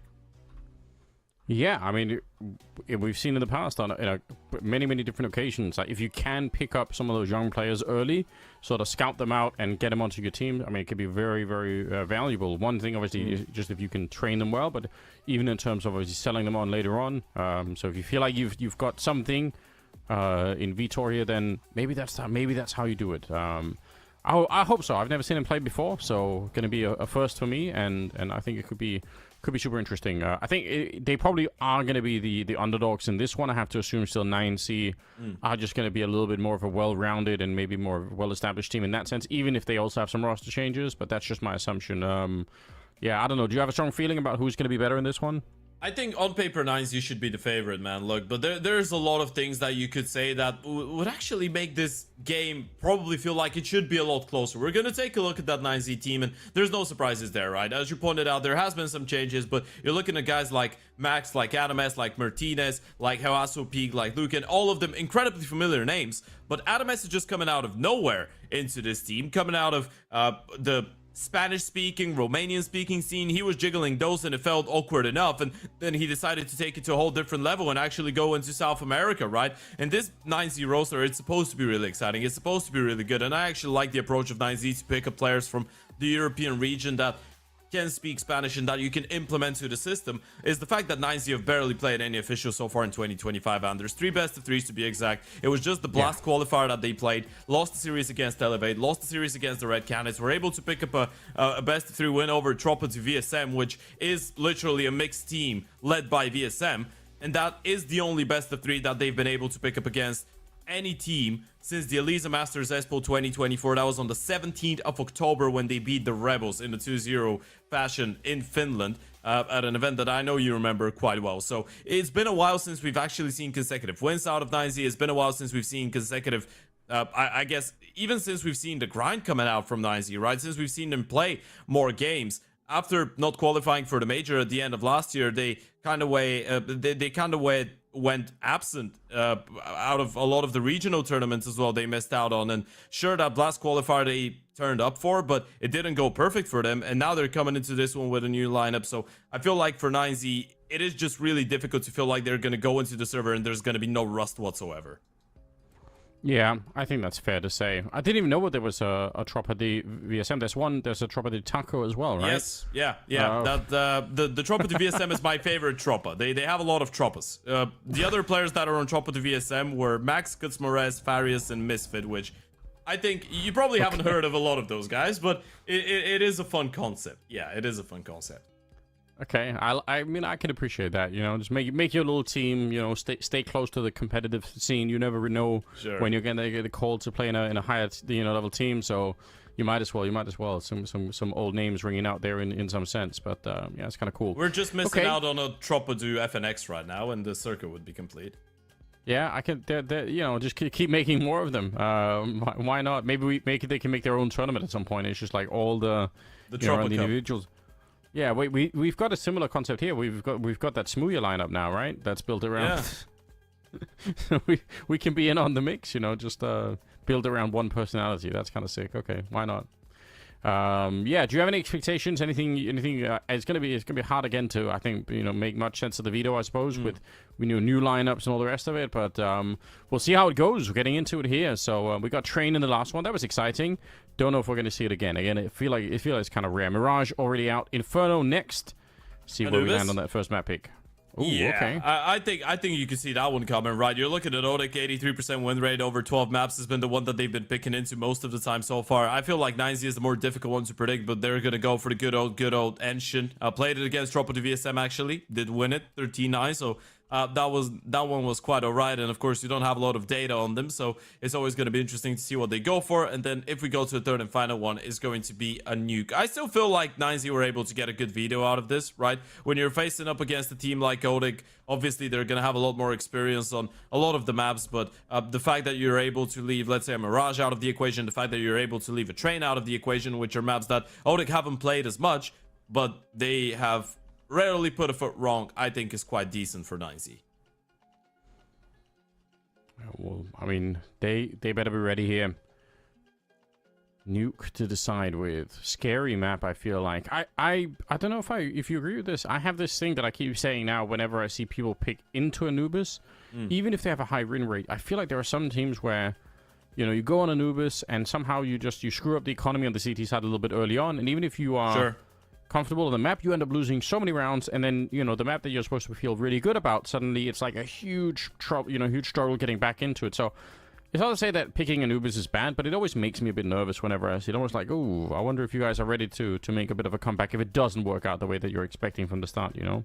Yeah, absolutely. I feel like the risky part here for the side of Odic is the fact that, sure, you're picking into Anubis, and if you're just a normal viewer, you open HOTV, you look at 9Z, you're like, well, they haven't even played a single Anubis in the last 3 months. If you remember towards the latter stages, the second season of 2024, Anubis was probably one of the best maps for the side of 9Z, right? And all across 2024, it was one of their more played maps as well, one of the maps on which they had some success in Europe as well. A map that they played, let's say, when they played in the play-in stage of IM Cologne, a map that they played at the RMR, a map that they played in Pro League as well, and there has been some good results occasionally against really high-level opposition. So I am still putting some stocks when it comes down to Anubis and 9Z. I still do feel like they should be the favorite going into a game like this one, but as we said, you never know what to expect. They haven't really been playing too many officials lately, so there could be a little bit of rust there.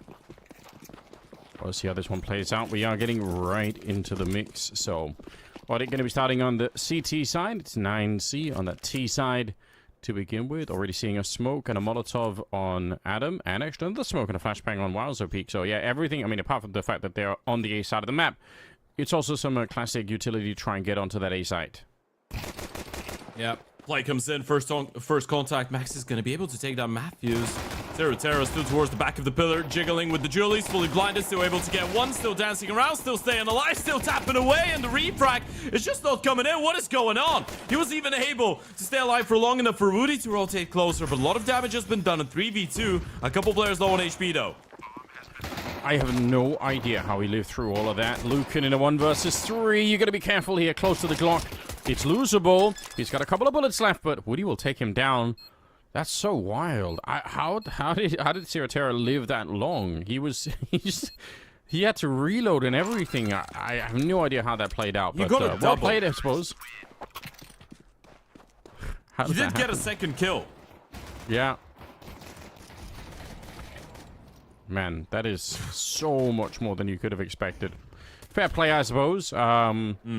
Bit of a shame for 9C because if they're quick to convert that kill, it's a very, very different round for them, isn't it? Yeah, absolutely. Absolutely it is. You would have been able to focus on the flank a little bit quicker. You would have been able to make your way onto the bomb side a bit quicker.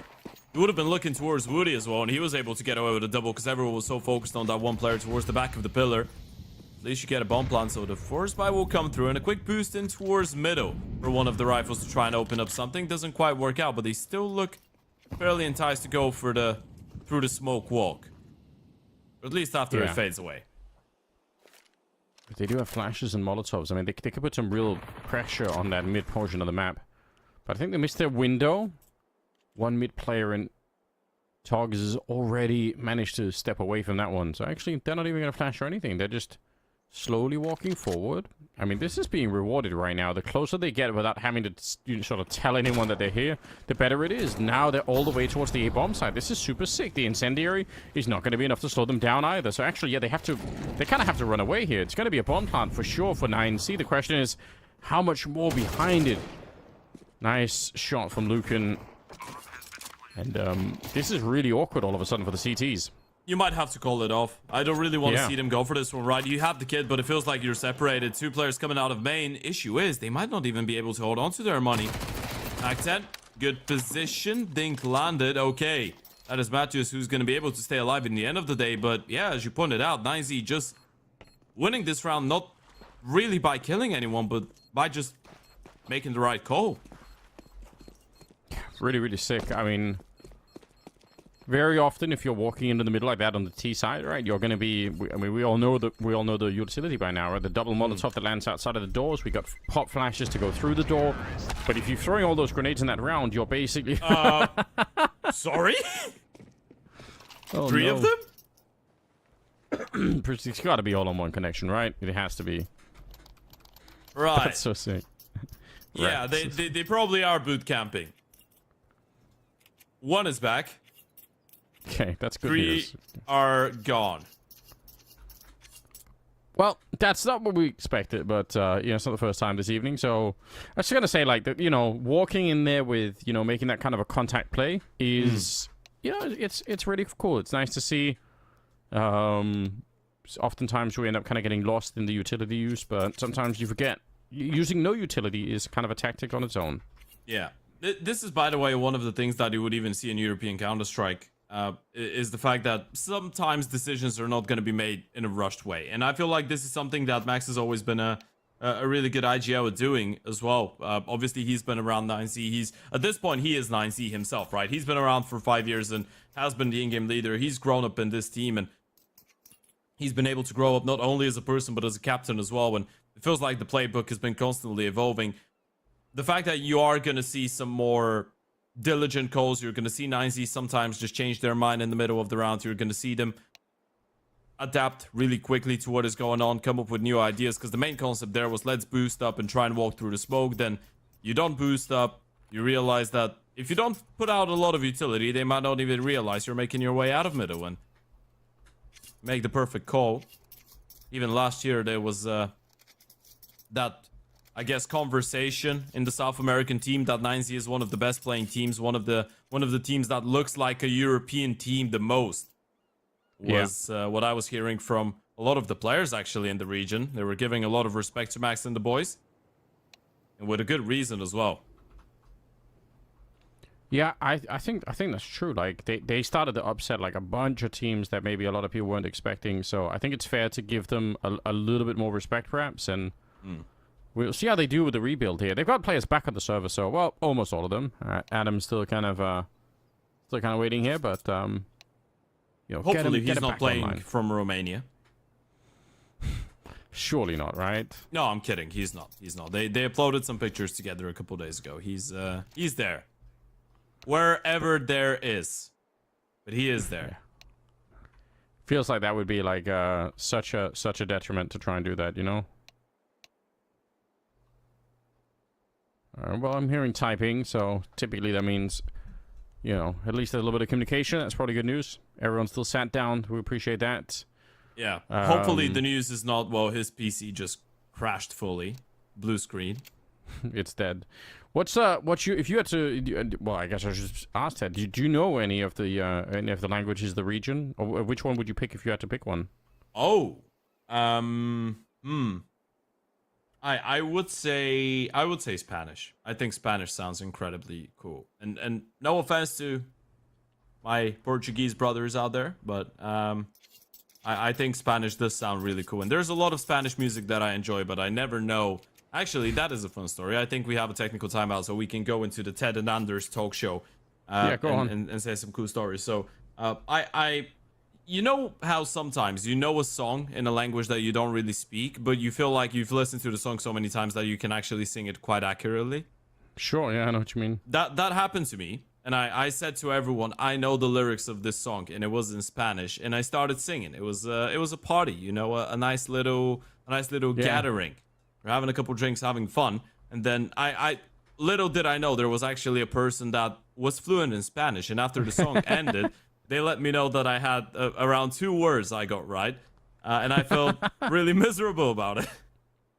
Listen, it's a start, okay? You know, I think you got to start somewhere. Why not? Why not let it be that?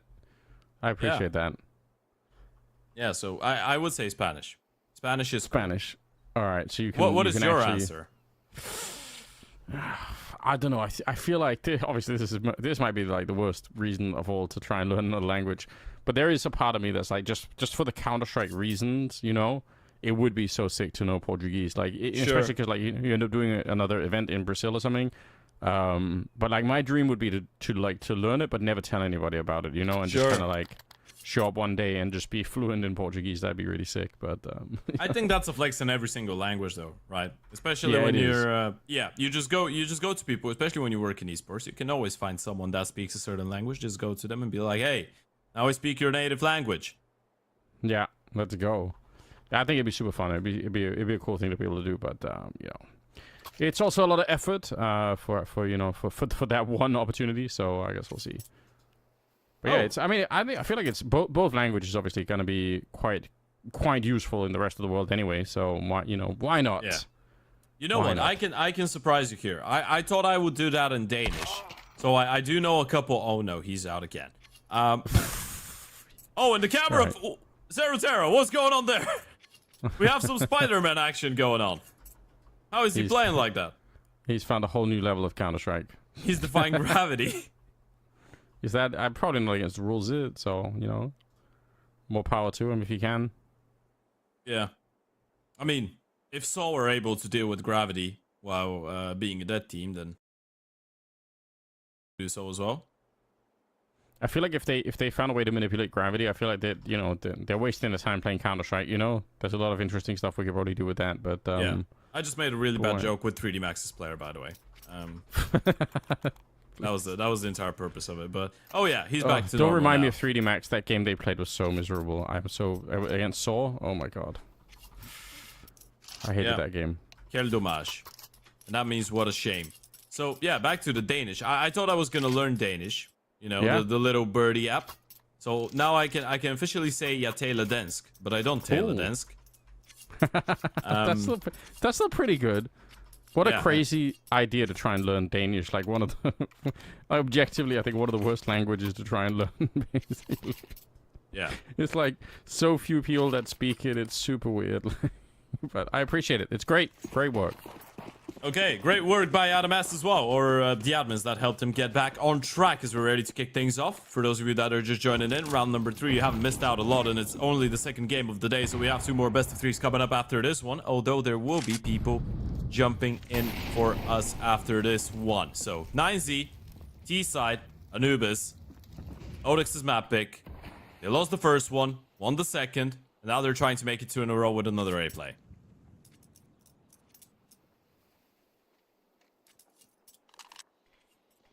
Just a real slow start to this one.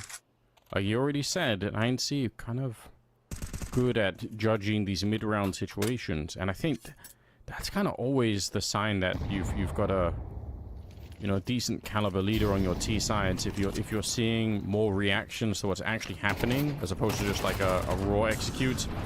Unfortunately, Max is going to be losing that fight. That's a bit awkward there. Matthios is very nearly dead. Same for Woody here. Lucan running in. The flashbang is insane. That is devastating. That's Martinez from outside of the bomb side. I don't even think it mattered what weapon he had. They were so blind that it just cracks open the bomb side here. Knight is going to be going down, and it will be just one player left here on the Odic side. Wow, that's got to be the best flashbang we've seen so far today. Yeah, that was just Martinez saying, hey, you know what? Let me show you a cool trick. I'm just going to turn all the bad guys into the mice from Shrek. And yeah, they were blind for those of you that don't remember. That was a fantastic support work coming out of Martinez. And I mean, Lucan does get the triple kill. Sure, we're going to give him a lot of praise as well. But as you pointed out, especially after losing Max, right? It felt like the spacing was a little bit off. There was no one nearby to even attempt the refrag. They're able to rotate people back in time. And they had such a cool high-low, even though it felt like they were all navigated towards the left-hand side. If there was no flashes, or if it was just, what, 1.5 players being blinded in that position, CTs could have been able to put a stop to it. And those are the things that I think you should be looking for in the play of 9Z, right? Those are the signs that this team has been practicing. Those are the signs that they're feeling sharp. When the U2 is timed well, when the executions are clean, that means that 9Z are doing some of their best work. And their utility usage, and the fact that they are a diligent team, but the discipline and the utility usage have definitely been 2 of the biggest strengths of this lineup. So far, so good. To be a 4th round coming up here, and with just the 1 M4 left. I like the push out, but I don't think it's shouldn't make a big difference here. They have nothing left to really defend with over at the A-bomb site, so even though they kind of know, they read the game really well right now, Odic. Without the utility or the weapons on the other side here. If they had a smoke here, they could really slow them down, and that push towards T-spawn could be much more efficient, but I doubt it's going to be doing too much here. Easy pick off, Molotov down by the cake itself, and again, even though they knew, they just couldn't really stop it. Yeah, it's a great aggressive maneuver coming out of Max.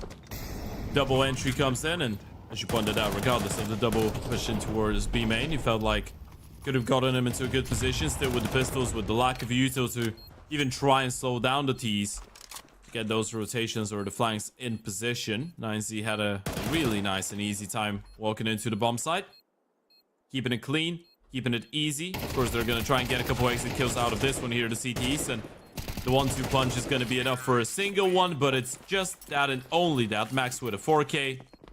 Lovely. By the in-game leader. 9Z get a 3rd on the board. Back to the guns for Odic. Super nicely done. See Max looking in control in that last 1v1 there. Just tacked up a little bit, but kind of knew that he was in charge of that one.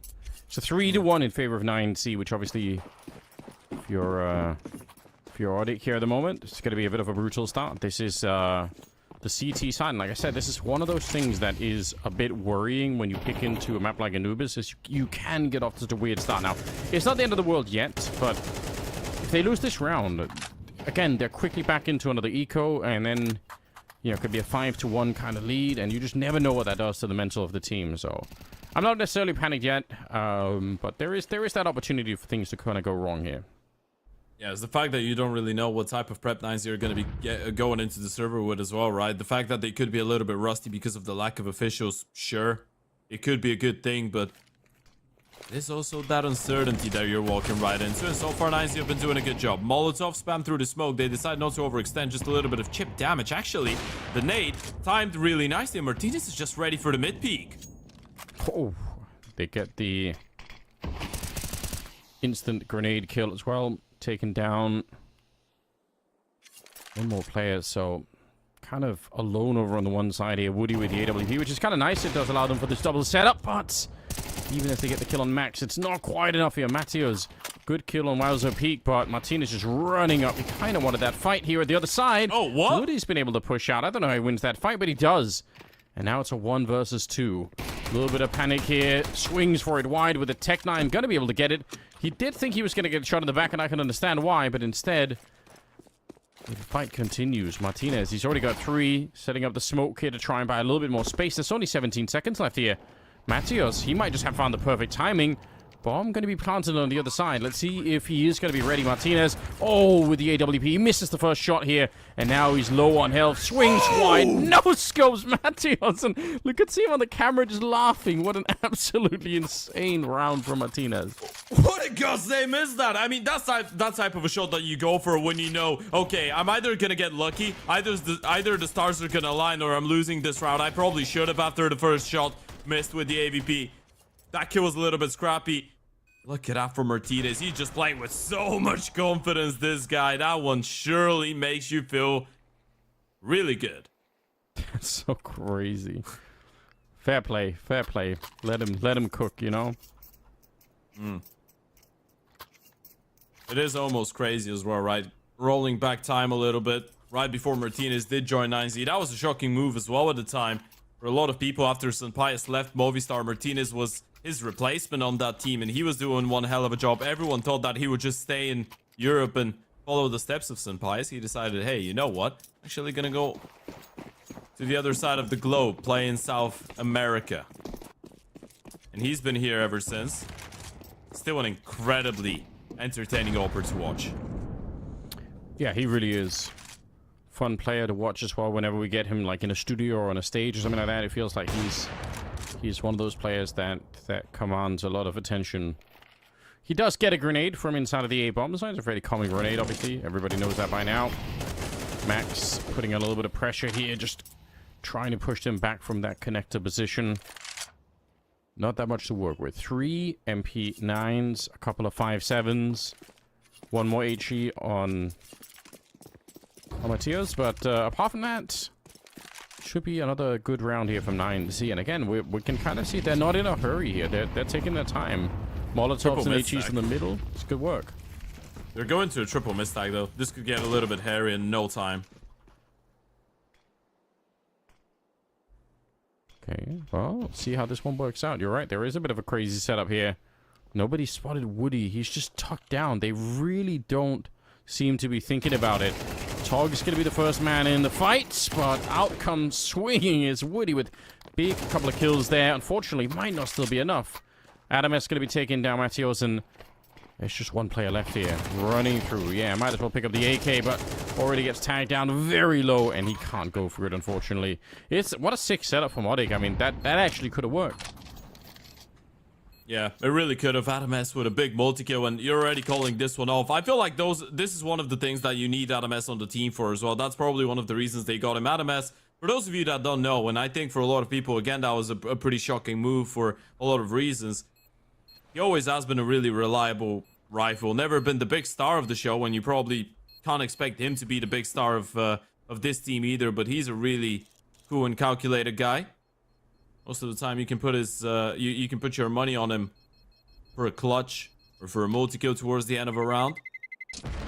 Big triple coming out of the newcomer, of course, his first official with the 9Z jersey here.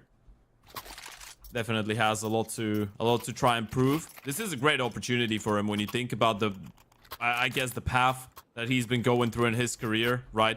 The fact that he was on that Koi team that was struggling so much throughout 2024. Before that, he was on Movistar as well. But if you want to go back in time, he was playing on Nexus, playing on Vlogs, GTZ Iberian Family.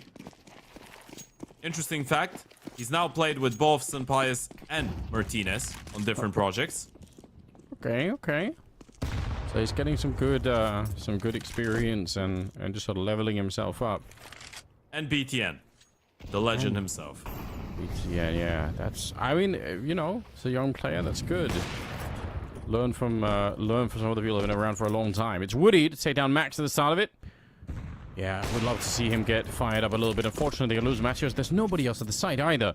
So they're going to run straight in there. Adam's going to be going down. It's a nice attempt at the timing. Unfortunately, not going to be quick enough. Woody will take him down. Tox coming back into it. A smoke up here just to buy a little bit of space. And he just saw him Wowzo peek alone. And he gets overwhelmed. So a really important round here. Odic, again, like I said, even if it is their map pick, it can be so awkward on the CT side. But I think winning this kind of a round is really a big deal.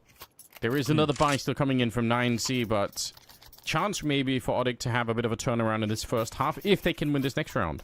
Yeah, I think it makes a whole lot of a difference, right? The fact that you still lose that A player to the AVP of Martinez, but you're able to win the round fairly cleanly. Woody gets a couple kills on the AVP. You want to get him feeling comfortable. As we said, being the in-game leader, he is trying to make his rifles a lot more comfortable around himself, but every now and then he would have that occasional big game. And as you said, you yourself have been a Woody enjoyer. Oh, yeah. For a while. Yeah, I remember, so I've seen a couple of nuke games with Woody. You know, where he's like, he's combat. It might be our days. Yeah, exactly, where he's combat AWPing. It was super fun. And kind of maybe, you know, it's the kind of AWPing that I really enjoy.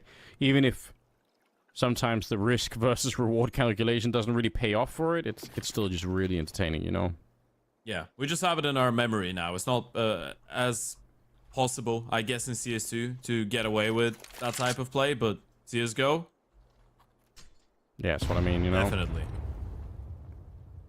Maybe it'll return one day. Maybe Valve will have to show mercy on the AWPers, change some movement stuff around. Okay, nice position here with the AWP against the rifle on the other side, even with the dink. That is the margin for error there in high-level Counter-Strike. You know, you get a headshot and still you can't win. Martinez is just so damn quick. And Max, taking a little bit of space towards connector. Timing is going to be of the utmost importance. White P comes in, able to get the first one, but now you spotted the Oper. They got to pull the trigger on the A play.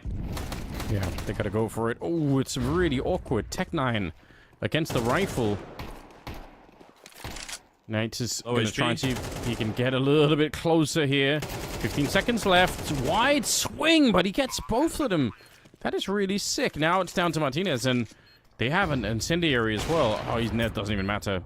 Smoke's going to fade. Woody's going to be able to get him. Kind of a scary round there, honestly, for Odic, but a big win that they can pick it up. You know what? This is actually terrifying, right? That was a 5 versus 3 that they're able to bring back.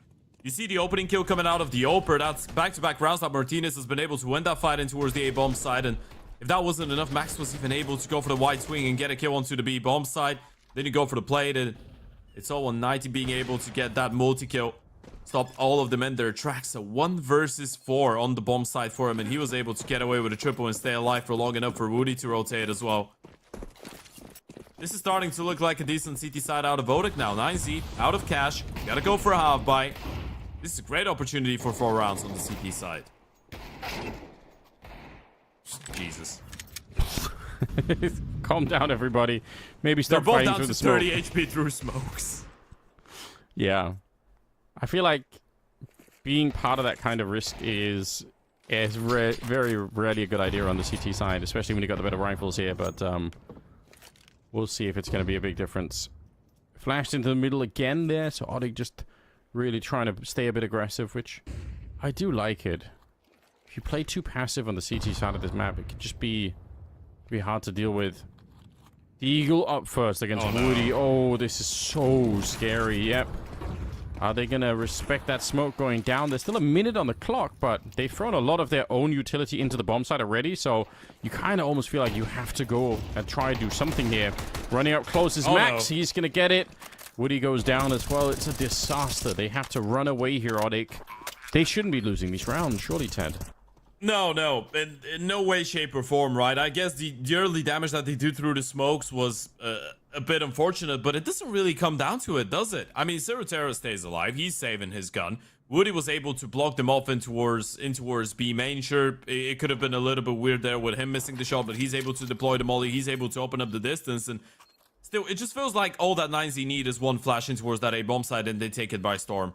Right? If you're Odic, you got to make sure that you have a little bit more than that planned out, right? You just go for a couple fights, 1-1 second player fully blinded, run down by a Tech 9, and it's a good night. If you're on the side of Odic, you definitely feel like you shouldn't be letting a round like this one slip. At least you have the money to go for the reinvestment. But this is 9Z just winning a round that they had no business winning whatsoever. It wasn't even a force buy. That was a straight up half buy. And as you pointed out, they didn't even have an abundance of veto. Just a couple smokes and a flashbang. Well, 6-3. Again, looking at the economy there on that CT side is the really, really scary prospect for them. A couple of them a little bit in the back maybe, but it's not enough to sustain more losses here. Early grenades landing at the B bomb site. We'll see how they deal with it. Double lurk smoke. Probably not how they meant to play that. Oh, Togs very committed in the middle. Gonna end up going down. What is a good answer to this right now? You're in a 4-on-5. Like, do you want to take another risk on the CT side and just try and group up and push somewhere? Or like, what's the plan here? I feel like you don't have a choice, really, right? One chance that you have is, okay, leave Woody alone in towards the A-bomb side. Hope that you can just play the 2-2 and your 2 B players are going to be able to hold on, maybe double back in towards the side or in towards the connector. Make sure that Woody stays up close and personal with the rifle in towards A mid, but if you don't want to re-aggress, then you got to stack a bomb site and hope for the best. The longer you're staying separated with a 2-2 setup, the more chances 9Z are going to have to just group up and execute a bomb site. Yeah, it's not going to get any easier at this stage here. Still taking the time, though. 45 seconds, so not in a hurry. Early utility, kind of doing it by the book, just clearing out the most forward positions. No risks are being taken by Odic at the moment, so they're playing in the blind. Now, this might work if Woody's able to secure a couple of really sick AWP shots, but again, without that, it's not going to be good enough. Flashbang was actually there, and they will trade Woody out. Martinez, just no fear whatsoever. They know that Matios is going to be alone over on this side, and he's actually done a fantastic job. That's a really, really good couple of kills for him. Unfortunately, in the middle, even if it's not great, Odic still able to get that kill, and it leaves just one player. Oh, if he can actually go for this right now, he might be able to beat the timing on the rotation. Yeah, but Martinez, stay alive, whatever it takes. Just make sure your teammate can get there. And I think that should be enough here. Odic showing up, and Martinez still able to do it. He's such a freak, isn't he? Oh man, he's just ego peeking everything right now, by the way. Sure. Oh, okay, you know what? I'm gonna double down on this one. He did play his life for long enough for his teammate to arrive, right? So it wasn't an ego peek, but still in the end he's able to get the kill. It feels like he's immortal at this point. He's getting opening kills, he's clutching up. Martinez is just providing some incredibly high level opening right now, but 9Z in general just having great layers on the play as well. Even when you lose a little bit too much in towards that A-bomb side, you still have Huaso peek in towards middle, Molotov in towards camera from Martinez to assure that no one's going to be looking for Huaso peek. And 9Z have just been playing a really well-coordinated T-side. That doesn't look like a team that hasn't played a single best of 3 with that 5-man lineup, and a team that has played only 3 best of 3 so far this year. And the only win they've been able to get in 2025, again, was against Tropa de VSM. If you want to look for the previous one, especially if you want to look for the previous one against an international team, you'd have to go as far as October 2024. Okay, then. Yeah, the Elisa Masters Espo. Well, I mean, we'll see if they can find a way to qualify it as some more international stuff. That'd be really, really sick. Gotta say, I'm enjoying what they're bringing to the table here. Max gonna be taking down Woody. It's a 7-3 I have another hot scoreline. take for you, I think. Go on. I'm gonna say we're gonna see a lot of international events this year out of 9Z. I know this is only 10 rounds, but I still think this is a team that could provide a really high level understanding of utility usage, of protocols, of team play. I think we are gonna see 9Z at the Austin Major. That's what I will say. That's my hot take. That is a hot take. I like it though. I hope so. They're a really fun squad. Even alright, not the best, but who cares? There's nobody else on the site. It's not going to cost them anything at all. Yeah. And I feel like my slight warning at the start about Anubis is kind of slowly, you know, that prophecy is being fulfilled. I feel like I've been seeing it more and more, and it is making me... Again, I'm not really saying people shouldn't pick Anubis if they like the map or whatever, but it just can be a bit scary is my feeling. Yeah, I think it's also the fact that 9Z is a good Anubis team as well, right? And you can clearly tell that they've been putting a lot of thought and a lot of effort into it by some of the set plays, by how efficient the utility has been. The double nade plus Molotov into Worst Connector from 5 or 6 rounds ago that was able to net them a couple kills as well. Usually you can judge a team's performance on a map by the level of coordination with the util, comms as well, rotations, mid-rounding. 9Z have looked really well. I don't know for how long they've been boot camping without a mess. Obviously the announcement was just made a couple days ago, but most of the time teams probably know who they were going to be playing with a little bit before we know. So there is a good opportunity that and a good chance that they were already boot camping and practicing with him even before the announcement was made. Certainly looks like it. Yeah, that is true. At least for now. We are making those statements, and I did make that hot take only one half of Counter-Strike in. But that is the time to make hot takes, though. You know, like, there can't be hot takes if we know more. I'm a big fan of that. You know, I said I thought Eternal Fire were gonna win the next major. So you know, like I'm in that's that a hot take. Yeah, hell yeah. You know, it's like they're gonna go through some troubles. They're gonna iron it all out. They need a little bit more time to get Jota in the lineup, but like they're gonna just level up and learn from mistakes throughout the year. And you know, again, it's not a hot take if it's obvious. You know, you can't be hot take Vitality might win the major. It's like, yeah, sure, like everyone thinks that. So you know, I think the hot take would be Vitality will win the major and Mezzi's gonna be the MVP. That could be. That is a hot take. The last. I'm not making it, by the way. Carrying all of British Counter-Strike on his own. What a legend. Martinez going to get that last one there. And it is a bit of a disastrous first half, unfortunately, for Odic, who, again, did pick the map and just lost a couple of really crucial rounds, which destroyed their economy. And then they also ran into Martinez, who was, you know, kind of a nightmare for them. I mean, we are giving a lot of praise to 9Z. We gotta have in mind the fact that Martinez has been getting a lot of opening kills with the AVP. There's a couple clutches that went his way. The no-scope one is straight up outrageous, and all of those rounds could have made the first half a lot closer than it actually ends up being, right? So we can give all the praise that we want to 9Z, but there was a lot of moments that were relying on just the individuals going absolutely crazy. A big difference as well between the Opers. We're going to get to see, hopefully we're going to get to see a little bit of that on the T side of Odic if they end up winning a couple rounds. But there is a big discrepancy between the Opers as well, right? We saw how Martinez, regardless of still being left in some of the clutches, is an opening Oper. He is a guy that's going to go in and look for first picks. And an interesting number I have for you on the side of Odic. Woody's actually T side wise. And even CT side-wise, he is the person to attempt the least amount of opening kills on his team. So we have a hyper-aggressive Oper against an IGL who prefers the support turret oping live. Okay. Interesting. Very interesting. Well, let's see how this one plays out then. We are going into it. Second half is coming up here. It's a 9-3 lead. It's a rush straight into the B-bomb site. And so far, the kills are coming through for Odic. They absolutely need this one. Wow, Zopeak trying to get back into it.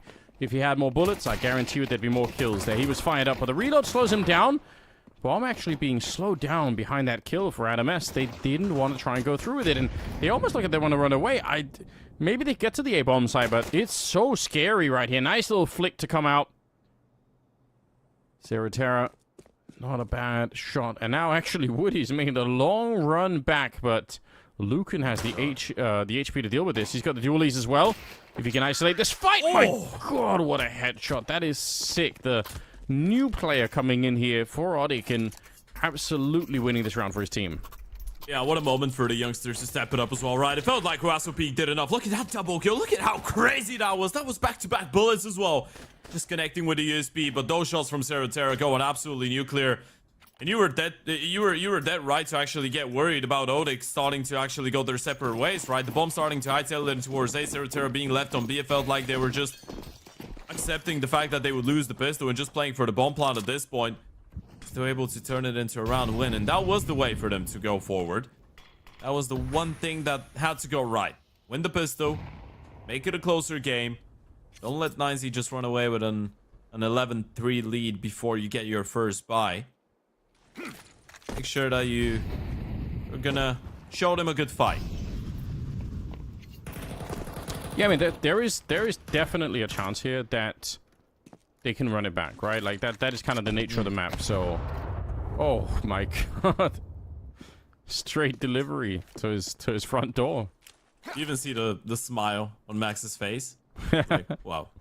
Fair enough. What can you do?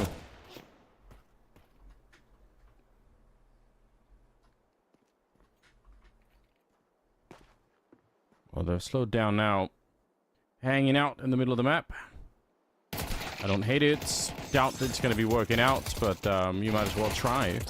See if you could do a little bit more damage here. Some things are coming through. Okay, they managed to chip away at it, but I think...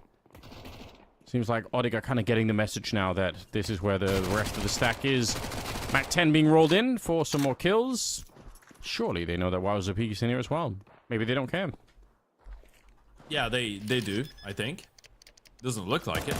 No, they had no clue, but thankfully Sarah is in a good position to deal with him. There goes another one for the youngster that has knifed every single wall that was out there. I don't know what the walls did to him. Or walls. Still. Yeah, Odic will be able to get that 5th round on the board, and we go into our favorite time of the day, the technical timeout. So we haven't had enough of those. I'm gonna throw you under the spotlight here. Have you seen anything so far out of Adam S? And what do you think about that addition? What do you think about that direction from 9Z? Because I feel like a lot of people anticipated 9Z to strike him down with a blockbuster signing, right? With a massive name, someone kind of like Martinez that you probably thought was gonna end up on a high echelon European team, and then they go for Adam S, who is not a bad player by any means, but I feel like he's not the he is not the blockbuster name that is gonna bring all the firepower to your lineup. So yeah, thoughts on that? Yeah, that's kind of a good point. I'm trying to think about like the dynamic of the team, I guess, with I feel like it's hard to say. It depends on like what level of competition you're obviously at, but with Wowzer Peak and Martinez, they probably already have a decent amount of firepower, and you don't always need necessarily like another superstar like that. Maybe you do if your plan is to defeat, you know, the vitalities and spirits of the world, but obviously that's a stretch into the future of an INC, so I could see it making sense. Obviously, I'm guessing that they picked Adam up for again for like the ability to mold him into the player that they want to be, and like have a bit of faith in him as a good role player. So I don't necessarily hate it. I think, especially with the way that Max has been calling, I would probably rather see them go that direction. But yeah, I mean, like so I think with the signing, they could be sort of one of those upset teams that can, you know, sneakily they're a little bit better than you think. But are they going to be able to defeat the real big, the heavyweights of the world? Maybe not yet. Okay, I respect that. I like the Adam S signing, so we are on par with that opinion. Let's see though. Technical difficulties resolved surprisingly quickly. We're ready to go into round number 15. This is a pretty important one. It's the first time we're going to see 9Z on the guns here on the CT side. And triple pushing towards B main without any util as well. They're just going to walk out. Might catch them off guard here. Talk spots out the first one, sees the second. HE that's going to tag him down even further. But the CTs, they're not going back. They want to fight. So surprised to see Odic wanting to fight this. Once they confirm how many people are out there, I feel like it's a bit risky. Oh my god. He actually gets tagged running through. That's wild. I did not think that spray was going to be working out, but it does somehow. Wowzer Peak sneaking in here. Got to be careful. There is a Galil right up close, and actually he is aware of it. That's good. Yeah, he knows someone could be that close to him. I don't think he's even reloaded yet, so let's see how this one goes. Yeah, he's still down to 13 bullets, which, you know, at a high level of Counter-Strike, still a lot of bullets to kill someone with, but if he's going to get crushed in here, you just never know. All right. Molotov set up for the back plateau, but they're going to immediately counter with an incendiary. Down to 30 seconds here. And I think... Oh, the bomb has actually made its way through middle. This actually is this could be a sick call for Odic. They're doing a really fine job right now.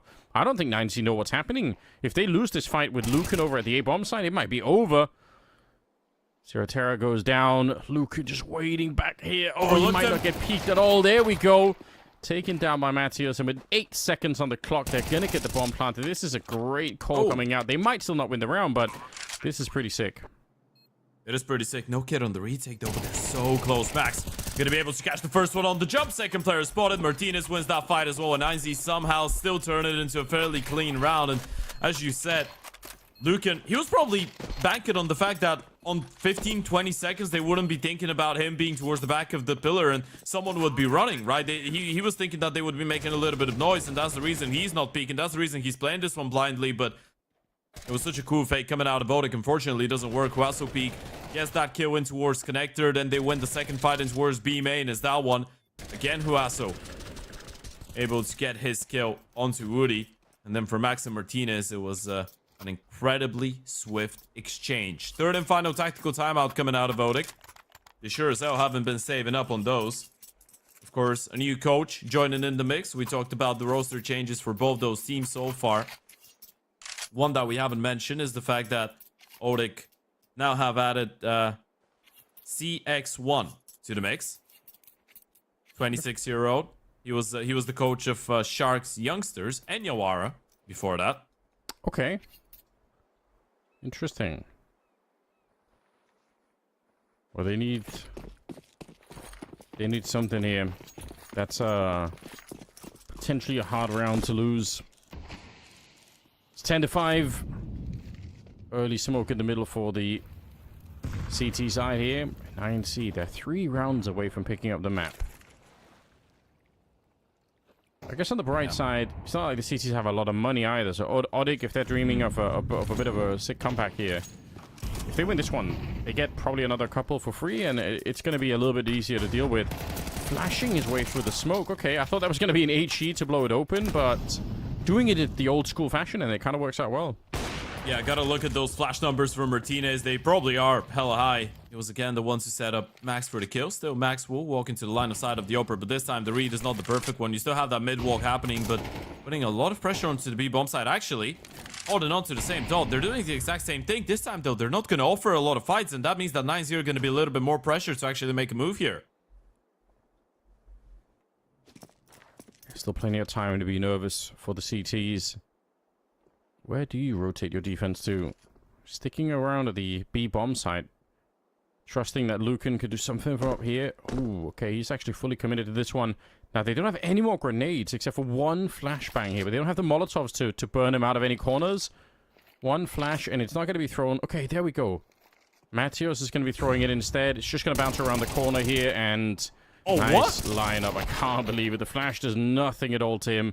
Surely that's enough. Now, they do have Woody waiting in the middle, so we'll see if he could do anything as they rotate on through here. You're certainly hearing the footsteps down in the river. You could see Martinez. Oh, he actually has read it very well, but oh, he got stuck! I think he would have made it around the corner. That's awkward. Match is still going to be going down. Take his ticket. Yeah, and surely they're going to be able to do this one. Adam, okay, not on the defuse yet. There we go, a little bit delayed. Woody starting to walk in here. Nice timing on the peak. Even if he dies there, the defuse should be happening. Again, another super bizarre round, Ted. What's happening? I have no clue, by the way. This time it feels like it's all on Lucan, though, right? This time it wasn't on the B players, and they actually adjusted really nicely. The early pick comes in from Max and Martinez. Max even over peaks a little bit, going for that second information play. This is the double kill that makes the difference, right? That off angle is such a tricky one to be playing out, but it's just not the first angle that you're holding for if you're on the T side, right? That's why it's incredibly overpowered, because you peek at the same time that you peek the headshot angle in towards Broken. A lot of people are not going to have their crosshairs there, and Lucan dodging the flash, getting the double. Martinez then failing a little bit of movement to go down, but they still win the round. So, to answer your question, quite frankly, I have no clue what is going on, but I'm loving it. 9Z, both teams are throwing in some good ideas. It's for sure a much cleaner game than the previous one, but it still could get a little bit scrappier, especially in a round like this one with the hero up and the pistols. Oh yeah, you're right. Especially with the forward position of Martinez here. This is one of those positions where you miss a shot, you might die. And yeah, sure, he's got Lucan behind him, who's playing this anti-flash position. It's a cool setup, but there are a million ways that can go wrong. Nice re-peek from Lucan. I love the idea of just committing. He knows he's probably going to get killed trying to run away there. But again, you could see how thin this defense is. What a flick! Not from Woody, but instead from the new guy coming in. That's a third kill of the round for him. And Wowzo peeking a 1 versus 3. In a way, is it a good setup playing anti-flash? I guess it is, but still, you're that close to the Tech 9s. They are just dangerous. They always have been.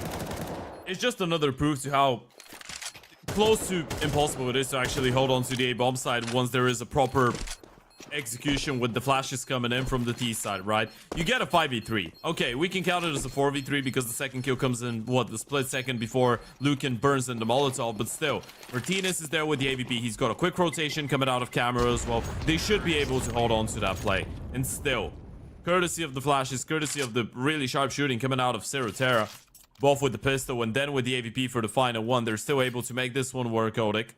And this is one that they needed desperately. It was just a couple pistols around the singular AVP, but it does so much work for you. And the fact that you get to keep 9Z on 11 rounds rather than the 12, it's actually going to put a little bit more pressure now on the Spanish-speaking roster.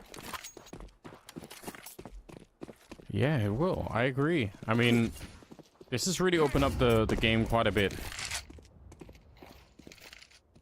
Interesting flash on out. I kind of wish there was more CT aggression to follow it up, but nothing so far. Just gonna be the one grenade. There's been so many A finishes right now that if you're 9Z, you probably believe that you can just send a couple players there, and if you're able to fend them off, you might make them rotate into the hero rifle. It doesn't work though. Unfortunate. Yeah, but you gotta try, There's nothing right? quite like starting to speak about what the plan could be as you see it just falling apart right in front of your very eyes. It's classic, isn't it? But I mean, you know, I think that's part of the job, isn't it? You know, you gotta draw the picture, maybe what could be happening. I'm usually quite happy to be wrong, you know, even if I have an idea and I'm like, oh, that's not what they're doing at all. I'm like, all right, well, you know, sure, gave it a try. You know what? That's the best part about failing. Failing is learning. Yeah. I've been doing a lot of learning. My entire story when it comes down to playing Counter-Strike is about learning. That's how you do it. Well, right now, Odic are trying to see if they can learn a way to make this comeback happen. 4-round difference. I would say this is a pretty open game right now. I think it's totally doable. Definitely looks like it. The fact that 9Z go for a tactical timeout as well, showing that they recognize the threat. They know there's danger coming up. And they want to make sure they put it to bed before it gets too scrappy. It's been a really good one, and we're having a conversation about the coaches. Of course, 9Z with a new coach as well since the start of January. Or the middle of January, actually. We got ex-player, Brazilian... I guess we could say Brazilian legend. One of the more experienced guys coming out of the Brazilian scene. Yao. Oh, yeah. Because you might remember him from his time on teams like INTZ, MIBR, Oplano, Luminosity between 2016 and 2018. He was part of that Luminosity iteration that actually replaced the old school Luminosity of Fallen and Cold Zero and all of those guys. He came in after them in the organization. Of course, that lineup was himself, Destiny, Nak, Bit, PKL. A lot of Brazilian legends in there. And now he's a coach. Yeah, I actually didn't realize he was coaching the team. That's really good information. Yeah, he's been around for a really long time. It's kind of cool. All right, nice kill early on, taking down Martinez, was trying to see if he can make his way through. A lot of pressure onto this B-bomb side all of a sudden. Wowzo peek. He's a little bit worried. He's got a grenade in hand and he is super dead. What an entrance to make. Flashed in by Woody. It's Togs to get 2 kills. But, I mean, apart from anything else, the timing was just overwhelming there. So, Max and Lucan in a 2 versus 5 that they have no business even getting close to. I guess there's a world here where you could stick around and try and go for, like, a smoke diffuse just because you're hoping that maybe Odic aren't paying attention. But, yeah, you've already been spotted out. So, I think any chance of that's probably not going to be happening. But I'd love them to try, you know. All you have are MP9s anyway. So, just give it a crack, you know. Yeah, and even if you play for a couple exit kills, do a little bit of damage, could do a little bit of upgrading. Terra with a lovely shot on that AK-47, and now you know exactly where Lucan is as well, so It'll be a tough time for him to actually stay alive if they want to invest too much into the hunt, which I think at this point you don't really want to do if you're on the T side, right? You know he's just holding on to an MP9 best case scenario, a little bit of util to back it up with. You don't want to throw your lives away for free, or apparently they do, but unwillingly they will be able to actually hold on to 4 of their guns, which is it's a curse in disguise that they didn't find him. You let him hold on to the MP9, you have money for days now, and Odic are good to go with that comeback. It's on, officially. Yeah, I totally agree. Okay. This is great news because I said I was, getting a bit worried picking into the map. I've seen it happen so many times where you feel like you're going to be doing a good job, but then that CT side betrays you, but they've made up for it in a big way. And for 9C, it's a bit of a similar thing. All right, got some nice HGs landing out here. Oh. A dunk to take down Woody. Better be careful though here. While that AK is a bit low on health, maybe not enough that you want to find it. But yeah, that's a neat trick, and it's going to give them a couple of early kills. This is terrifying, by the way. 0-0 is down to 42 HP. That double nade was actually combined with a double push in towards A main. And sure, you're able to get one of the refrags onto Lucan, but they still have the MP9, they still have the pistols. They're going to group up and just push middle together. If they're able to catch that one player going back from B, that's Tox, I believe, or rotate back in towards A, there still is a possibility that 9Z win this round. Oh, it definitely is.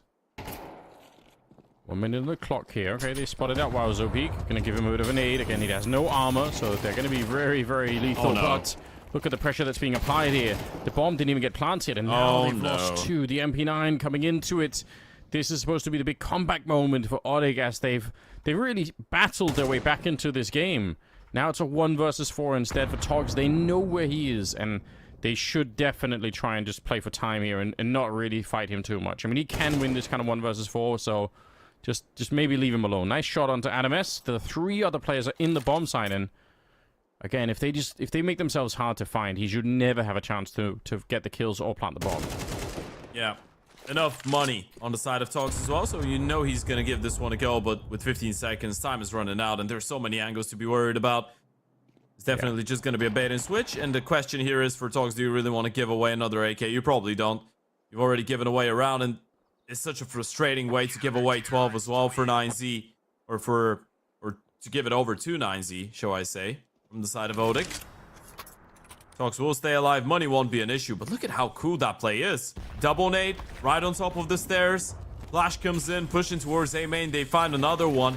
Is the one we didn't see, and then you just run down the 2 side players. The moment that Huasu Peak was able to win that first fight with the MP9, you knew something was going horribly wrong there for Odic in the end of the day.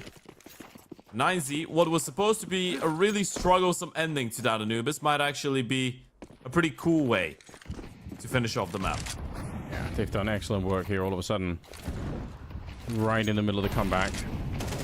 12-8 is the scoreline. They still, don't have a ton of money, but it's looking a little bit better. So 4 in a row here for Odic. It's not impossible, but man, what an uphill battle it is. Already spotting a couple of people out. Togs takes a lot of damage at the start of the round here, and what a flash to set it up for the kill Martinez. He's sticking around. He's not afraid of anything here. Very hard to play against players like this who just won't back down from a fight. They're always ready for more. Martinez definitely one of those. 15 kills on him at the moment, and a big reason why Odic has had such a hard time with this game. I'm not sure if you want to go for the double swing in towards the connector though, right? You were pushing in towards B, spotted a couple players, but not an open involved, so Lucan has to be on high alert, and again, he is all alone in towards that A bomb side. He's got no quick rotations either. They still gotta make some readjustments. Yeah, I agree. Support. Okay, let's see. They're going to try and smoke up that camp position. There is a bit of backup already actually arriving. Deep Molotov. Oh, what an entry from Matsios. And with the grenade that landing on there, that is the power of that execute. And honestly, 9C just have to give it up instantly. That's so sick. Yeah. One of the first moments in which you could say that 9Z were a little bit unaware of the timings, right? Maybe looking a little bit discombobulated there for a second. Max with a nade in hand, not anticipating the players to just be wide peeking. He probably thought that Lucan was at least jiggling from the back of the bomb site, right? Thought that there was no way that he's just gonna get caught with a nade in hand, and the timing on the re-smoke was just a little bit off. If you're able to block off the T's, then probably pick up the round there. So Odic will be able to stay alive with 9 on the board right now, still giving it a good crack, and I guess the money is going to be fairly alright on the side of 9Z if they're able to hold on to all 3 of those guns. Martinez staying alive with the AVP, of course, is the big one in there. He's been having a couple impactful rounds so far, as you pointed out. 15 kills doesn't look like anything crazy on the scale of, I guess, everything that we've been looking at in the server so far. Even Woody's got more than him, but I guess if we're talking about the sheer impact of Martinez's kills, yeah, quite difficult to topple it. Yeah, he's been doing a fine job. And just even his presence in some of these rounds, like we said, being up against somebody like that who just always is ready to fight and won't really back down easily could just be very, very hard to deal with. But it's not over the neck yet. tattoos. We learned that from FNX. Yeah, you're right. I mean, it does look a bit intimidating, doesn't it? So, you know, he's got the personality to carry it. I appreciate that, you know? It's not just for show. Oh, okay. 2 inside of the smoke, running straight through with no utility. They do trade it out, but that could have easily backfired in a much more severe way. See how this one plays out. I think did he throw smoke and a Molotov at the same position? I think he did. Yep. Absolutely did. We'll let him do it, okay? He's new to the team. I love the double push into dark. Oh, Martinez again. And yeah, okay, they're actually going to smoke off the connector position. I thought maybe they were going to keep on going. He should be dead, but the flash he just ignores all of it. He's just so good. He's just a demigod right now. You flash him, you moldy him, you blind him, you jiggle him, you pre-fire him. You can't get rid of Martinez, but you might have to if you want to win him around. And finally, he does miss a shot, finally showing that he's mortal after all, when Woody is actually the one to shut down Max in towards A main in the meantime. This round just crumbles. 9Z had the advantage, had a great opportunity to close, but now it's Huaso Peak in the clutch. A 1v2, he's got a smoke, he's got a kid and a flash. How on earth did they let go of this round after everything that Martinez managed to do there? Wild, isn't it? Huaso Peak sneaking in. Oh, it's not for the smoke. He might actually have that one for free. Still, good start to get the kill. Sees Togs back there, but can't get the headshot. Nice triple for Togs instead, and okay, the battle continues on Anubis. We're not done yet, ladies and gentlemen. Still something to fight for. Another timeout being called here. 12-10. And they have some money on the CT side, but not really on everybody. So it is getting a bit awkward all of a sudden. I think judging by how things have been going and the impact that Martinez has been able to bring to the table, oh my god. You're not able to convert that into a round when you're going to be feeling damn sorry about it. I think you just get him on a hero open. You just play the how-by around it. Definitely feels like he could win you around on his own right now, and you don't want to throw everything that you have. You don't want to throw the kitchen sink into this one. So yeah, Martinez, hero big green, pistols around it. Let's see if you can carry your team through another round. I mean, why not? It's who would vote against that? If you've seen what he's able to do here already, why wouldn't you just say, yeah, just try and go for it? I think Woody would. Yeah, maybe. Yeah. Woody's like, please don't. No, guys, it's not a smart financial decision. Just keep him on a pistol. Yeah, well, bomb is back in T-spawn, which is a bit funny, just because, again, they're kind of deep on the map right now, in the middle, outside of the B-bomb side. They could go for it here. There's Martinez taking down Togs to begin with, and they know that there's somebody else out there already. Woody surely not going to try and make this push with the AWP.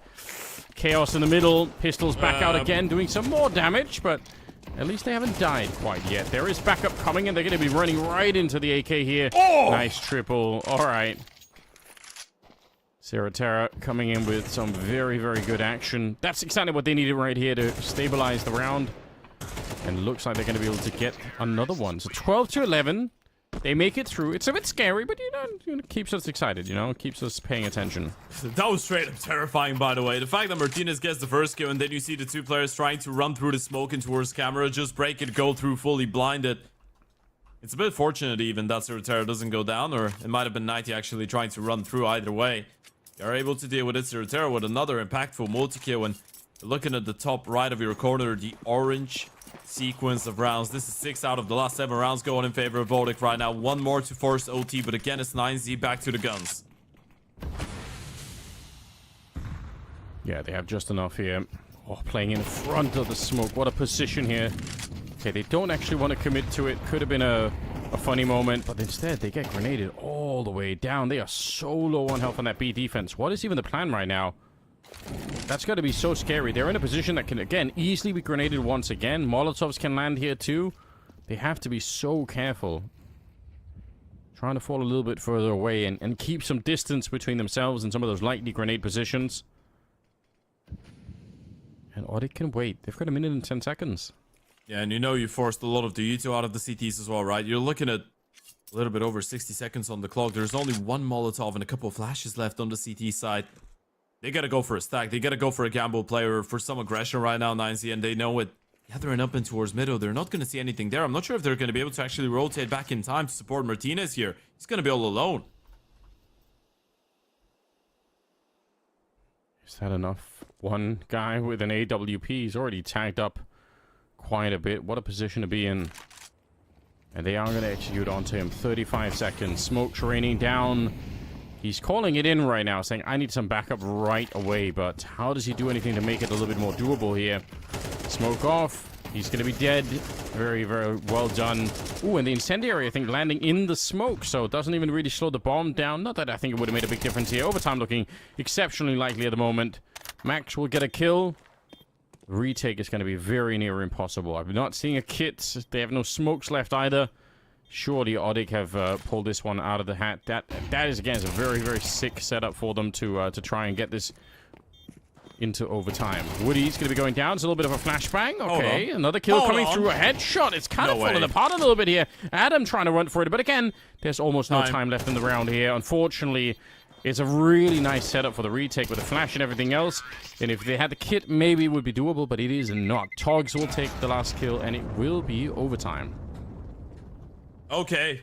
You thought this one was over a little bit earlier, didn't you? 6 out of the last 7. No, actually 7 out of the last 8 rounds going in favor of Odic to make that comeback happen.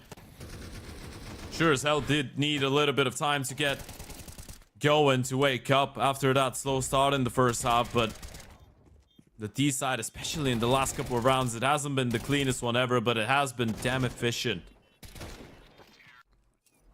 Odic are not willing to let go of their map pick. It is just the first map of the series as well, but it's direct elimination. It's the knockout stage here, the playoffs, round 1. And Odic don't just want to come in here and get too old by a 9Z team that has barely played any officials so far this year. Odic has been the team on the grind. Odic has been the team that has been playing more. And they should be the more comfortable. 3-0 in the main Swiss. Taking down the players, MIBR Academy, Uno Mille. This is the most serious challenge that they've been up against. And so far, they've been showing that, I mean, even if they're not the better team by a big margin, at least they're competitive. I mean, I think it's really, really impressive. It's very, very hard to get back in a game like this one. That first half just not looking particularly favorable, and then finding a way to turn it around, finding a way to actually do a good job at the end of it. 12-12 all tied up as we go into overtime. Yeah, I think some of the individuals here on the 9C side are just really, really scary, but I mean, credit on the other side for finding the strength to make it back here. Matthias is playing really well. Woody is also up there with 17 kills. So, like, everyone's kind of shown up to this game. There's actually nobody that's really lacking behind at the moment. Yeah, is it too late to go back on my hot take about 9Z making a major? No, don't. Nah, I'm kidding. You should never go back on the hot takes, you know? No, I'm kidding. I'm kidding. We still believe. Martinez is going to give us stickers. Also, the 9Z stickers are really cool, so I would actually enjoy having 9Z stickers again. And the jerseys. They're all cool. Yeah, you're right. The nice They'll design. find a way. I trust in them too, alright? Let's see what they could do. It's early on, like you said. They haven't really been playing too much with this lineup, so you've gotta give them some runway to warm up into it here. But again, for this kind of lineup, again, you know, getting deeper into the CCT here is going to be super important. You start to accumulate some more points, maybe get some more tournament invites. It all matters at the end of the day. Overtime has begun, and it is going to be interesting to see what happens now. A little bit more money on the CT side once again. And they are setting up in a very familiar position, although kind of almost playing this A-bomb side as a bit of a retake, saying, you know, we just want to... The likelihood is that you're going to try and split the A-bomb side rather than running all 5 members into the, you know, main entrance. And if we can just kill one part of that split, it's going to work out pretty well for us. So, all right, a little bit more forward now that they can hear the smokes running in behind them. Nice HE to slow down, actually, quite a bit. 20 seconds left, by the way. So not a lot of time here for the T to actually make it through, but it might not make a difference. They're finding all the kills they need to. Oh my god. Togs crouching through that incendiary and just barely staying alive. And they're already calling it off, right? You're on the other side of the map. It's not even about money at this point. It's about having realistic chances, and you don't have one going into this round if you're an 9Z. And again, it feels like they had the right setup. It felt like they had the right pieces at the right places. They just couldn't get the kills. The utility was good. You soften up the first couple players, you tag them down, you get the first kill, and then from that point on is just refrags galore. Zero Terra has been so impactful in a lot of those rounds with the multi-kills, by the way. This is one of the best maps that Zero Terra has played so far with the Odic jersey. We did say that numbers-wise he has been struggling a little bit, and I feel like that has a lot to do with the fact that obviously the game is set up for some of the other individuals to try and shine, right? Woody is not really being set up as much, but guys like 90, for example, who's the entry on T side, Star Rifle on the CT side, Talks is giving the freedom on T side to just play on the other side of the map, and then CT side wise again, he's getting really centralized positions with a lot of action. It is really difficult to get into a team like this one where you need to do a lot of the quote-unquote labor work and labor roles, such as the current situation of Zero Terra, and still put out good performances, but he's been doing a really good job here. Yeah, it's impressive. It really is. Keep it up, because suddenly Odic are actually in the lead for once. Incendiary coming out, which could have been really cool. Oh, they are so ready. Matheus, he's just ducked down here. They have a really good read on this 1-9C, but they're not actually getting the kill. That is, though, it's a very interesting protocol. You'd love to see more teams try that kind of a push out. Oh my god. All right, then. Straight through the smoke. Catches Lucan sleeping just a bit. Martinez is here, though. We've seen so many big moments coming out of him. Needs to be another one. Good just for the one. Refrag comes in, and Tox will be able to double up and double down. Adam S follows suit, and low HP on so many of those CTs, but feels like this one is a little bit too far-fetched right now. Huaso peak down to 28 as well when it's a 2v4 hold. Might be better off by just calling it out. Or calling it off, shall I say. The bomb is yet to actually get planted, so the smokes will fade away, and Max will get a clean line of sight. If you peek him one by one with the low HP players leading the charge, Max might be able to deliver, and he does for a double. But still, a really difficult clutch up for Huaso peak. 28 HP, smoke kit available. Woody playing for the round on full HP and towards connector, though. You gotta feel like even if Zero Terra goes down, Woody's still gonna have a decent position. He really should. There is that smoke kit against the AWP, so if it's a really fast kill, then maybe we give it a shot here. But yeah, this angle is so hard to deal with. It just is. Smoke up on the one side, but obviously they only take care of one player. Okay, what? Pretty good little flick there. He's going to go pick up another rifle instead, and he's already defusing on the other side. Woody, you've got to go right now, and he will. Okay, they got close at some point there, but good internal clock for Woody. Going to be able to pick up the round at Odic. They win another one here as things slipping out of control of 9C. Yeah, absolutely. And again, I mean, as you pointed out, you say good internal clock. I feel like this is just what you can count on Woody for, right? You leave him in the clutch. He's not going to be that type of an oper anymore, being the in-game leader, being so experienced. He's not going to be that type of an oper to go 30 and 10, right? But he's going to be the guy that you want to leave in the clutch. Incredibly calculated, incredibly calm, and he's been having a good game as well. And the tactical timeout coming out from Odic, by the way. I kind of like that. They do get that extra timeout. I love that. That's what I was going to say. They know if they get 3 rounds on the T side right now, this game is theirs for the taking. You don't want to tempt fate. You remember how one-sided that T side was coming out of 9Z in the first half of regulation, so you still feel like if they're able to get one on the CT side, they could. Sometimes you get a couple of kills on the CT side, and you're playing a 5 versus 3, and you still find a way to lose the round. Here we go. Aggressive move, but actually this time they run into an HE. I think it was Matheus holding it, and this time he was up on the high ground, and he just underhanded a grenade that they ran straight into. So kind of denied some early aggression there. And potential... Yeah, they were worried there that it might be a really fast B attack, but so far, it's all in the middle for Odic. They're hanging around just waiting to see what's happening in there. Yeah, the CTs have been trying to play destructive Counter-Strike at the start of the rounds most of the time, and it's a really good readjustment from Odic to just keep it a little bit more passive. The first couple seconds, you're anticipating 9Z to try and get a more comfortable round with a bit more of an upfront move at the start, and now they group up. It's looking like another B play. They know the Op is here. Peak might have to step it up though. They're just gonna walk out. So nice swing. Martinez goes down. CCT just coming in wild and gets the headshots that he needs. Again, like you said, a young player on this team, but he's up to 20 kills right now. He's actually tied with Matheus for the moment here. Smoke goes up, and obviously they're going to have to try and go for this one, but I don't know if this is going to be working out here. I feel like Odic have done a fantastic job. Looks like 15 is on the board for them. It's Matheus to get that one. Lucan and Max left. And just a very smooth play overall. Okay, Odic, I mean, it took them a while at the beginning to really get warmed up, but I feel like this is really coming together for them. They just need one more round. It really is. It really damn is getting really well together for them. That was an 11-5 lead for 9Z Anders. 11-5. Yeah.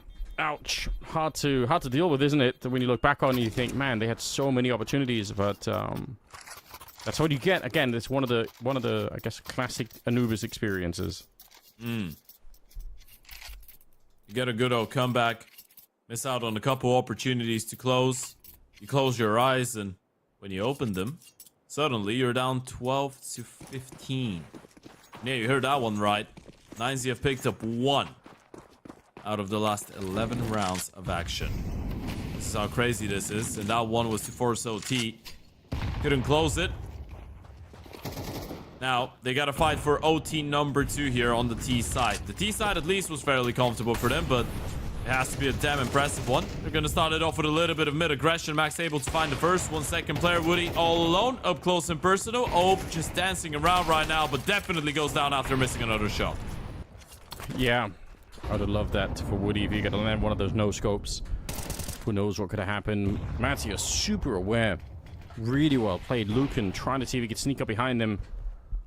And actually, look at this push out here. This is kind of wild. I think, yeah, he was waiting the whole time. What? The whole time they were there, he was just sat crouched. I gotta wonder, was the double kill not enough? I feel like he had every opportunity. We need to see that from his point of view. I could see him on the minimap, but somehow they might have given up the round here. Oh, no. There's no way. There is no way. Imagine this is the way that another comeback starts, and 9Z just bring it back here. Matheus, I mean, a 1v3, you're looking at the low HP is doable, but with Yo posted in towards middle, Martinez is just simply not missing a shot like this one. Gotta see a replay of that situation, yeah. CCT, he was in a great spot to get at least 1 kill. That turnaround from Max was absolutely outrageous, by the way. Wonder how that one went down. Early mid-fight, sure, good exchange. Woody was able to hold his own for a kill, but especially after that kill in towards the A-bomb side, it still felt like the CTs could have closed it out. I think he was just moving forward and caught on a weird timing.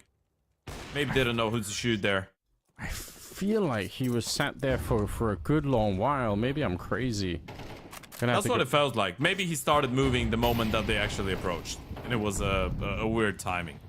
Yeah, we're gonna have to go back and find it at some point. Anyway, any slip up here from 9C, and it is going to be the end of Anubis for them, of course. Odic with 2 chances still to try and get this into a map victory for themselves. Woody just ready in case someone's going to try and come through. It's a really nice bit of grenade usage here to put some pressure on Adam, and he actually ends up going down, so that is a start. 4 more kills. See if they can actually find it. Bomb is tucked over on the A side of the map right now. But they're going to put some pressure on this. They kind of have to, right? They have to clear out this connector position before they try and do anything else. Classic set of grenades to try and get rid of any CTs there. But Woody didn't need much. Just the elbow of Max showing is enough to get that kill. Yeah.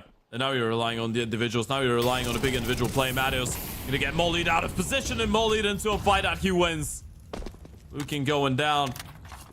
And it's just another part of the dominoes falling here for 9Z. Martinez will get one in retaliation But in quick succession, we're just gonna see the block from the U to win towards connector, and IT just gonna double back right now. He seems to know what's going on, and he can hear the steps already. He can just peek on the contact of his teammate. Molotov actually gonna force him out in the open. Huaso peek able to get that one, and the second player is low. Terra might be set up for another kill. There goes one more. Refrag misses on the first one, down to the Tech 9, low on time.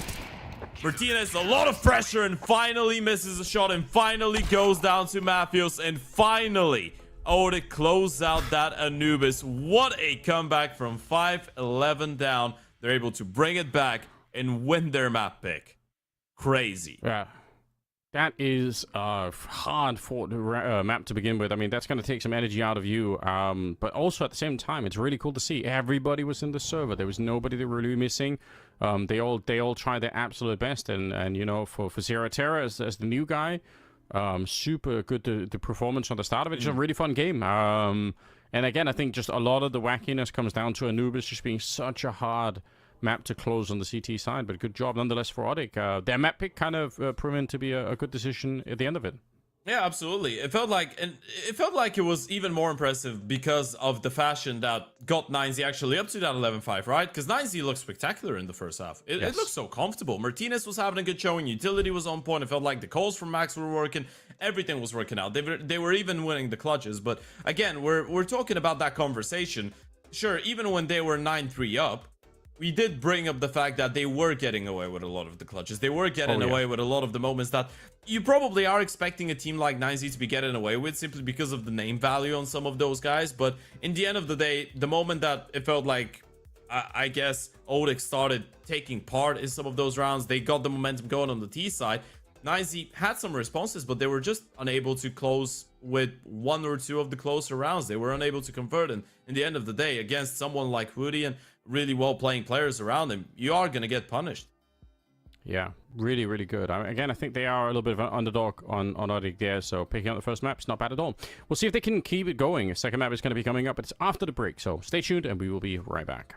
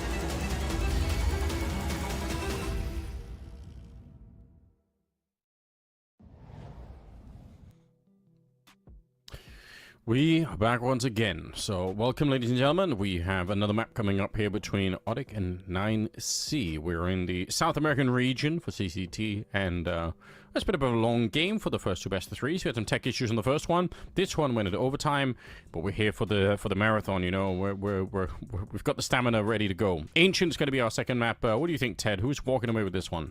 I think on paper it still should be 9C, man. I think it's a little bit disappointing, obviously, for everyone at home as well, that are not, of course, Odic fans, that 9C were able to get themselves into that 11-5, right? And still not end up closing the map, right? Because it felt like they had chances. Martinez was playing outstandingly. He even had that one, oh my god, Martinez, stop blowing my mind clip, and towards the A-bomb side at the start with a non-scope, right? So it felt like everything was aligning for the side of 9Z. Things were looking good, and then suddenly things started to fall apart. Odic were playing some really good Counter-Strike.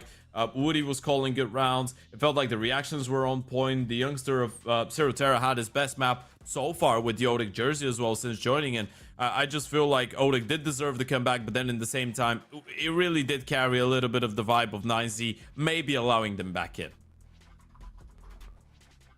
Wow, that is not a bad summary at all. I mean, it was exciting. I love the fact that all 10 players in the game were really, you know, ready to play. Like, no one was completely, you know, having a sleeping game at all. So, pretty good stuff. I hope we're going to get to see something similar on Ancient here.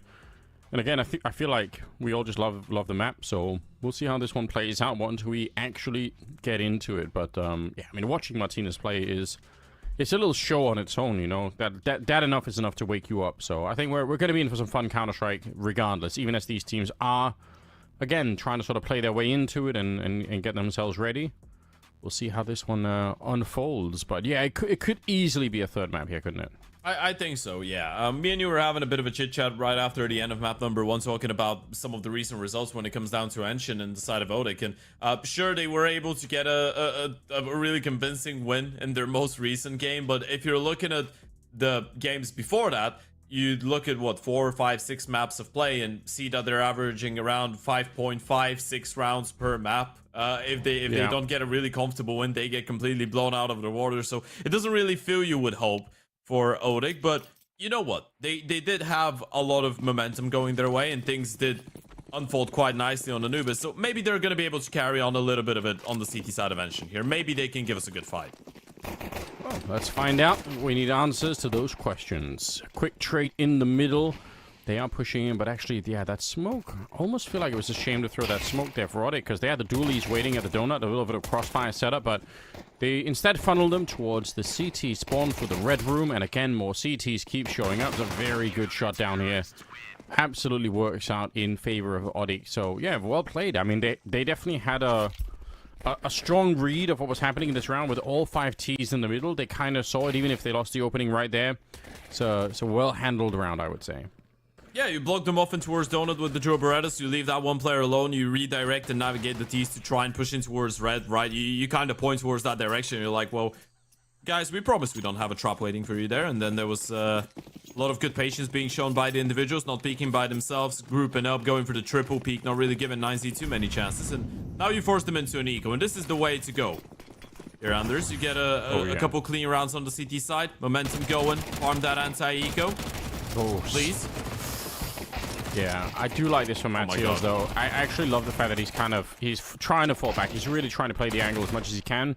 It'll cost them a little bit, and hopefully not more than that, as somehow they are a little bit low on health. But yeah, this MP9 is going to get the job done, no question. So it works out in the end. Yeah, that was maybe a little bit too scary. That actually had me worried. You know what's the good part about it? I think they had only that one FAMAS in the hands of Woody, and that was the only rifle. Everyone else was on MP9, so you don't really lose rifles. If I'm right, worst case scenario, you might have lost one more FAMAS. So yeah, you farm up a little bit of cash on the MP9s, you're going to be able to reinvest into the rifles, and now you will have those 2 M4s and the FAMAS. So it could have been worse. You could have lost a couple M4s. But yeah, you don't have a lot of the save in the savings account, bar, I guess, 90. This one, pretty important. There's that run boost over the smoke that I was talking about in the previous best of 3. There are so many different ways to try and deal with this now, and yeah, 9C not quite ready for it. Oh, that's a big slip up. How is Matthews still alive? That's the one question that I have, right? It felt like the first player spotted him, the second player seen him. They've taken a lot of space in towards that A-bomb side, though, and Lucan getting in towards that tempo position. Talks, gotta be careful. This is the fight.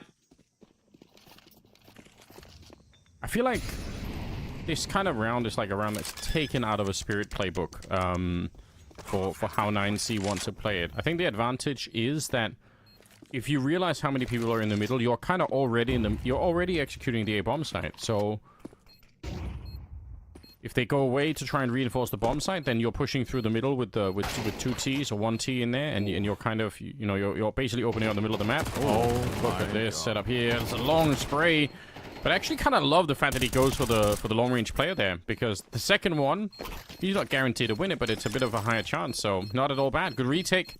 Odic, it's a bit close, but they are going to get the job done. 3 in their favor. Bomb plant does go down, but they're going to steal a couple of AKs, and even if they lose 3 players, I think they're okay with it. Yeah, I think they are okay with it as well, right? Because that was a bit of a bonus round in terms of, not maybe in terms of the money, but in terms of the investment, right? You still had a couple MP9s, you had a couple FAMASs in the mix as well, only the 2 premium rifles of the M4, so on paper, you're still able to steal away a post plan that was looking pretty favorable there for 9Z after they were able to take the space, and they won that fight. In towards tempo, courtesy of Lucan. A couple nice shots coming out of him. He had a couple sharp moments on that previous map as well, but Odic, this is a great start to that CT side of Engine. You get a 3-0 lead.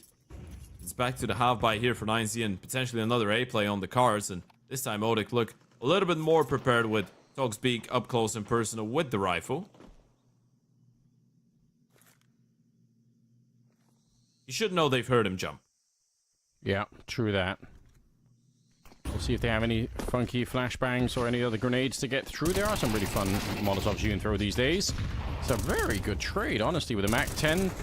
We'll take it. The bomb is kind of weirdly alone out here, but, oh, do they know the lineup for it? Mattio's certainly thinking about it. Max is going to be going down, and at least he got the bomb planted, right? That's a bit of a start here. Lucan, very flash, but somehow still able to get the flick there. I don't even know how. He's actually doing remarkable damage. Still has 20 bullets left. Should be a loss here for Adam S. He is so lucky to be alive, and eventually that is going to be too much to handle. So now it's a Galil against the world here, as Lucan is trying to complete the 1 versus 3. No bullets left at the end there either, so it will be the round still going the way of Odic. I guess that's a good job, but again, a little bit expensive, perhaps. Yeah, it is a little bit expensive, but they're still winning the rounds, right? And this is, I guess this is the good part. You can easily see a world where 9Z just win 1 or 2 more fights and they're going to be able to clutch up the round, but still not too bad. I guess if Togs gets a double, it would have been a much easier round, but he does challenge. Times it well with the player coming out of CT as well, breaking the smoke, going for the peak. He wouldn't have played it so aggressively if he didn't know he had a quick rotation there. They're still able to make it work. Lucan has been putting in some good effort, by the way. Still, I mean, he's on 7 kills. His 4 teammates combined have 2 kills. So, for the majority of the rounds, even though they have been close, they have Lucan to tank for. Oh, yeah. Woody going down at the start. But it's a good trade. Through the smoke, but we'll take it for sure. A 4 versus 4.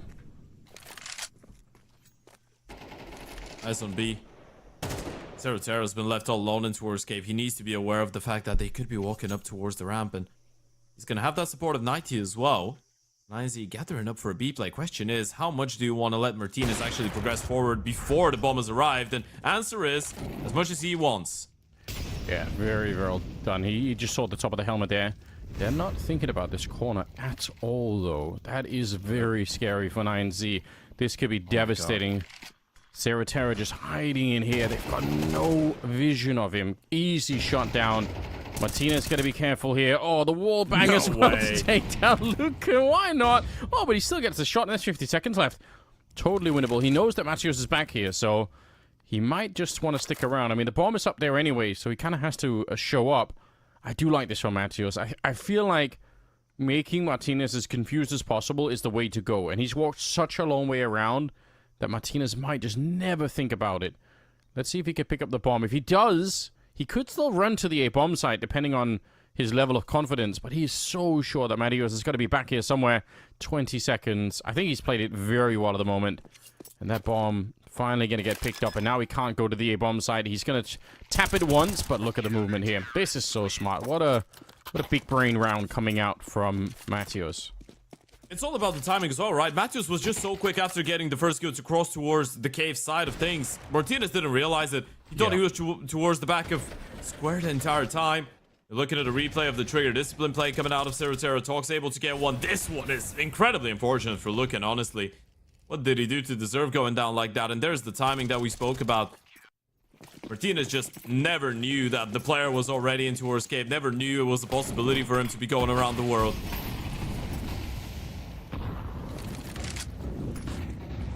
Well, this is suddenly a bit interesting. HE to blow it open. Classic trick. And again, knowing the pre-fire lineup through the smoke there is another, I think, kind of a necessity if you're going to be playing that red room on the CT side. 4 versus 5 to begin with. Odic, I mean, we said that their track record on this map may be not that impressive, but this is how you want to start it, right? If you're going to cause a bit of a shock and an upset, this is how you do it. Yeah, it's holding on a bit of a thread though, right? Because you're looking at the money, and there is a massive danger lying in wait. You lose one round, you're going to be out of finances for now, and 9Z could be able to come back into that T side, but still, I guess, regardless of the fact that it's a bit of a risky game, if you never lose a round, you're going to be alright. And in towards B they go, and in towards a stack they go, 9Z. Okay, easy shot down. Gets a lot more damage onto Martinez. Matios, is he ready for it here? He's going to get the 1 kill. Still very dangerous. Nice. And he's going to get swung upon. It's a lot of damage. 2 versus 2, though. Woody's coming in from the back. I mean, look at how low they are. Both on 19 health right now, so they can't afford really to be in any kind of extended fight here. Togs is low himself, but let's see if Woody is going to be able to swing and get one of these kills. If he swings wide, he might just die. Oh, but the timing is absolutely absurd. Martinez, oh my God, going to be going down, and Molotov in here. Yeah, he's trapped in the corner. He's going to die every single time on this one. So great retake coming through. Very well done.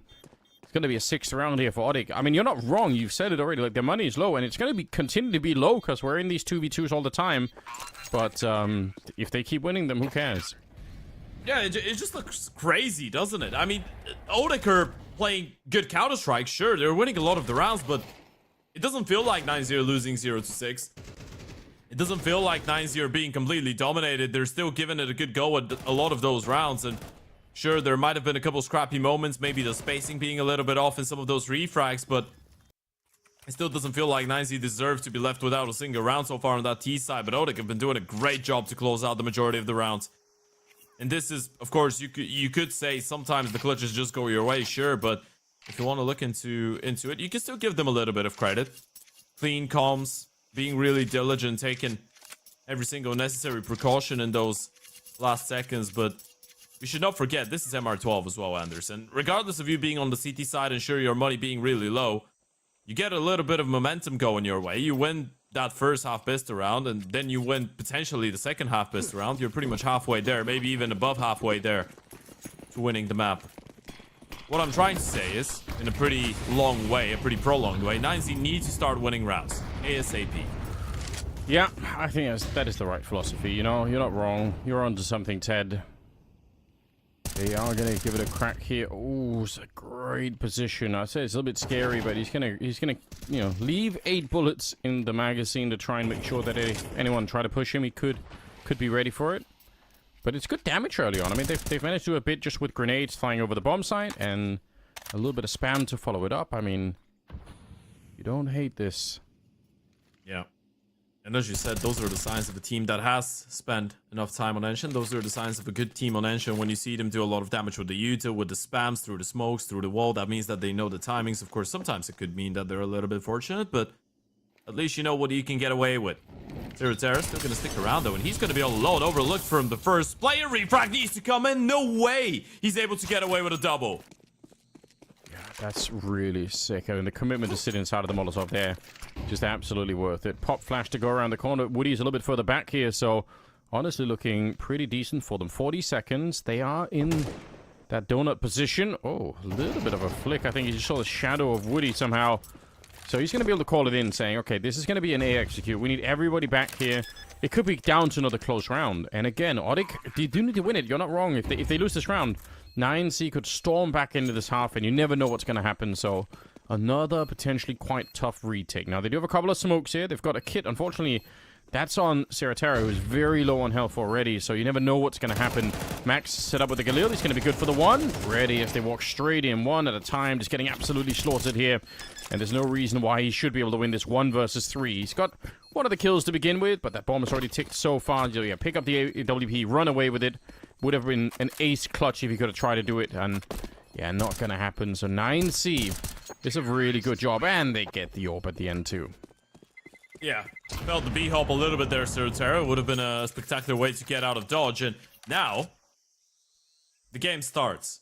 Now, this is where the real map begins. 9Z finally get around, and I feel like I'm not going to upset anyone by saying that they deserve to finally win a round and post it on the board after those endeavors that they've had in the last couple. And this is the money situation now being tested a little bit for Odic. If they're able to win this one, then sure, we're back to square one. We're back to the previous conversations. But if 9Z get chained up consecutive rounds, then the entire vibe in the server just changes instantly.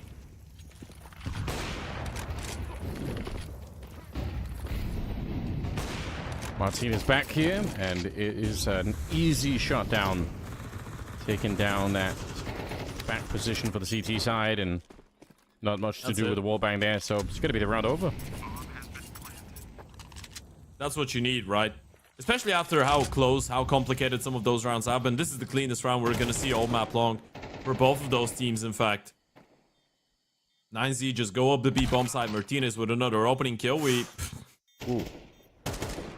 It's not going to impact the round? Almost a clean round. No, but I'm just laughing because I was, yeah, in the middle of explaining how important it is for them to keep it clean. You know what? On paper, it's still a clean round for them. Martinez goes for an opening kill. You get it. You win it by just getting one pick, right? It's not close. It's not scrappy. There's no contest, really. Remember how impactful he was with a lot of those openers on the T side of Anubis as well. He was able to put 9Z in a good situation multiple times. He's able to run back to that form here on Ensh, and that would definitely help things. Well, let's see how this plays out. Hopefully we can get Max back in and have everything restarted right away. We've had a huge variety of different tech, delays depending on the situation. Some of them are really fast, and some of them obviously a little bit. All right, there we go. There's no time at all. You love to see it. But 6-2 scoreline. I mean, anything could still happen here. Togs quickly diving in towards the donut position, flashed out from a teammate. It's a really sick idea, but he's not able to get the kill. Oh, 90-woe. Headshot through the smoke with the USB while running and spamming, and at this point, you're just trying to put yourselves out there. Go for the craziest plays ever and just hope they work out. Of course, this was not even an investment coming out of Odic. You were just playing with whatever weaponry you were able to carry on from the next round or from the previous round into the next. So do a little bit of damage, try and maybe hold on to a rifle. That would be a great outcome for you. But unfortunately, 9-0 are going to be able to keep this one fairly clean as well. 4 alive again for the T side. And this is a great example of how you build up a nice solid economy in just 2 rounds time. Oh, on paper is 3 rounds time, but 9Z, bottom line is, they do have solid cash right now. So for Odic going for another reinvestment, suddenly this has become a game of, okay, we had a 6-0 lead. We got to at least make sure that we win that first half, right? We can't let possibly allow 9Z back into this one to a point where they get a leveled up score at the end of the half. Yo, I agree. This is, just got to find a way to stem the bleeding here. Togs, it's a great kill, and that works. They're going to be able to follow it up. Oh. Probably 1G. Yeah, probably not needed there. It still should be okay, right? It's a 2 versus 4, so laugh it off. Don't worry about it. Just try and play this one by the numbers instead, and it should be alright. Another smoke going down. That's really brutal. 9C, I mean, they need some more mistakes like that to get back in this round, surely.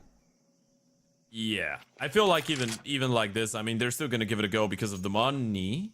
Actually, yeah, okay, they will give it a go. Don't know what that was. Don't mind me. We've been here for a long time. 4th cup of coffee of the day. I do sometimes see things that are not there, and that happens to a Counter-Strike caster. But yeah, they will definitely give this one a go. And to be fair, Matthews is all alone. Now the issue is he's high HP with an M4. He's playing nice and safe in towards the donut, just tucked in. Just gonna be playing off of the sound cues. He doesn't really want to give them too many fights. The only way that they win this round is if they walk all the way out the A-bomb side and they just headshot him instantly, to the extent of which he won't be able to even call for help, and he just dies the first time he sees someone. Yeah, you're probably right. And it can happen, but it's a good way to kind of set up the potential round We're here. on. Okay, there We're we on. go. Matthews, he did see it, but not in time to react. It's so close there. Lucan, unfortunately, very, very tagged up, and they're waiting here. Oh, he's ready. Martinez, it's such a ridiculous kill, but he still is going to be taken down by Woody. He's what a terrifying player to be up against. How do you actually get that flick? It's such a narrow lineup that he's got. He could just hit the wall instead. But now, Lucan, low from earlier. Grenade goes to the other side. It's not going to touch him just yet. They don't have a... Oh, they do have a kit. Never mind. Terra's here. And they are going to be able to get the job done. So, huge round here from Odic. I've got to be honest. That was... I've already started in the middle, where Togs, I think, found those two kills. So, that was already going to be a very winnable round. But it got close in the end.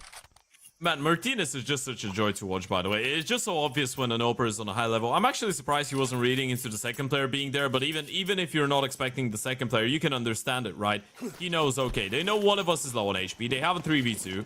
If a solo guy is coming out of Dono, the play here for him would be to just hold for me to walk into him to get the kill, right? He's probably not rushing into me, so that's why he's ready for the elevated angle. It's just incredibly smart. Unfortunately, not enough to win the round, but still smart. Still gotta give him credit. Terra back here. Weird angle for an MP9, but it works nonetheless. M4 shows up, and they're actually really quick on here. I'm surprised. 9C, normally when you actually step onto that B-bomb side, say your chances of winning the round go up really far. Max, Hold on. put into play. Double kill in this round. He's up to 4 in total, so he hasn't really been doing too much in the first 10 or 11 rounds of this game, but you know, to come alive right now might be enough. He will eventually go down. And it does leave Martinez about to get shot in the back, and even he can't respond to this. So, Odic, they're playing fantastic Counter-Strike. I mean, I think that's actually a hard bomb site to hold once the T's are already this far in. I would say a lot of the time you're going to end up dying in this kind of scenario, but good job. Yeah, really reactive, really good timings as well on some of the peaks. They make it... They're playing hot and cold almost with the side of 9Z, by the way, right? Because if you're 9Z, you're going in for the first couple seconds on the bomb side. You feel like this is when the fights are going to go your way. And there's no one facing you, and then suddenly when you think that you're actually going to be able to make your way onto the bomb side, maybe get a bomb plan that they're playing on the retake, then people start swinging at you in different directions. And suddenly, again, we're having the conversation about Odic potentially getting one too many rounds out of this first half, and that final one, number 12, which is probably the most important one for 9Z so far, starts off with a lovely banging HE and a headshot out of Nate. Yeah, what a beginning. How can they hold on to this one? Already 8 rounds, I would say, is really, really impressive. It's a great job that they're showing up to this level against, I think, what is a strong 9C. It's going to be another one just as the smoke was popping up. One of the rare times for Z Martinez not just straight murder anybody that shows up on his screen. And in the middle, Woody, no slouch with the AWP himself. Going to be taking that kill. Okay, knife out. Walking right through to the car. Knife or no scope, you know, pick your poison. Should still be alright. They should know there could be a player out the A-bomb side, and sure. Accessor the steps. Actually, no one's looking at us right now. They're not aware of the existence of this timing. Somehow not. Okay, Max. He wanted to put himself in a position where he could have had, you know, 2 quick kills. Instead, he has to walk into it there, and unfortunately... does make it a little bit hard for his teammates to pick this one up. We need a very tricky 1 versus 2 clutch here coming out as already being spammed down in the run and gun. He actually hit the headshot through. Okay, that's kind of terrifying. It's not enough, though. Nate picking up the 3 kills in the round and an overall 9-3 scoreline at the end of the map here in favor of Odic, who I must say, they're really impressing me. It's cool. What a cool experience. I actually thought 9C were going to win, you know, by quite some margin here. So this is really nice. Yeah. It just feels good to see them carry on that form from the main Swiss stage into the playoffs against a much higher level opposition as well, right? Because we already pointed out the games against the players, MIPR Academy, Uno Miller as well, but on all of those teams, I mean, occasionally you'd have a couple familiar names, you'd have some good players, but it's usually teams that are constantly changing lineups, more of mixes, and not a lot of stability. Now you're playing against a couple guys that have played majors, you're playing against a couple guys that have played a lot of international Counter-Strike, and sure, a new lineup with not a lot of experience, but a lot of name value to it, and you've been giving it a really good go. This pistol round, not looking as successful as of right now, but what is going on?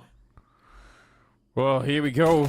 We're back, Ted. It's going to be Woody to take down Lucan, and I don't even know what's happening. Goodness. Oh, they might get shot in the back here. Togs sneaking in. They can go back, eh? Yeah, they might do that. Or they've got every choice right now. They can do whatever they want here. Woody's holding it. Dualies in hand. Wowzo peak straight dead, and Martinez going to fall into the grave with him as well. What a turnaround for the pistol. Odic are now well on their way to winning this map. That is certified craziness, by the way. The fact that you lose the first 2 fights, it finally feels like something's gonna go right for 9Z. It finally feels like they're gonna get a pistol round, and then shebang. Glock, Matthews, 180. Turning around, getting a double kill in towards mid of Woody. Just catching and timing onto the B player and being able to finish off the last 2 kills as well. It's absolutely nasty out of Odic. And at this point, it just feels like it's impossible for 9Z not to lose this game 0-2.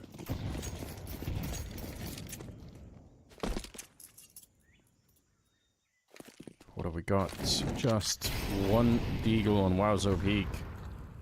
Not much to write home about. They do have a stack at the B bomb site. Again, why not? Maybe you get fortunate. Maybe there is some way to play this. But again, I mean, Odic, I would say, they've been playing a really cool game. I haven't seen too many crazy mistakes. I feel like they kind of understand what's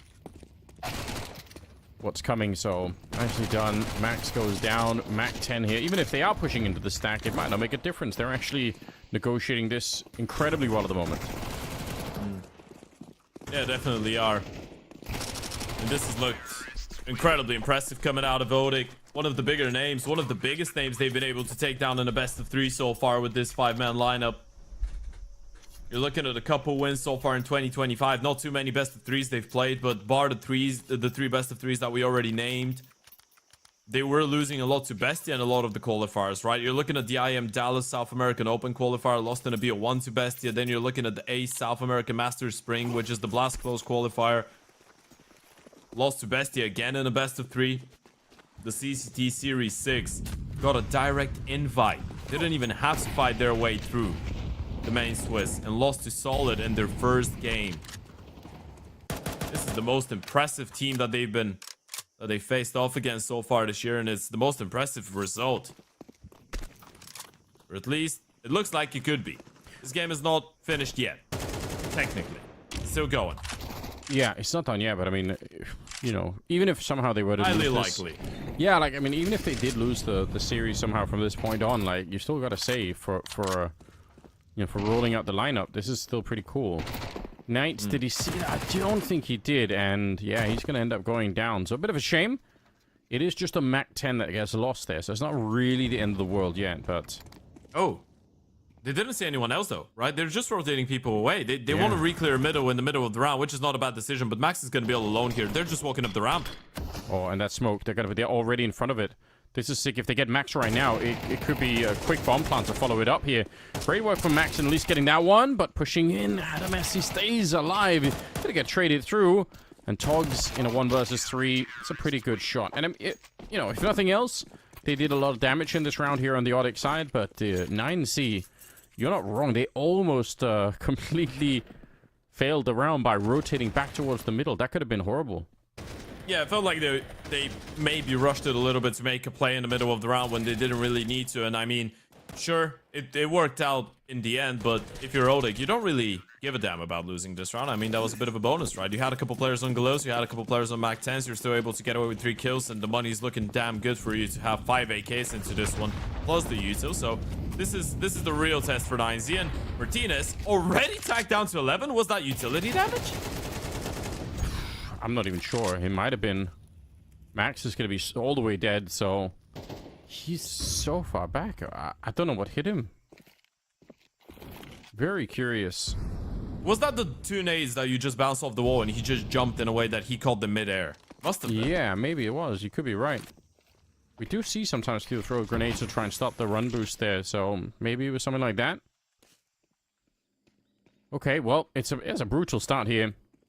They do not have the money to lose this round, 9C. I mean, obviously, if they end up giving it up right now, it's gonna be a huge problem for them.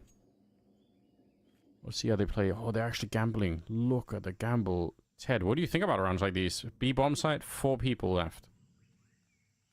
That is crazy. But I guess you're just putting all your eggs into one basket, right? With the low HP of Martinez, with the util not really allowing you to, I guess, block them off too much, with the lack of an AVP.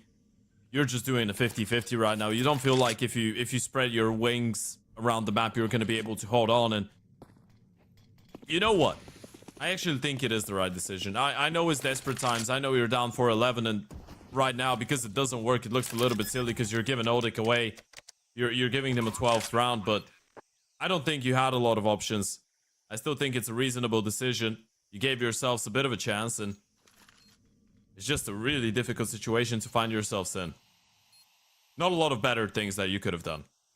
That's the worst part. Yeah. I mean, obviously, it is that wisdom that we've come to know by now, where at least you're getting to keep the rifles. Although, saying that and then staring down the barrel of having to win 8 rounds in a row is it's a hard choice to make. We'll see if they are going to be able to do that. But right now, Odic are absolutely crushing it here. Good decision making, great individuals across both the maps we've seen so far. Pretty much everybody's shown up. Yeah, the secret. It could be a new interesting contender here for the South American region, maybe beyond if they keep playing this way. Yeah, that feels like it, doesn't it? I mean, you're looking at the kill distribution as well. 13 kills for 3 people. Matthews on 15 and Togs on 9. Feels like everyone is doing their part, and you're looking at this side of the bracket as well.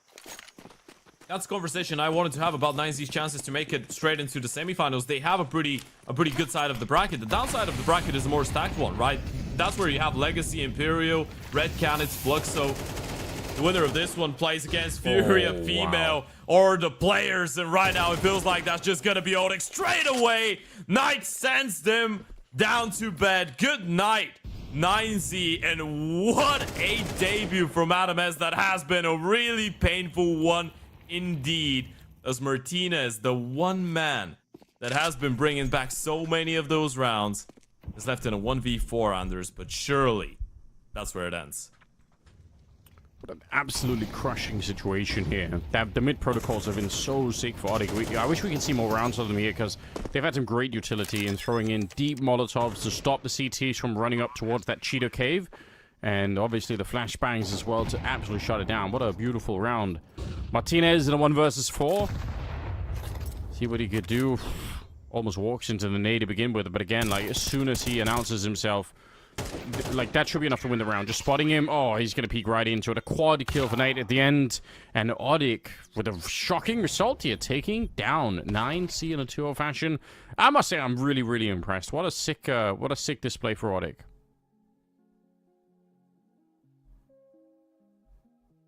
We'll see if it's going to be more than that as they try and run through the bracket. But, yeah, this was a fantastic way to get started. Obviously, it's only for the first 2 best of 3s of the day. We do have another couple coming up, but obviously it won't be you and I, Ted, doing it. Yeah. But it could be a lot more Counter-Strike here from the region. I'm pleasantly surprised. Like, I guess for 9C too, like, it wasn't necessarily a bad showing. I just think Odic was better than I think most people expected. Yeah, I feel like it could have been a different game if 9Z were able to close it when they had that 11-5 lead on Anubis, right? If they were able to put it to bed right there and then on 13-5, 13-4 or whatever, maybe it could have been a different series, but let's not take anything away from Odic, man. They were without a doubt the better team. They played a really good game of Counter-Strike. They were able to hold their own. When they were down 5-11, they were able to win, 11 out of the next 12 rounds or 10 out of the next 11 rounds. It was a crazy streak for them to get back into that Anubis and bring it back from the doldrums pretty much. And Enshin, it wasn't even close. Sure, a lot of the rounds in the first half, you could again make the argument they were winning a lot of close situations, a lot of post plans, but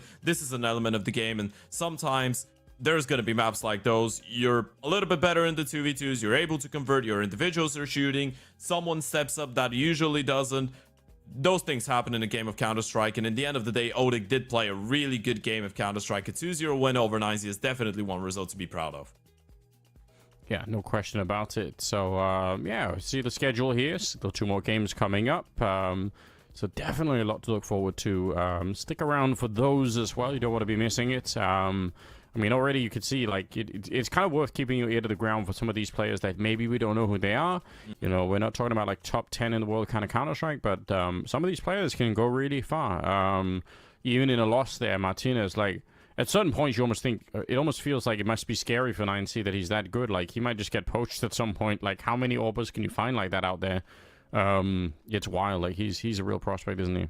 Yeah, he absolutely is. And I think that's a conversation that it kind of felt like we wanted to have it midway through the second map as well, when we could see where things were going, because Martinez was still looking sharp. He was still looking good. He was still looking on. And I feel like, as you pointed out, it is really easy to spot out the player that just has something a little bit special about him, right? He's got the X factor, and you can tell that he can be the X factor. So I think obviously it's really early days for this iteration of 9Z, but when you're a team like 9Z and you have that type of a player, in order to keep a hold of him, you at least need to make sure that you're allowing him to play the bigger events, because he does have the potential, he does have the skill to be playing the bigger events.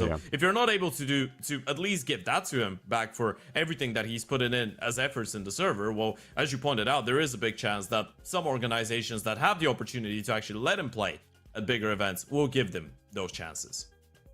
I definitely think so, right? Especially because it's so hard to find those really big AWP players. Like, it's a lack in the scene for sure. So we'll see how that plays out. Hopefully not for now. I do kind of like this lineup. But that's it for us, Ted. We're going to throw it over to the next commentary duo. Stay with us here on the channel. There's more Counter-Strike coming up. And until next time, have a great time watching more Counter-Strike.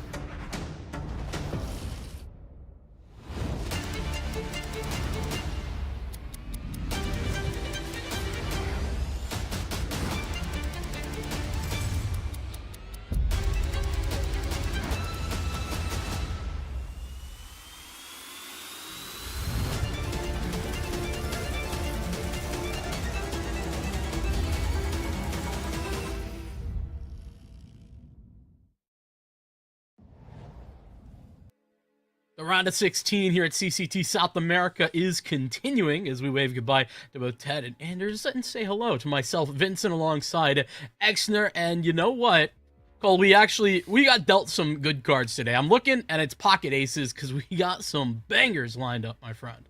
Yeah, really looking forward to the matchups that we have here today. Should be some exciting action here for sure. So looking forward to closing out the remainder of these best of threes. As you can see for the rest of the day, our lineup's going to start off with Red Canids versus Solid. And then, of course, later down the line, we're going to be seeing Furia FE playing up against players there. That'll be shortly after this best of three.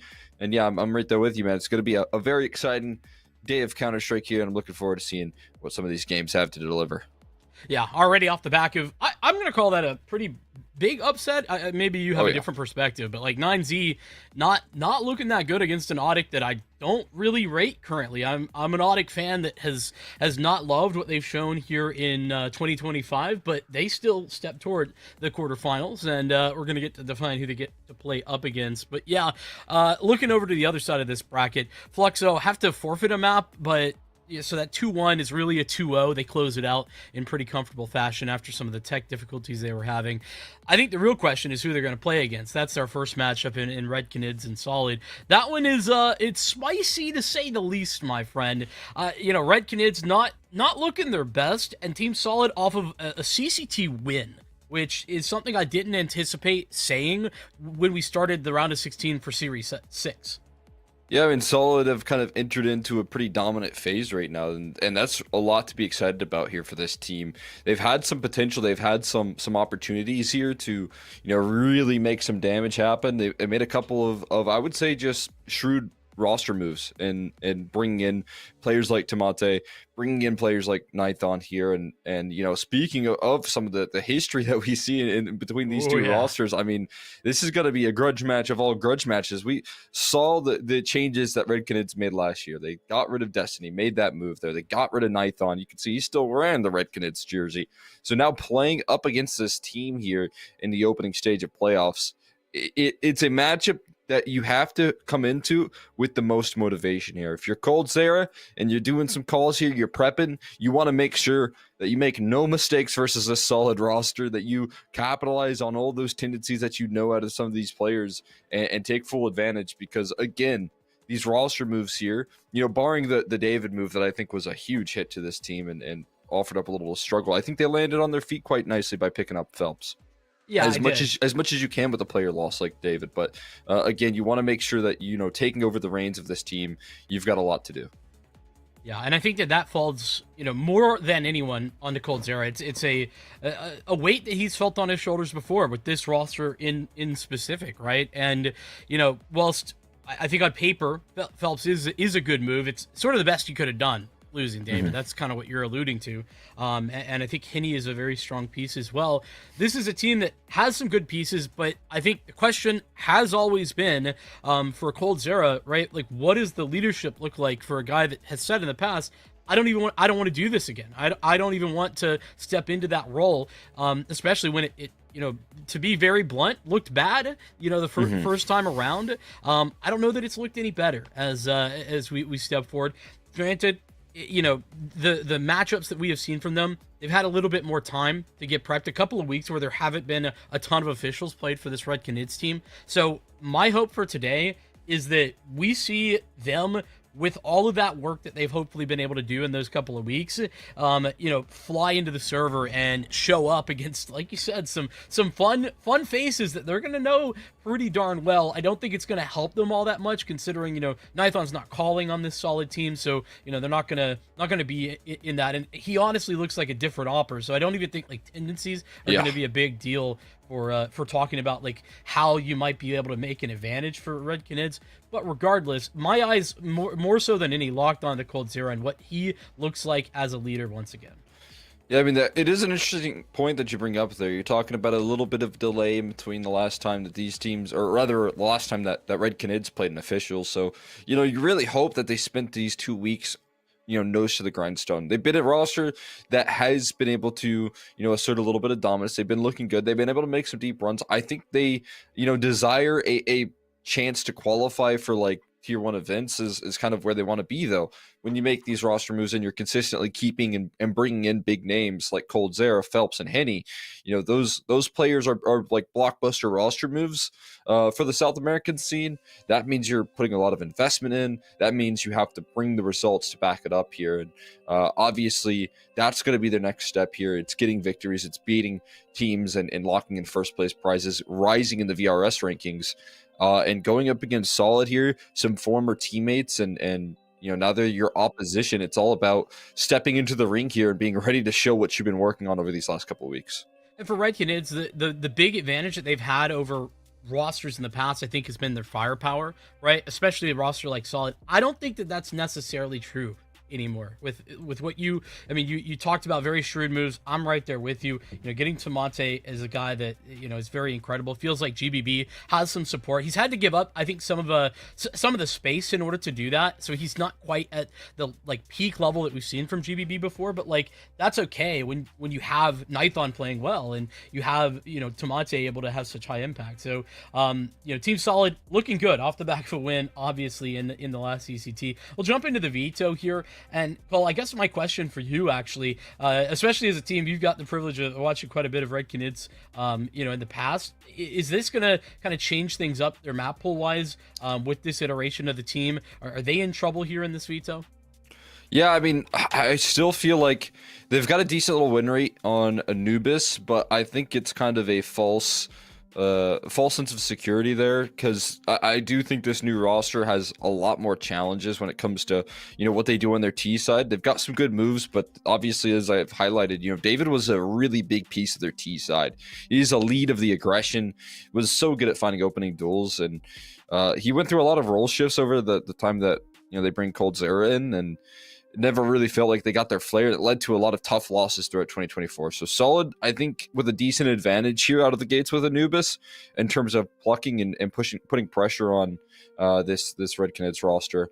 The good news is, I think both of these maps Henny operates on very well. Dust 2 and Anubis. There's a reason they pick in a Dust here out of the gates. I think Henny can take so much control. I'd imagine he has a decent bit of say in terms of what maps they're playing here. Then closing things out on Mirage, again, if you're kind of zooming in on Red Canids, Phelps very effective when it comes down to lurking. I still feel like they're missing those extremity pieces. I want to see Venom Zera a little bit more active on this roster and see what he can do in terms of getting back to, I would say, form that he was in when he was rising in the scene. I want to see him, be a big piece of this Red Canids roster and given resources to make that happen. Yeah, it's hard. I'm a little bit split, to be honest with you. I feel like on the one hand, Anubis definitely a huge spot for Solid to take advantage of. I think that's one of their best maps, not just because they have a strong win rate, because the eye test on that map, it just feels like such a comfortable place for GBB to work in particular. It has been very effective there. But then Dust 2 is the scariest space for Red Canids in this series, right? I'm in agreement, right? That's a place that Henny can be very efficient, can find a lot of big value moments.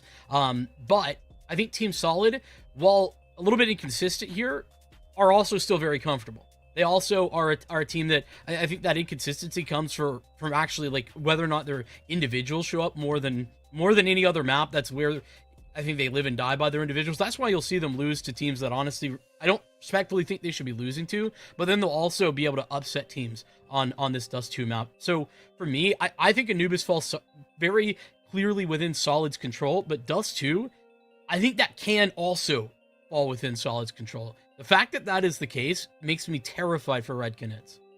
Yeah, I mean, if you're looking at the amount of work that this team has put in, large amount of the success, they're on a bit of a win streak on Dust 2 as well in that Swiss stage where they did, quick work for a lot of opposition. They showed what they were made of, talking about a lot of activity on that CT side. When they get confident, it's hard to slow this roster down. And, you mentioned splitting up the roles here, kind of being a little bit more sacrificial here, GBB, in between GBB and Tamate. And it makes for an interesting story here because I think CS, as we enter into more of a more of a extremity riflers being very impactful and very aggressive on that T side, you got a couple tools at your disposal right now on Solid, and I think it formulates into a very good system here for Solid that they can build upon.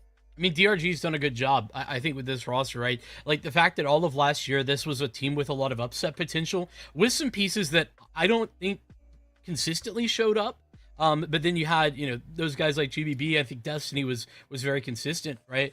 When you add firepower to this roster, that's something that DRG has taken advantage of so effectively. I got a lot of respect for the way the Team Solid have worked on themselves and looked inward instead of outward necessarily. These moves were good ones, but they weren't even out there like searching. They just took advantage of good timing, right? With Nithon, especially with Gloria's letting go of basically their whole roster and Tomate being a part of that. So I'm really high on what Solid have done here. Obviously, I mean, a win in the last CCT will do that. We got a chance to watch a lot of their victories, and pretty much throughout the whole of that playoffs last time around, Team Solid were the underdogs, and they proved everyone wrong time and time again. Yeah, I'm on top of that. I think the Nithon ad here has been him getting back into his old form there. Back when he was not calling on Red Canids and he lost a big step in his game. Now we're seeing him take a lot more activity, a lot more aggression. Just doesn't look like he's looking at his radar anymore here. And sometimes I think that transition can be a little bit of a difficult one here for an Opper to leave the IGL role and then still have impact. He can also provide a huge secondary voice into this team, which is another key factor, especially in your Opper. If you're able to float around the map and you're not primary, you're not having to, pull through a lot of the calls there, and allows you to focus a lot more, allows you to have a lot more impact, but also you can call for your own rotates, and you can say, hey, you need to move here. You can kind of move those chess pieces whenever you want, and I think that's a huge value here for Solid that makes this team kind of fit like a glove. Yeah, and they showed that in the Swiss stage, right? Like Red Canids get the playoff invite here, but Team Solid, despite winning last time around, they go through the Swiss and they don't drop a map. It's 2-0s for everybody. They sweep aside Game Hunters and Shinden with these. It was a little bit dicier against Dusty Roots. I think it was Dust 2 that they played against Dusty Roots, and that one got quite close. I think it might have been overtime.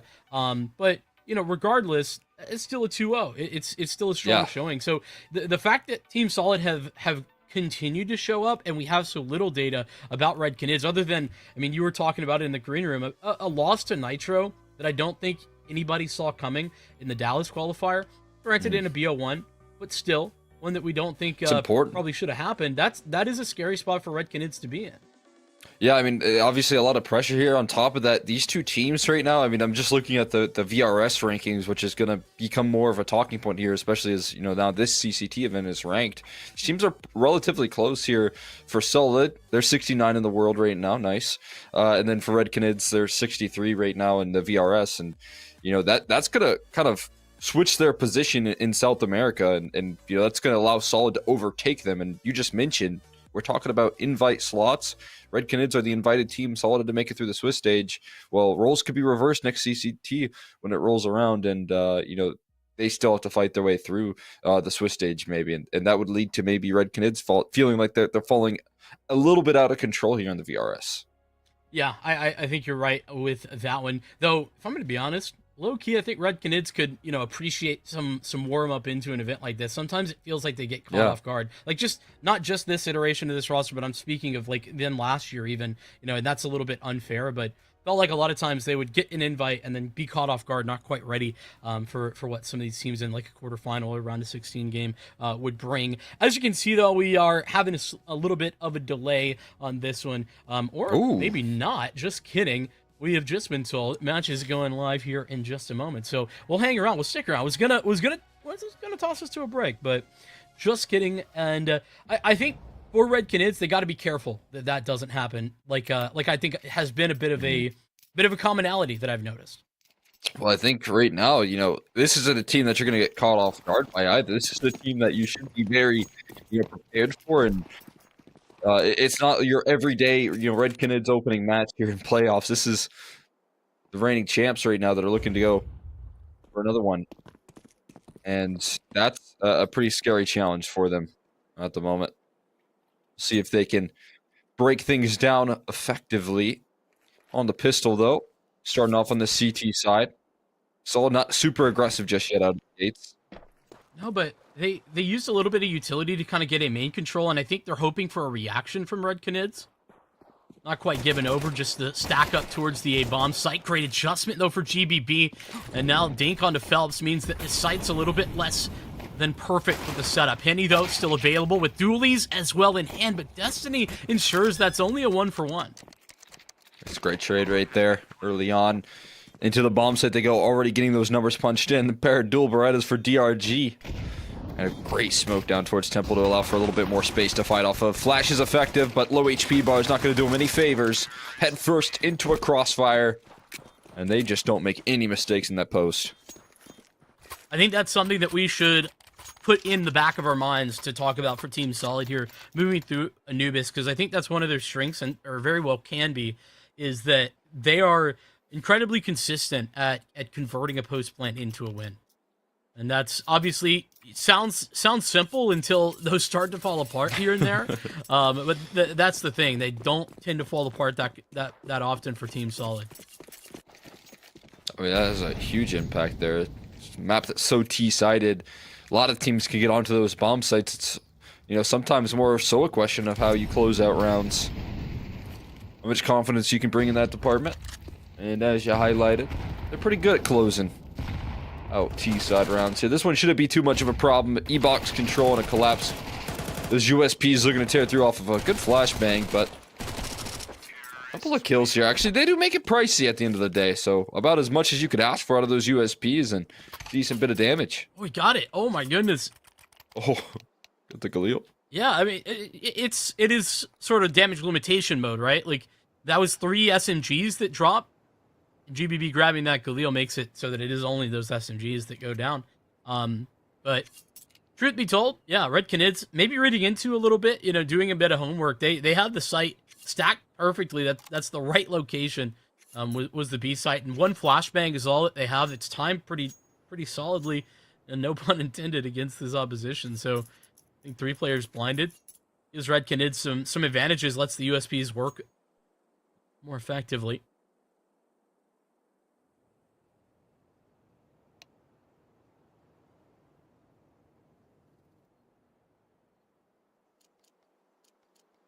A little bit of attack. But, yeah, I mean, I've been liking what I'm seeing out of Solid here. As I highlighted, I think they really made a good roster construction. I'll definitely agree with me on that one. Like, watching this team develop has been very entertaining because throughout his Pain Gaming days, I knew Nithon was very good. When he got kind of cut off from that roster, I was a little confused as to what it was. And then I saw Zevi, and I was like, okay, now he's a good opper.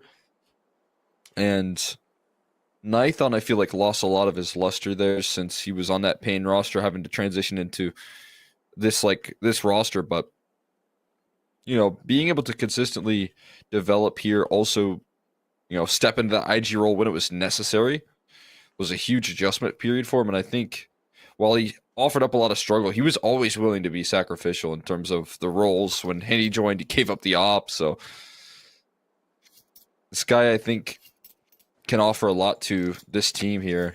And we've been seeing them enter into a nice, I wouldn't even call it a honeymoon period. I just think it's a good roster construction at the moment.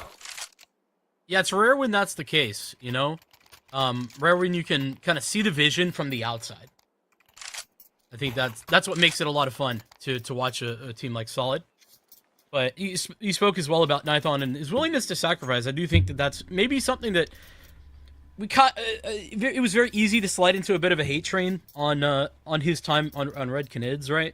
Because they had such high upside. They were really bad numbers. Yeah. I mean, they had high upside, but then they never did anything with it. It felt like such a disappointment all the time. But you know, it's a good point to make that, you know, the guy was always willing to take the sacrifice. So that, you know, when all eyes were on him, he was under such intense scrutiny. You know, it's got to feel like a crazy level of relief to no longer be under that pressure.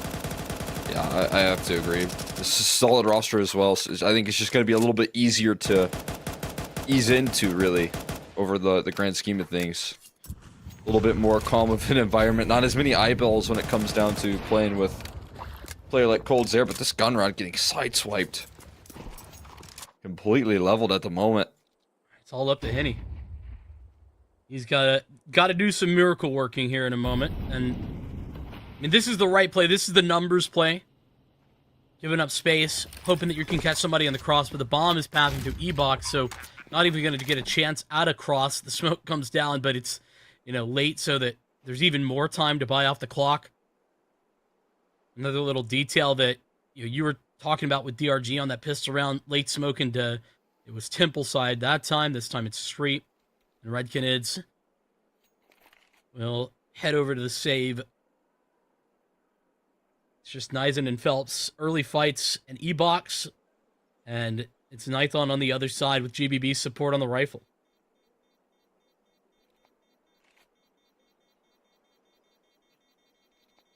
Maybe, one flashbang to activate them. And not be super interested here. Still looking to build up that T-side economy, hoping for maybe an overextension on the CT side. So a bit of a stalemate there to close it out. For solid punish that aggression for the opening gun round right there. Defaults hold up very well together. You know what I've just realized? Solid picked Anubis, and Redkinids let him start T-side. Oh, you're right, yeah. It chose to pick CT? Yeah. Wow. It might be the first for me. I don't recall any times I've ever actually seen anyone do that. I've seen it once or twice, but that's only when there's struggles with the T side, and I think I've highlighted that. I've seen even Redkinids before, with Nython actually. They struggle with opening maneuvers, struggle with the T side comfort quite a bit sometimes, so I mean maybe that is something to do with it, but yeah, it's a interesting route here for them for sure. That's the case, honestly, though. I think you got to think about maybe not having Anubis in your pool at all. Right. If you're that unconfident in the best T-side map in the game, maybe I'm taking the more extreme measure there, but not ridiculous to say that, but maybe they can bring a CT side and provide the early relief anyways. There's an opening that they needed. Got DRG. Oh boy. That's timing. Tough timing. Phelps is wise up to it, and it will lock down the kill. Important. Give him extra relief right there. Cuts off the mid-prong of approach. A little overwhelmed is GBB, but with a big one. Oh, and a follow-up. Nothing out of Henny in that position, but a dink. Tamate finds one as well. This one spirals out of control here, but still could be reined in. 2 quick kills and a bomb tap. coldzera keeps it in safe hands there with the close. I mean, that's a huge round for coldzera, just to play off the smoke fade. Everything's going right until it doesn't. Team solid. Had a lot of very forward positioning. I mean, genuinely a very favorable fight, from DRG that just is fully whiffed. Problem being that trying to deal with GBB is pretty devastating. Mate with the valiant attempt, but having coldzera play well, I think that's going to be an important thing to talk about for Redkinids and their success. Because, I think if he can elevate and play at the level that he's capable of whilst calling, that's something that this team can lean on. Yeah, I'm right there with you here. That's going to be like a long-term mission, I think, for coldzera's. He's stuck with this Redkinids roster for quite some time at this point. His belief has some trust here in between these players that, he's got a couple of these guys that I know he has faith in, that I know that he can trust with his game plan, his vision.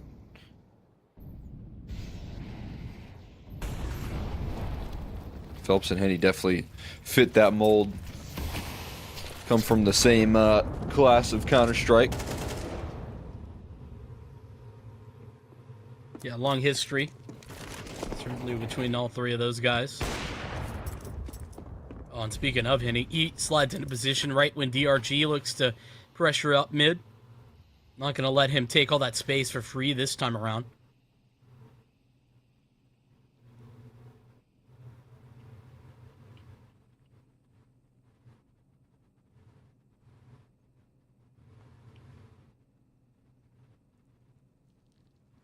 Nice opening pick there. Ooh, Phelps. A little bit of visual there on Nython. It's the cue to finally strike. It's a big question. When are they going to finally make their move? Trying to let Nython lead the charge here. Phelps playing elusive, though. Nython actually not going to be poking just yet. Finally gets a chance to fire off with his AWP, but there's more resistance ready to go here in Temple. Another one out of Nython, and he's still on the scene. They've yet to see Tamate, but they should maybe have a decent idea of where he's located. More activity out of Nython. He goes to take charge. Shows Henny what's up. Now Venom Zera left into a clutch. What does he have at his disposal? Bomb is planted. Time is ticking up against him. And he's starting to make noise. Oh, Nython misses his chance to close out the round comfortably. Has a great read as to where Tamate is. Tamate not biting just yet. Going to swing around the corner. Oh, it's so smart. Baits him off the bomb once again. Goes for the full swing, though, this time. Venom Zera continues to tap there. Nothing but composure out of this guy and closes out the round. Oh man, that's a round that is set up so beautifully, and honestly, Nython, who creates so many opportunities, he's set up for success. He's letting his riflers lead the charge, and then he's hitting every single trade automatic with the shots on the AWP, and then gets active to grab the advantage. It's him, honestly, a little overstep. He doesn't even need to be taking or holding that line. Can afford to be passive and let Tamate take the first contact.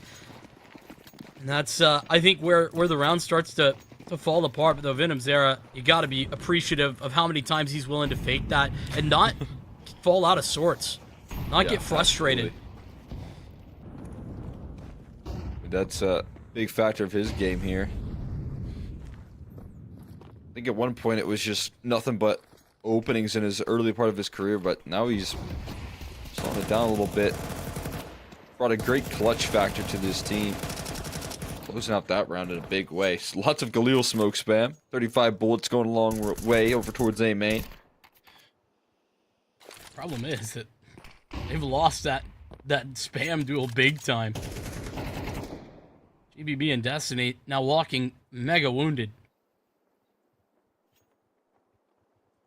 It has done its job though. Pulled 3 players over to the A-bomb site, and it's just gonna be Phelps to play defense. Excuse me, Nizen.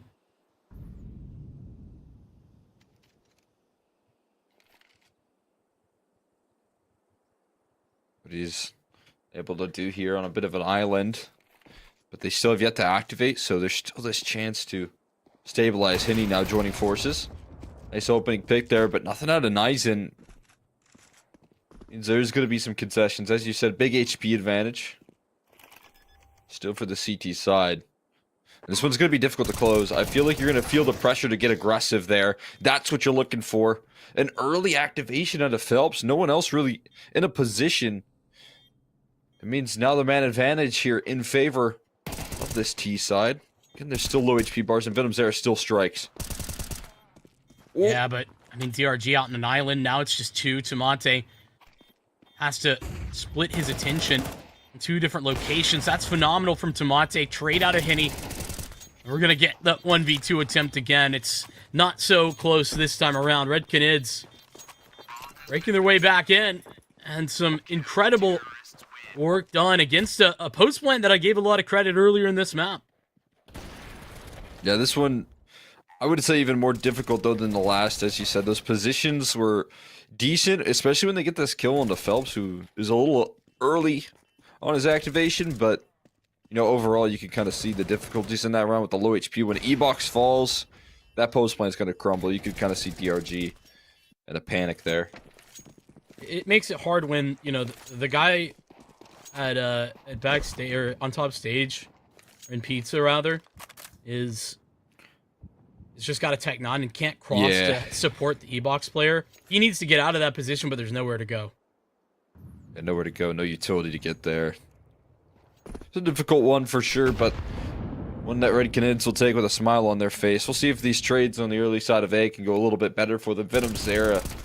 Been constantly on offer. A quick pick, and he gets a kill, gets out of dodge, staying alive as well, eventually overrun, but that's where Cold Zera steps in and fills the feed. USP to close, and Red Canids, with some confidence in their CT side, are being rewarded with it.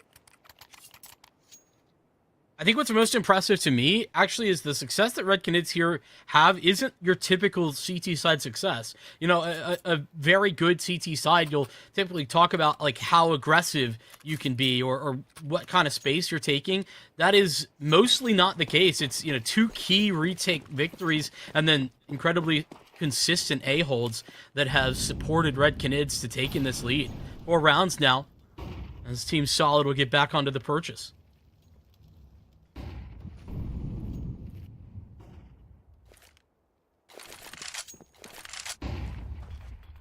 Yeah, and however you get the job done here, you're going to take it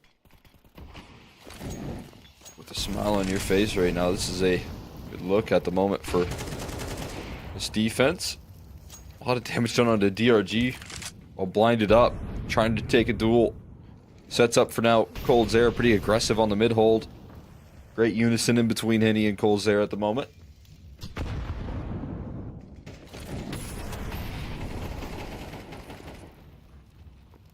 Pressure starting to get applied, though, over on the B site. And once again, we're talking about Nizen, who's at the moment alone. He's going to get Phelps in for support here shortly.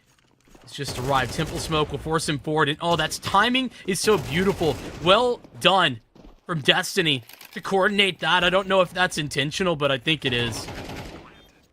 Here's Phelps trying to force his way forward ahead of the Temple Smoke, and then he takes that time to force his way forward.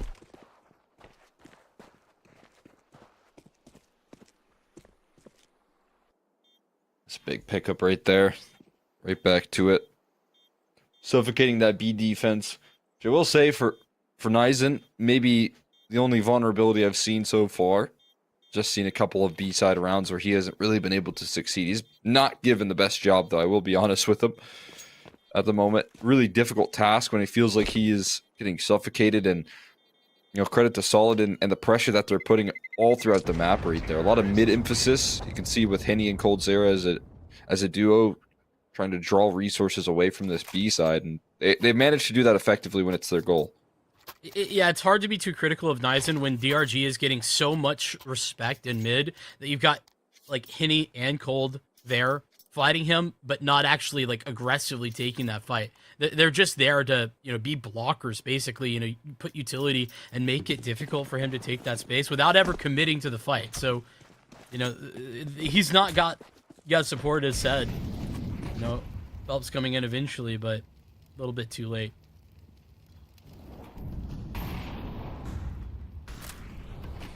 That's just a bit of a challenging task there for him. But again, already building decently well into this T side or CT side is something that you'll be pretty happy about. See if they can continue to count things on up. They look to, once again, play that default out, draw those resources away. I like what they're doing as a small adjustment. A little more backup on B early on. But that's Henny's op solo towards A. And he can't get any visual. There's just constant motion right now. Mid-aggression here from coldzera's beautiful. Flashbang doesn't quite connect, but he still locks in the kill and an extra dink while he's at it. And here's the adjustment for Red Canids. Something that, you know, I touched on a moment ago, right? A good CT side's going to be able to sprinkle in some aggression and take space so that they're not so caught off guard late round on B, like where Nizen's been a couple of times. And it's Nizen, that is, to get the aggressive stance, or excuse me, a move over into B main. So now this A setup gonna have to be good. Henny locks in instead of falling back with the Tech 9. This is absurd. He's just in the smoke. It's unlucky, to be honest, but such an ambitious hold. Trying to offer up some coverage here is nice, and he strikes perfectly in time right there. HE, not quite, 3 HP. Nizen doesn't fall back. He continues to fight forward there. And I tell you what, man, given the chance to make sure that he doesn't force his teammates to feel that same feeling he's feeling on that B side, a little suffocated, he makes sure to strike forward fast and find some success right there, offering up his teammates some help in a big way. Honestly, love the adjustments that Red Canids are making CT side-wise. This round almost falls apart because of Henny's like forward position and what could have been a disastrous hold on A, but they take space back, they go for the B main aggression, they get Phelps in a super far forward position, and they get coldzera far more active in mid. That is two fantastic things in the mid round that Red Canids did in the previous to make life difficult for Team Solid's pretty consistent wins that they found on their default.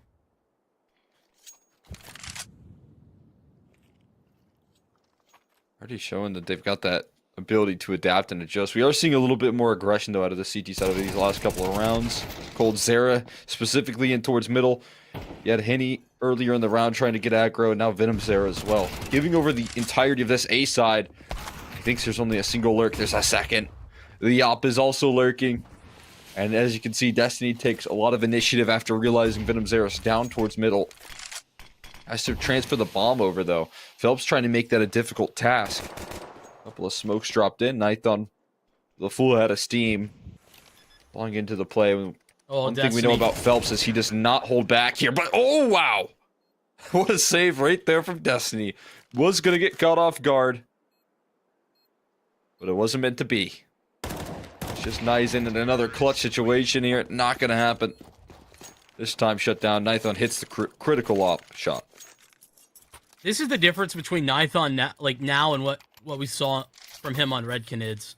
He feels so confident and willing to take angles like that one that we just saw at the end, where, you know, if he misses the shot, he's just dead, and it's a 1v1 for Destiny, but he's hitting those very consistently now, where before I don't even think he would have the confidence to go for an angle like that more often than not. It's pretty incredible to see him unleashed again.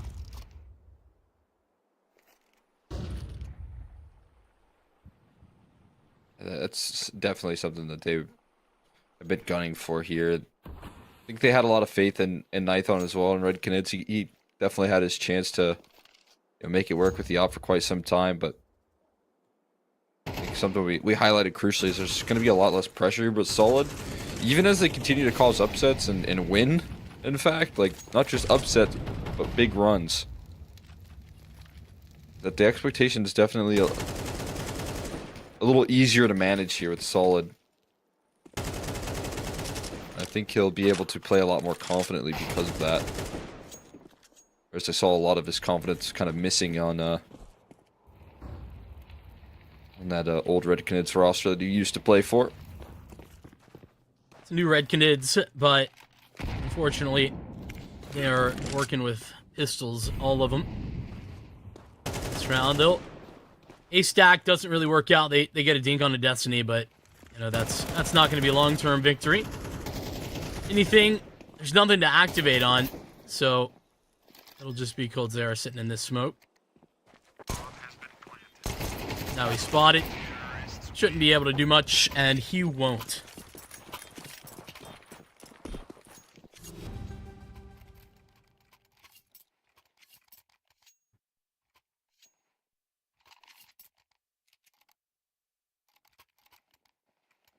Final round of the half here. 5 rounds again is very manageable. Surprising to see the CT pick, but doesn't seem like the worst decision when you walk away with 5 rounds. Still have to see what those T sides are, and as I said, I was really hoping to, witness this team look hungry with the little time that they had off. A couple of weeks of no officials means they have time to grind. Oh, this is Team Solid in a pretty tough spot. Phelps and support as well from Henny on the back of the site. Make life difficult. Team Solid didn't know it, but Red Canids knew that's coming. It was aggressive into a main. They get all the way through, and they take full canal control by the time Team Solid look to flash through that smoke.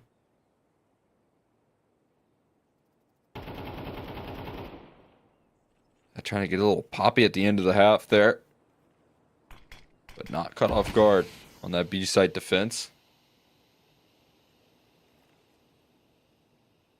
Nice, I'm backed into a corner right now.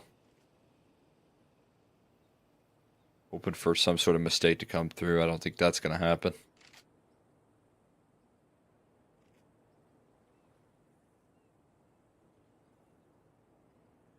See if anything's offered up. I thought inching his way forward.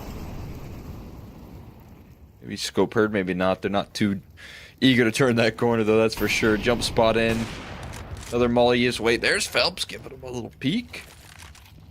Python gets a chance to make something happen here with at least a single kill. 20 seconds left, though. That's going to be a panic to try and plant.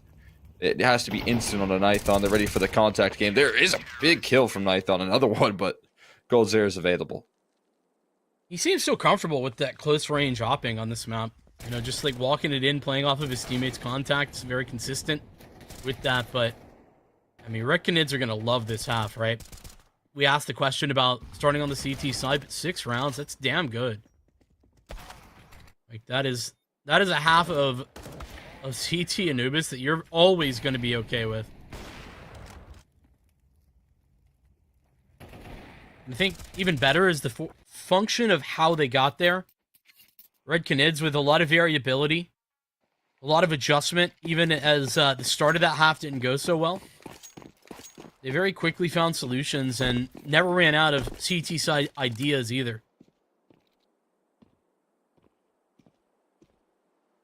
Ability to adapt here, already showing signs of promise on a map that I said it's a little bit of a struggle for them over last year.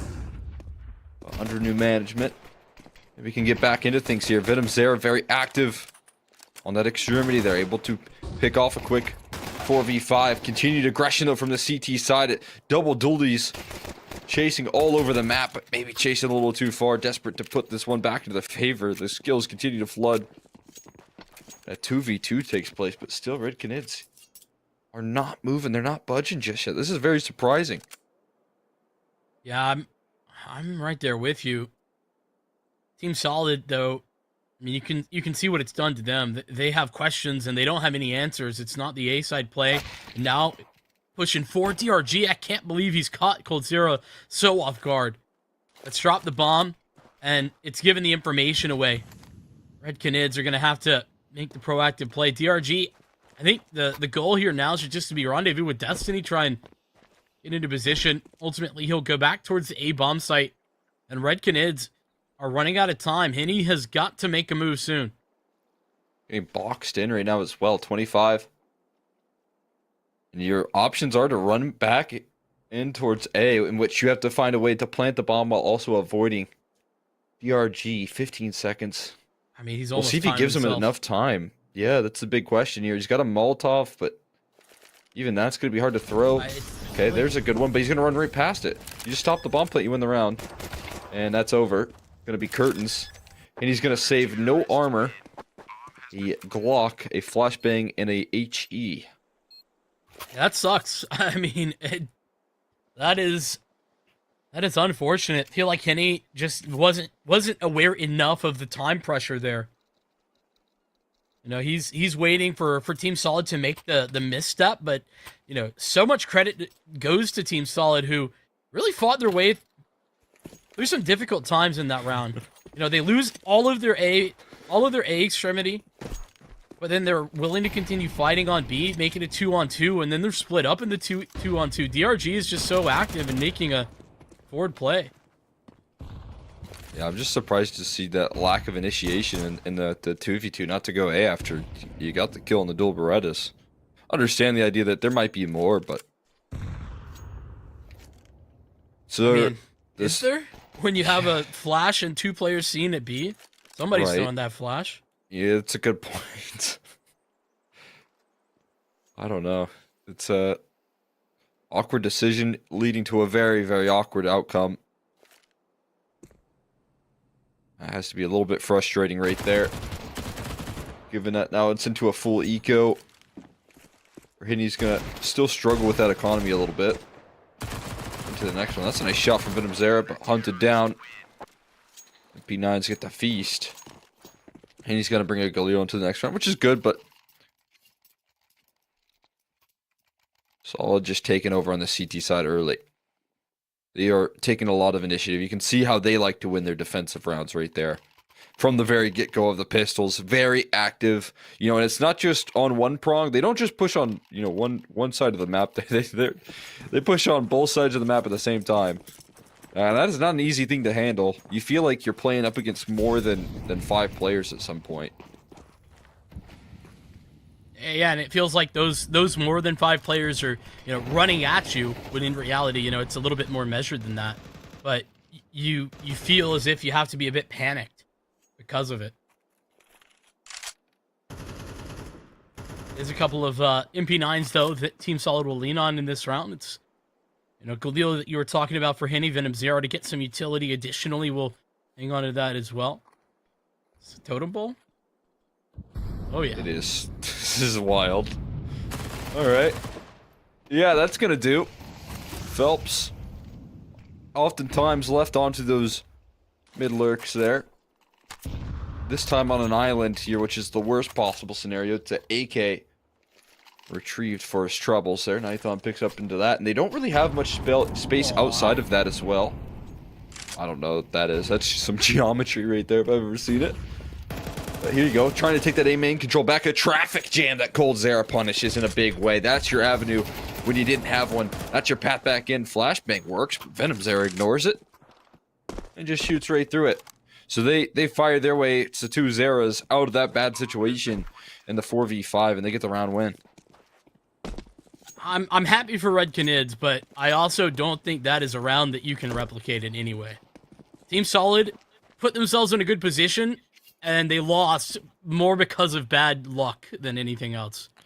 The whole fact that they're flash playing into A main at the same time that Red Canids are flash playing into A main, so they go into a flash whilst they're flashing in. It's just perfect timing that both of those guys are blind. And then Venom Zera, like you said, he just ignores the perfect flashbang that Team Solid had set up. Like, your site player should get something there, but Venom Zera just says no. I think Red Canids should take this one, be happy, but I need to see more. Yeah, absolutely. I mean, that one you definitely can lean on. We had a really good timing. We offered up success from that point forward. As you said, how often can you replicate that? That's another question. But being able to survive that round when you were going up against weaker weaponry, getting past the bonus, it's a big deal there. Being able to play up against that. Now can they get back here now that an AWP's in play? A couple FAMAS's in the mix. We know those guns are a little bit better. They're saying that, at least. AWP on the line. Wow, okay, that was Phelps actually from the mid side, from the door side, actually finding the kill. And there is an op frag, so the man advantage maintained. And this time they try and set up Phelps with a little bit more resistance and a little bit more support. But Solid just throw the same numbers at the problem there, this time with an AWP, and it's a little call and response early. Yeah, I like that thought process, though, from Red Canids. That actually gives me a little bit more confidence. GBP got to be tested here. Actually, he might do the testing on his own. Toss the smoke to remedy the problem temporarily. Look at this. I mean, the B-side attack is coming, and they've got all the bodies here. Solid are in a prime spot to win this round. Oh, beautiful HG to start it all off as well. Before the execute even hits. 50 damage shown on the Venom Zera, putting him down low. Contact play with the high-low setup. Everyone wins on the extremity of those duels. And as you said, with everyone there, it's just going to be very comfortable to fight through that round. You saw a different version of Team Solid than we saw in the pistol or in those anti-eco rounds. We talked about how they're willing to press on every extremity. They're always going to play aggressive, and it's just about how aggressive. This round, they do the opposite. It's a passive setup at mid. They set Nython up for success. When he gets his one, even though Phelps with a swift trade, DRG's in the tight corner to make life difficult. Now, just taking charge, taking initiative here, rewarded with a couple of opening duels, trying to bail Destiny out of this position, and GBP offers up a little extra assistance while he's at it. No relief in this situation. Completely charged forward. AWP, I thought he had a line. I thought it's called Zera's Deagle. He's going to be able to find that. But Nython, Yuck. quick on the draw. Nasty angle from DRG to close out. That's a gun round that just gets sideswiped here by the confidence from Solid.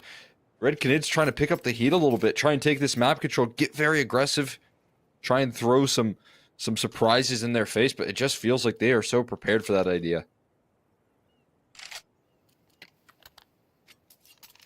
Nobody losing either. Like, Team Solid, there's not a duel they can't win. You know, that's super helpful. GBB in some prime form. And as I mentioned at the end of last half, Nighthon seems incredibly comfortable in this like closer range opping. I do think that that's, you know, sometimes when they were at their best, when, you know, Red Canids, like thinking of Mirage and, you know, how aggressive he would play on like ramp at A. You know, that is something he's got a lot of history with. And now, you know, being able to put that work in, maybe it's just straight up focus on the crosshair a little bit more. He's so immediate with these kills. I'm missing a beat here. He's been on the scene, been effectively repositioned, as is the whole squad here, really. I would give them credit for the positioning, the rotations here. Tamate not hanging back either, sees an opportunity and seizes it.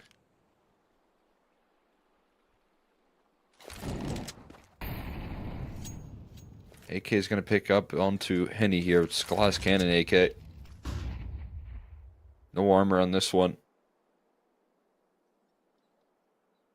Yeah, Phelps was the hero rifle in this round for Red Canids. And he gets beheaded by DRG at mid.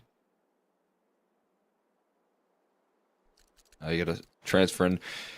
Not even to plan B. It's, you know, dipping down a couple of plans here at this point. Tamate quick to shut down the idea that coldzera could fight forward here. DRG sharp with the headshot here and not too far off the warpath is Henny. Quick close offered up. Solid move forward onto the CT side. We'll see if Red Canids have anything as another gun round comes through. So running a little bit out of time here, and as I highlighted, it is these T sides that this team struggles with as a general theme of this roster, right? It's not just on Anubis, even though this is a pretty T-sided map. Kind of throughout their pool at the moment, these T-side struggles are frequent. We've just seen them play very quickly in these last couple of rounds to try and open up things. I mean, do they have a default that they can pull together here to punish the activity here? Are they able to try and set up for an opening duel? Something along those lines to buy a little bit of time left on this map. I mean, that's 100% what they need to be working towards here, right? Had a good idea in the first gun round. Made sure that bonus wasn't effective. But like you said, now they need to work a little bit more methodically. That is what they're setting up to do. How effective that's going to be, that is a question. Phelps, I mean, he has some mid control, but as we can see, it's just, you know, it is fake news that he's working with. He's got mid, but it's not for long. Oh, it's interesting though. He managed to evade a lot of the presence at the moment. But here's what Solid do. I mean, they try and really bully the positioning right there of Phelps. And then they immediately get back into these bomb sites. They immediately look to stabilize from that point forward. Now, Phelps doesn't get punished and he doesn't fall, but his mid-control still going to be a non-factor. He's drawing in attention here. We'll see how this B site holds together. GBB with an awkward start to this and ends up falling eventually. Those riflers still hold strong. Man advantage maintained. Another player through. E-box right there. venomZero lines up a multi. And now a 2v3 here. Nighthon and Tamate. They've got money to try and make this happen, but are they going to give it a go here? Tamate taking a lot of initiative. Getting in towards Plat. Nighthon on the other end of things here. Looking to make a move with his AWP, but unidentified at the moment. venomZero on the hunt right now, looking to make sure he can't escape, and venomZero to cap it off. Massive impact as he slides through E-box and punishes that B-hold. Yeah, and as much as Team Solid, we were giving them a ton of credit for how they kind of regained mid-control, they didn't get the value out of it that they had hoped, right? The biggest problem is that they still stack up towards A. Red Canids, they get the adjustment that they're looking for that B hit, and you know, as you're saying, venomZero, massively important in getting that double spray down, temple side removed from any threat, any action, after venomZero is done with them. Wonderful as the pace changes. for Red Kneds. Phelps sits in the fire. That's a lot of fire to be hanging out in, but he doesn't take enough damage to matter that much. That was a high investment here for Red Kneds. Look at what they've taken to get this utility. Not a lot left. Good news is Solid here, really not too reactive like they were just one round ago, where you saw the amount of resources they tried to put towards taking that space on back. So I mean, it could make for a bit of an interesting setup here at the moment. Here's of course, the initial poke through A main and taking a kill while he's at it. Tomate finds the way that they open up this round this time, and they're taking full canals, actually. They're smoking off stairs, rolling through water. Smoke towards Temple here, you're going to think, okay, this is a little bit free of charge here, a little bit open and clear, but it's just an op here. That's all that they have. They've put Nython with the weight on his shoulders. He lets one pass, and then he strikes. Got this cut off from Nizen as well. Unidentified, it's a really tough spray, but he doesn't take too much punishment for it. Still standing pretty healthy. Henny nervous to cross with the bomb, and Tomate systematically flushing Nizen out of this round.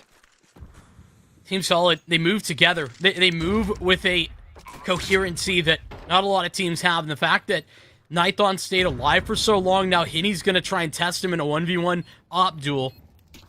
Who takes the first initiative, because coldzera's in some trouble. That Molly, though, unaffecting him, as now Henny's got to take the first move. GBB right next to Nython means that Henny's victory is just a purative one. Solid will make it 12. I mean, as you said as well, just this team working together as a unit in that retake, making sure things don't get out of control right there by any means. Safety, and the way that they aggress towards A with the double up, the way that they push the pressure on Eyes in there as well. He can't escape, and altogether just a really well orchestrated round from the CT side. Gonna leave Kneds high and dry here. A couple Mac 10s to try and fight through this one. A lot more speed and an opening opportunity onto Nython. The one that was a safe pair of hands in that last round to keep A safe and sound. Very diligent about the clear of that close angle there. Phelps knows better than anyone. Gotta make sure you got that covered. Same setup for Team Solid, though, on the extremity. DRG and Tomate, all both there. Instead of going for the more aggressive stance and taking all the way through A main, they're going to stay there. The problem is Tomate hasn't gone down, so they have to know that they're still an A player. Now they do for sure. Gotta get the bomb. Wow. Hello. Okay. Tomate unbelievably flashed. And taken out piece by piece. There you go. There's a little bit more impact out of Phelps. He's in a really crucial role here for this T side. And if he doesn't succeed, they're going to feel it. Because he's lurking out towards middle. As I said, you know, when Red Kneds were, I think, had a bit of a strong suit on Anubis and could definitely beat anyone on this in South America. It was a lot of that work being done by David. And he could just tear through the competition. I mean, he would give you so many openers, and you wouldn't have to set him up. He could just win those duels.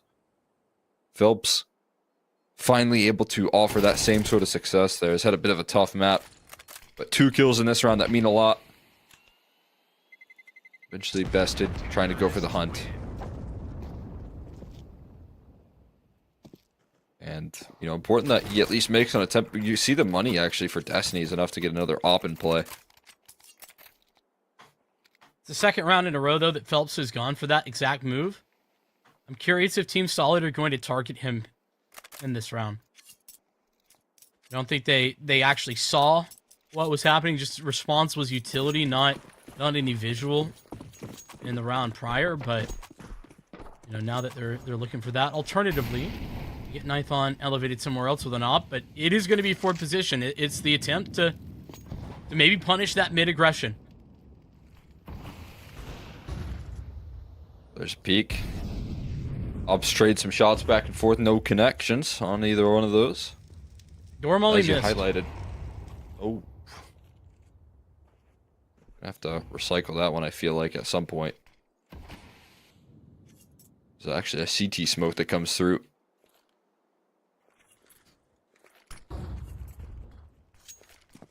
He is a bit weakened up right now in terms of the numbers. A heaven smoke in is going to leave them outside looking in on this play. Smoke to try and activate for Nighthon as he's left behind it.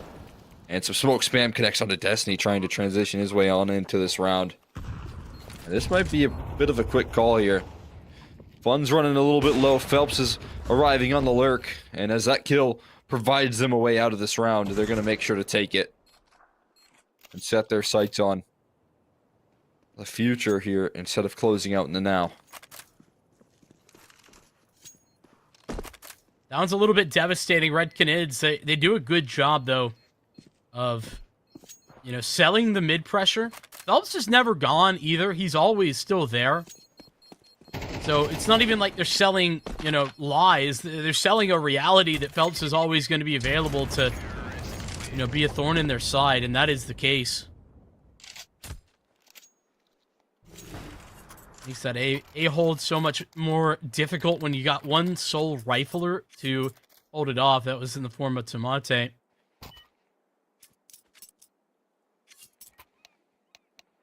And it's keeping this one incredibly close. T-side struggles notwithstanding. They found a winning formula. But I think now it's up to Team Solid. We talked about adjustment and honestly how good Red Canids were at it. I think Team Solid's starting to be tested.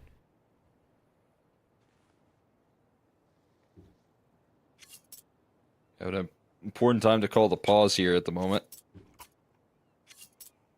Trying to bring that relief into the picture. They're trying to figure out what's going so right for them. And again, Phelps being able to draw in a little bit of attention is a big deal.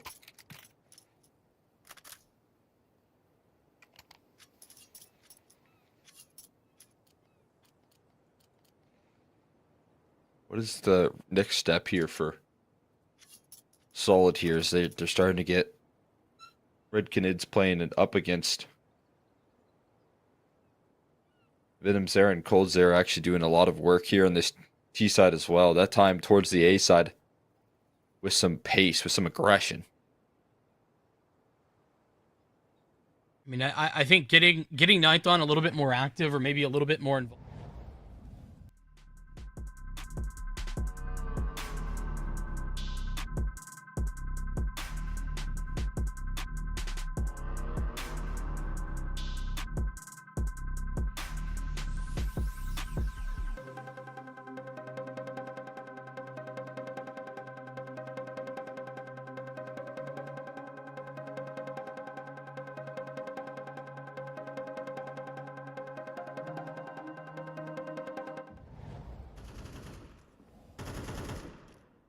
There we go.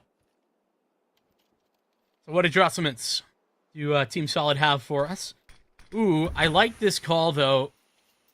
Might be that the classic playing to give yourself as many opportunities as possible. Destiny doesn't have a real weapon to work with, but it's the 4 saved rifles, and Tomate is one of them. Key piece, they haven't actually come to his domain yet in main, and that finally, the time they do, they fall. Body's at his feet. Yeah, trying to get really aggressive right there. This time a lot more prepared there is Tomate. And Red Canids grasping at straws here on a 2v5 now, fighting for their lives. What do they do to keep themselves in the mix? Any looking for some overextension to roll on out. The setup remains too strong here at the moment for the CT side. No need to jump the gun at the moment. 25 seconds left as well. This doesn't really leave you in a pretty picture. Henny gonna try and poke around the corner, but time's running a little bit low. There's multiple members here. They've just cleared out B main while we're at it. And 14 seconds left. I don't know what's happening.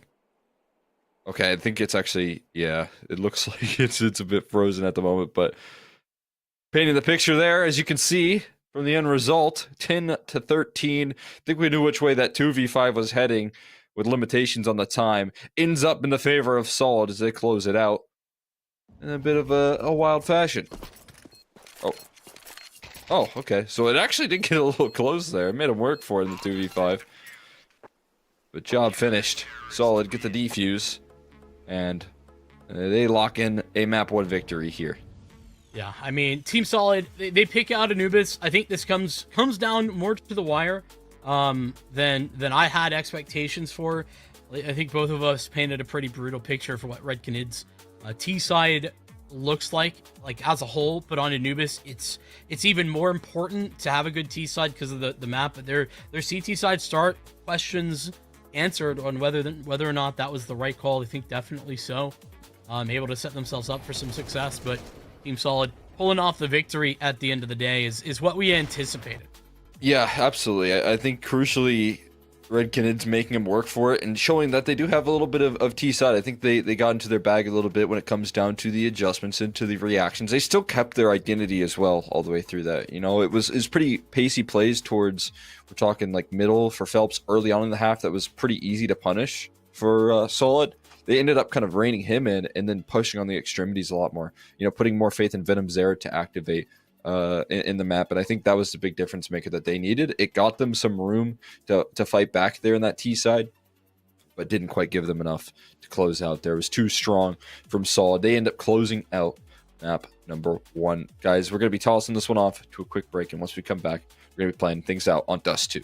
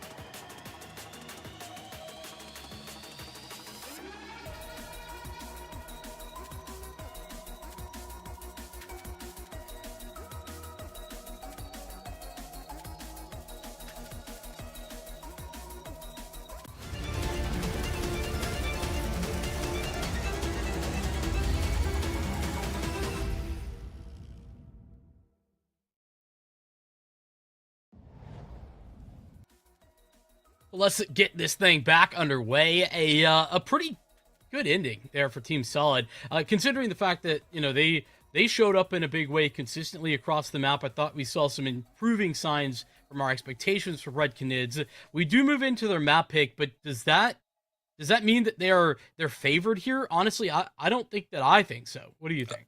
I feel like we still need to see a lot more out of Phelps for me to get to that point where I can say that they're going to be favored here. We did see Cold Zera and Venom Zera, that nice 1-2 punch, have a lot of impact there. They were very, effective when need be to give them a T side that was worth talking about on Anubis. But yeah, I think there's a lot to do here in terms of trying to get back in this.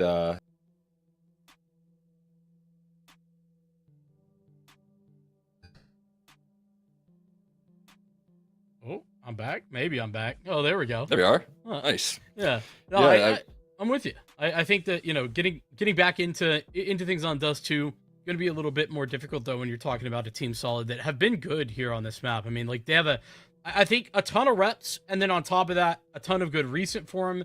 You know, even though it did go close, they played it 3 times in the Swiss stage undefeated.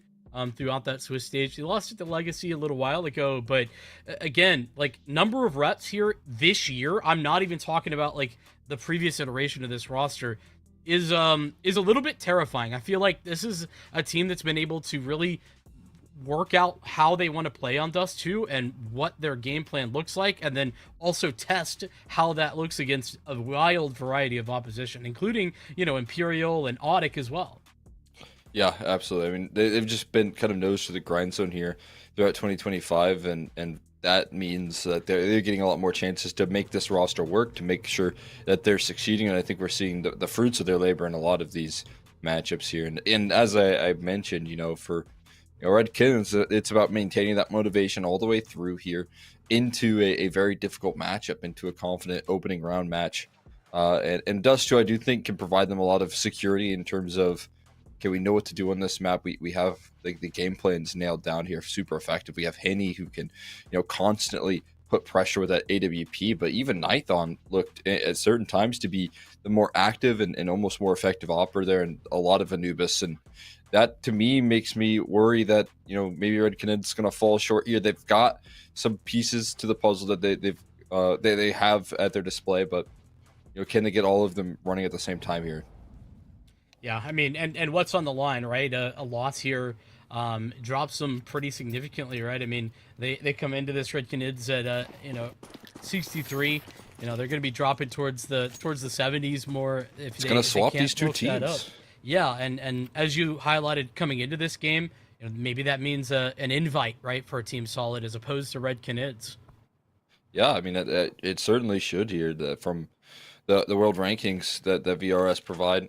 And that to me is a huge concern. Means that maybe instead of progressing forward as you would expect out of this team, they're kind of falling back. And as you can see on this pistol, early opening duels going their way. Good news for Red Canids, it opens up the access to the B side. So taking that control free of charge here, not meeting any resistance, getting a bomb plant. Not completely without its victories, even though it's a 5v3 and they still have to drag this one back. I mean, the plan goes right in the sense that it pulls everyone off of B. They get a bomb plan off the back of that. You would have hoped that, you know, that game plan would have included some kills, especially now as you can just flood back onto the site. Ooh, eventually, we'll get onto location as DRG cleans up the pieces. Not a single man falls for Team Solid. When you're talking about this pistol round, that'll be a incredibly nice addition to what's already a good start here. 1-0 in the series, and now 1-0 on Dust 2. That's a great opening play here for these pistols. GBB just looks so sharp, and those post plants, they can really do a lot in a 5v3 if you're able to all hang in there together. But, you know, when Cold Zera goes down, it does very much so disrupt the whole game plan, whole system. Close out.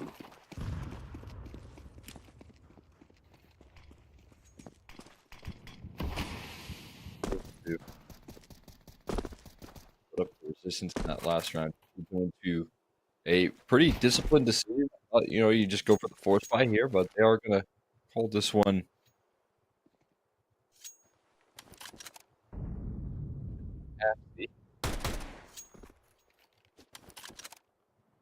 Feels very similar to back on Anubis, where had a similar idea. A Nizant just waiting for Tamate to get a bit proactive. On Stout, no, Destiny gets caught too. Bad news here for Team Solid. Nython's got to do it here with the rifle instead. Needs to ensure this doesn't go any further wrong. GBB in the same boat, actually, as DRG now catches the spot, catches them on the move. And okay, able to handle business, and so that smoke will allow a little bit more coverage, even as it fades now. DRG in prime position. Ooh, that A1S not doing him any favors, spamming the full clip down, but getting some extra help. coming soon. DRG will provide the security needed. Kill it a cold Zera. Anything extra? 32 seconds. There's still time. He finds another headshot. Cold Zera. Can he make this one happen? An unbelievable clutch attempt. One more kill needed. Needed that last headshot. And doesn't come through. Nithon will secure the round, but boy, do they make him work for it. And again, that wasn't even the full buy. That wasn't the full investment. Yeah, I mean, go from perfect on the pistol round to it's terrifying on the anti-eco. Redcanids, their little bit of investment, it pays off so big in such a massive fashion. As they take 4 guns out of the hands of Team Solid, no third round AWP, that's for sure.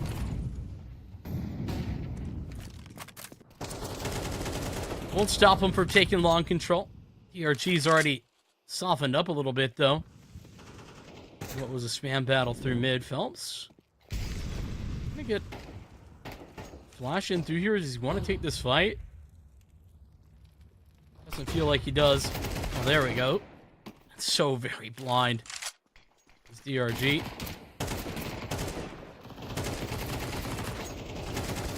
Look at him away on this catwalk angle. Slowly but surely whittling away the CT side, but a little bit of fight left and just so low on HP. It's tough to imagine this one. And with the AK and FAMAS, decision already looks to be made for him. Heading the opposite direction.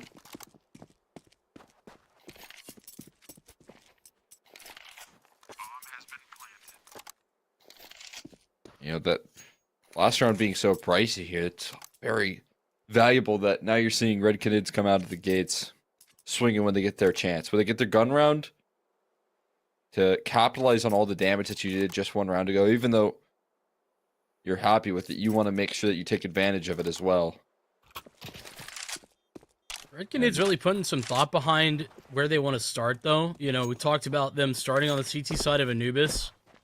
And they choose to start T side here.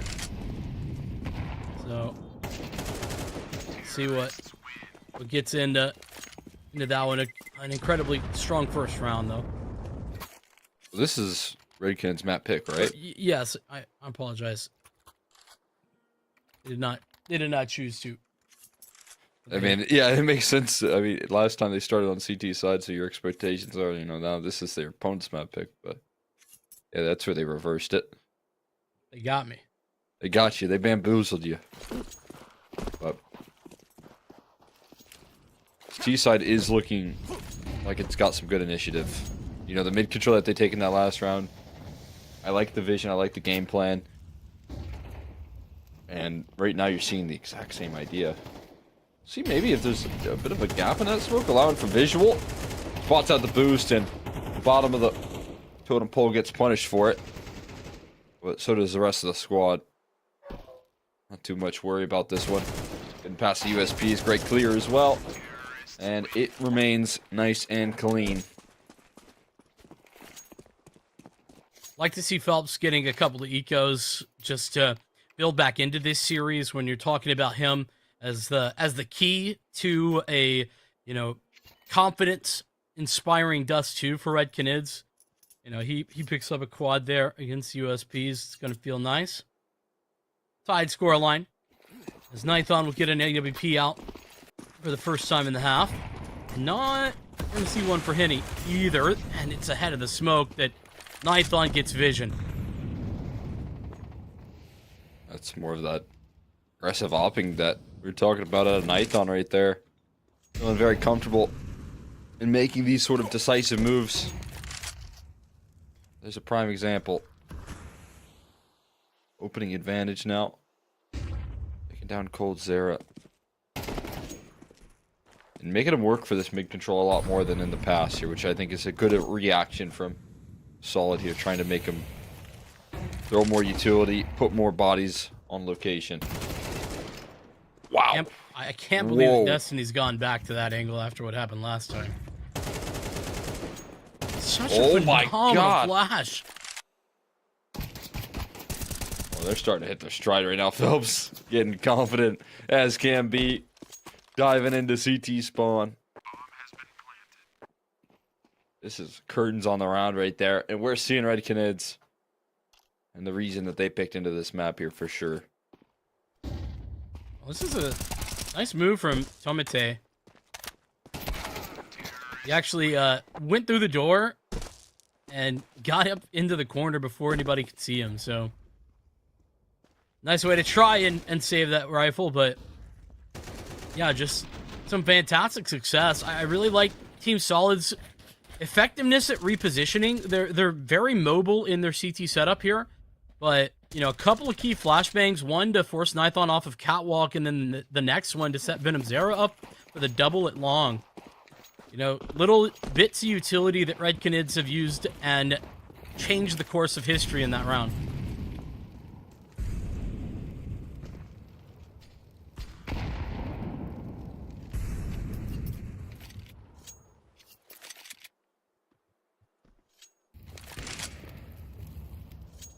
Starting to look scary with the shots to back it up there. That utility, the map control, as you can see in this round, been consistently throwing this into the ring. Dominating on the mid control. There's a press through tunnels. Eisen will punish some of them. Steadying themselves here. Looking for no further casualties. Eisen the only one to go down. No big deal. Red Canids eager to strike back here on Dust 2. It's only been 4 rounds, and Henny's got 10K. That is a lot of money that they've built up over a very short period of time relative. I think Solid's next move has to be to fight aggressive Cat. If you want to try and maybe even set up Nithon as well. So many teams are right now boosting on top of Catwalk and giving them advantages. It's not what I was suggesting. Instead, they're not just fighting for long, they are actively fighting to take long doors as well. Team Solid may have just thrown a smoke there, but they actually got GBB into that deep position, and he saw nobody home before he tosses that smoke. Unfortunately, pressure at B has opened up mid very effectively. Helps into a great position. Oh, but that's massive for Tomate. Double kill before the utility starts to fly in. Now DRG left unattended. And even as Phelps gets into position to have impact on this round, the round is nearly done. That'll never hurt to get 2 straight through that smoke before they can even lift off the execute. Bang, dodged out on Henny. A cheeky little position right there. Not Tomate. Pursuit. Oh, he just makes sure that he's the one doing the swinging right there. And we'll close it out with the finishing blow. Fantastic bit of resistance here to start things off. That's going to completely break the game plan down. I mean, that is what Tomate brings to this team, right? Just a stalwart anchor when in need. Not those 2 kills, right? You get a little bit lucky. But the fact that he's so committed to not over-peaking, ever. That is the decision-making from a player that's still quite young that I loved seeing in Glories, that I was so excited to bring into Team Solid. Goes all the time as well here. Now Destiny put to the task. A little bit isolated. GBB yet to strike. Gets a couple of flashbangs, but the trades are just too effective on this T side. Call and response here early on. It's the fight for long control wages. And eventually, Lynn's looking to come out on top there. Nizen trying to sneak past the smoke. Another one trying to sneak past the smoke, but it's going to take a whole lot more than that to catch Nithon off guard. They know where Henny is as well, or at least have an idea. That was Long is DRG. down outside of long as well. Oh, it was DRG. Oh my god. Yeah, he gave you the slip. And to be fair, that did look like a Nithon play, you know? I thought Flash. he repositioned from long into Catwalk, and I was like, man, he's quick, but Yeah, no, it's a whole other player. They got 2 ops on A. A 1-2 punch that honestly could have been very devastating. Like, that's a hard way to hold. Like, if the player gets anything there, Nithon's in so much trouble. But DRG handles business. Henny, who had a real swift trade. I was going to give him a lot of praise, and I mean, he deserves it. For the way that he traded GBB out. Could have been a multi from GBB, but isn't because of Henny. But, I mean, Nithon's just not getting baited by that jiggle. And Henny V3 wasn't going to start off. It's the trade I'm talking about. GBB is going to get one here, and I mean, that's a nice shot from Henny. Yeah, it's very claustrophobic right there. DRG doing the opping on A as well as Nithon. This time Nithon right there to close it off. And they will constrict on this T side. And all that money quickly toppled already. There you go, Henny. Waits for the HE from DRG, I believe. He's going to collect an opening pick. It's a beautiful start. Set up from the very get-go here. And again, you know, cat control, as you mentioned, what should be a big priority for this CT side is left a little bit dry at the moment here, especially in a 4v5. They're putting their reliance on Nithon. I think right now he's the, you know, ace site player. He's about to get some support in the form of Destiny. But again and again, talk about how effective Red Canids are. On this map right now, they've been very effective at getting the map control and targeting the right side after getting some of that map control. That might change here, though. About to test GBB. And the way that they're approaching this, I think they're just going to contact play out, hope that Henny can trade. And an off angle from GBB might be perfect. Do they jump out here? They just inch their way forward. Oh, Venom Sarah. How does he win that one? So shocking to see him besting. Only saw the deagle, I believe, here. So Nithon not fully prepared for what's around the corner. Another one. And he's up, finally sings in the server. Once again. And a shot through the wall right there. Tagging things up. Damate hot on a flank. Knows he needs to make a move here. And when you need that little bit of activity, you can provide that as well. Inside the smoke. Cold Sarah can't close the net. And they get caught so discombobulated right there eventually. Didn't get it. Oh, yeah. Try to get the secondary right there. It's been good. You know, even though DRG goes down that last round, we saw what he could do with it. Yeah, I mean, I think that's more about... I think Nithon took a long spawn, but normally Nithon would want to be the one taking that type of duel. Yeah, they're just fine with going back to the 4 rifle setup. We got aggression up middle right now. DRG is pushing up top mid. Wonder if Henny caught a visual on it. It seemed like maybe the call out was made. Gotta get out now. That's the even harder job to do. DRG, I think, sticks around a little too long. Or at least tries to. Pays with it. His life on offer.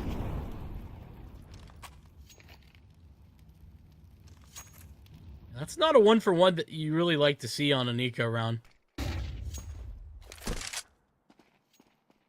It's gonna prove to be a little costlier when the rifle is recovered. I mean, I guess we'll see if it's a little costly over the grand scheme of this round, but I'm right there with you. A lot of commitment. I'm on board with the aggression. I just want to see it, you know, supported a little bit more. Yeah, no catwalk aggression or anything of that nature makes it very, very awkward. Also for them to be just isolated there at some point. As we saw in that last one. See if they can save this one from the bit of a trialing start in a 4v4. Got a good setup for it. And not a lot of utility to fight up against it.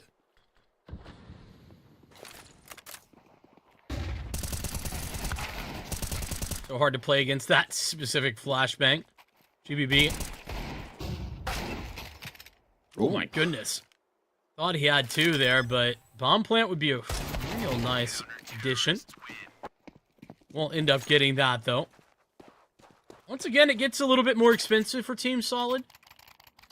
But they're building important rounds, right? It's a additive situation on the CT side. where every round that you get, even if they're costly, are just incredibly valuable.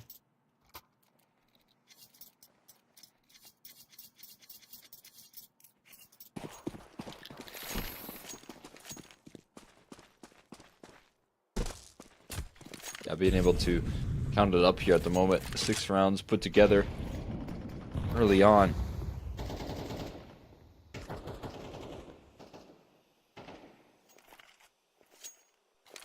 Being able to put up a strong forward front at the moment. A pretty explosive idea here from Phelps, as you've highlighted here, gaining a little bit of confidence. We do see Nython with some early availability to get aggressive up catwalk. What do you think of this position from Nyzen? Very solid around the pillar, trusting that provides the safety. Does peek into the angle. 13 HP for DRG. He escapes. Willing to shake hands on that one, but Phelps strikes towards middle. Cuts off one of those players that can look to rotate there in Destiny. It's going to shake up what the end goal is here. Position towards Cat heavily. Yeah, but they might walk into this setup. Now GBB activates. He gets aggressive, so he's playing counter flash, and now when they go in, he should have one. Now, gotta get the multi here for Nython. Return of Tomate towards middle. Nython escapes just barely. And so it's Nyzen who's low over towards B, and Henny with an AK to scale his way out A. Ooh. Sneaks by the crosshair. You still have this late mid lurk, but that is brutally the bomb hitting the floor. Now, Nyzen not going to be an element of surprise. 10 seconds left. Doesn't leave him with a lot of options here. Good molly. Might provide a little coverage, but he's getting flanked up the catwalk. And TRG doesn't hold anything back, does he? Gonna go for the full swing to close that one off. They might recover the double op too. I mean, this is just a really good hold on Cat. You know, GBB activates. He's in a forward position. Remember a few rounds back when Nython was in that same spot, but good utility forced him off and made life incredibly difficult. They lost that round. You know, that's a little counteractive to that same setup, or way to counteract it, rather.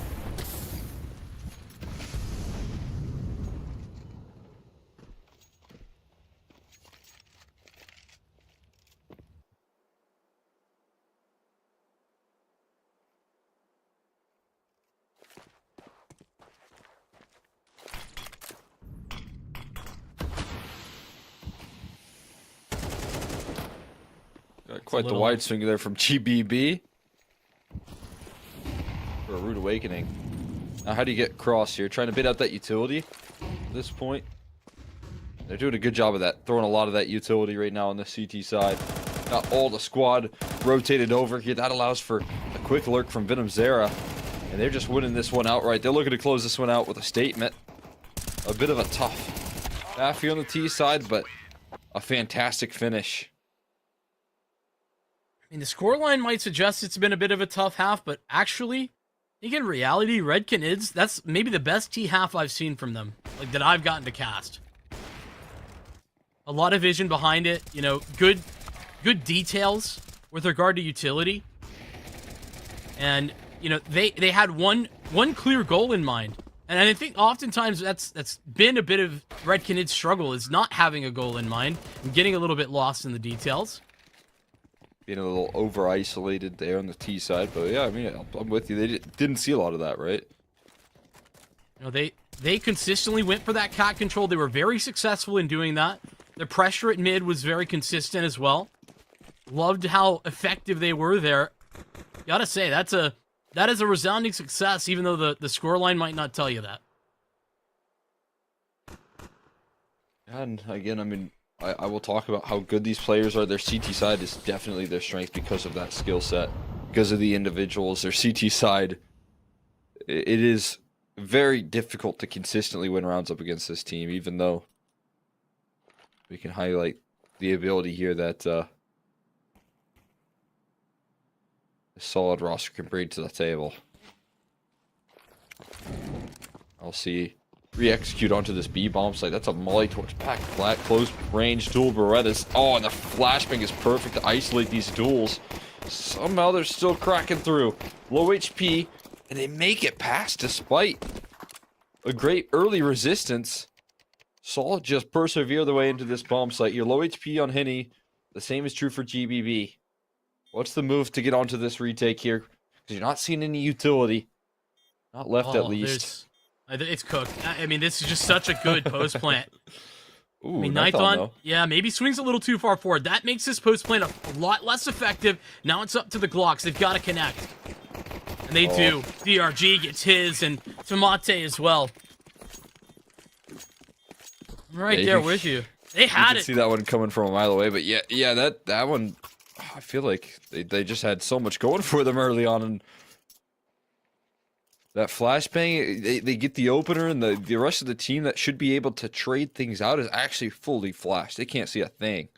So, it comes down to being able to also follow up with those shots. And that maybe was what was missing right there, surprisingly enough. Not something you're going to say very often. This CT side, as you've been highlighted. Ooh, I mean, that's just great time for that flashbang. Again, those Galils are just so good at spamming smoke right there. They just get caught completely overwhelmed. And this is a full buy, full investment here. Couple of scouts in the mix. coldzera now spotted. There's no way he's holding on to this. Can he fight his way out of this by any chance here? Tag, but not the frag. And the hunt continues here for Solid to close out. And now you're going to probably have to wave the white flag, right? Gotta. I mean, another investment here, I feel, would be saying that, we don't have trust in our CT side to actually win on gun rounds, and I don't think that's where Redkins are out. I don't think that's accurate either. I think that they can have some trust in those individuals. But I tell you this, Team Solid giving them absolutely nothing on that force. Somehow. Destiny the not eco? quite finding Oh my it. Venom Zero's goodness. on 7 health, but he's still fighting. Oh my. That's fearlessness here. Now we got the 5-7 out for Nighthon. Gets plucked about a little bit better there. In the return. Well, they didn't. Did they know they had bomb? I feel like Venom Zero's move means they didn't. Yeah, I guess you never really got the confirmation that it wasn't picked up. They probably thought it got picked up at some point. He's a little too low. Realizes a little too late. Back to this man standing any heroics, not gonna last too long. There you have it, Solid. Counting it up to double digits now. We'll see now that the rifles are actually in play here, what they have on offer.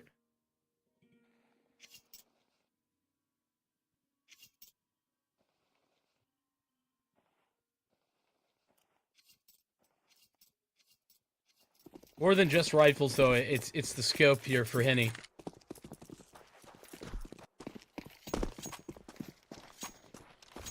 Love to see that, get activated.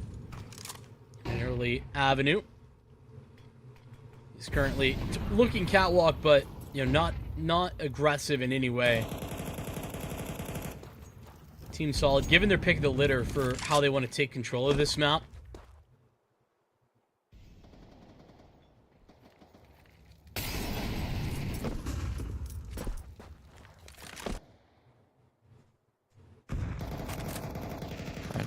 Maybe get an opening here with coldzera rifling about towards middle.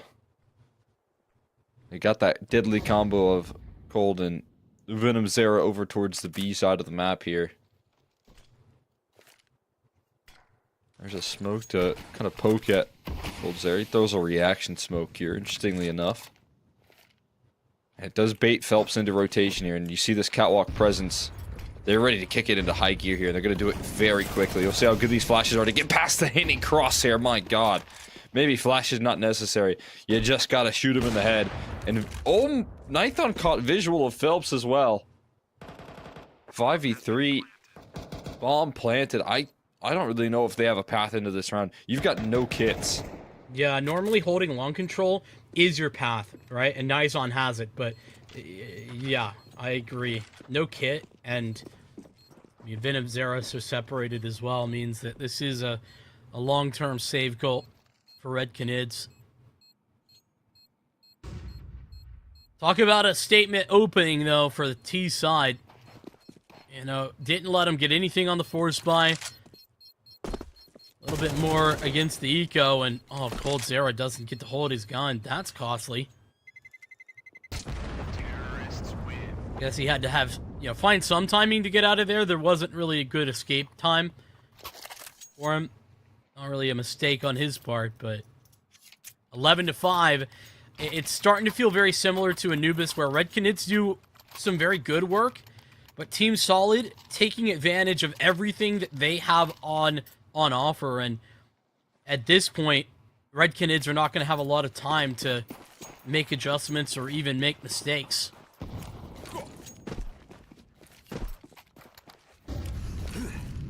They gotta play a flawless Counter-Strike. We saw Henny didn't get a chance to breathe in that last round.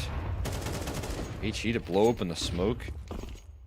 Drawing attention here. So much Tunnel's presence at the moment to claim this control. 4 players kind of defaulting this department at the moment. A lot of utility to offer up the resistance here. I like this, though, from Red Canids, at least. A little bit of sacrifice for long and putting a lot of pressure and numbers towards the catwalk at the moment. Got maybe the idea of with a 1 flashbang from Henny to toss that on the timing. So like that he's got support on. It's 2 at the same time. Destiny. Oh, whoa. Destiny gets them both. It'll be Cold Zera at the very least to hold station. Make sure that that doesn't go too wrong. Look at how quickly Solid make the decision, though. Aggressing, knowing that Long is vulnerable, waiting for Cold Zera's next move. What patience out of Damante. And gets gifted. Cold Zera wrapped up in everything here. Henny, what can you do? He's low on HP. He barely is kicking, and he will be followed quickly. Venom Zera left last man standing behind the smoke. It's gonna fade soon. He's gonna wallbang out Damante. That's crazy. Perfect. Connections right there. Spots out both players as well. Wick has to get a reload off. They're starting to hunt him down. They want to close this one out quickly. And they don't give him room to breathe in the clutch like we've seen on Anubis. No, they just take the duel straight to him. Nithon going pistol mode a couple of times already this half. Being confident with his pistols is, I mean, as we've talked about many a time, it's a maybe not even underrated, but fairly rated strength of an opper. I think you get such a buff from being willing to work with your pistol. Especially when you can get a 5.7. Like, 5.7's so good.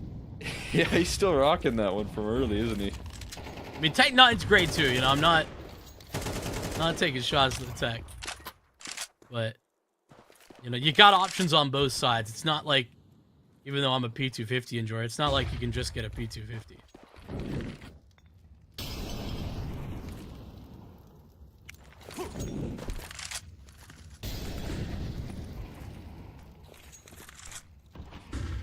Such methodical cat take.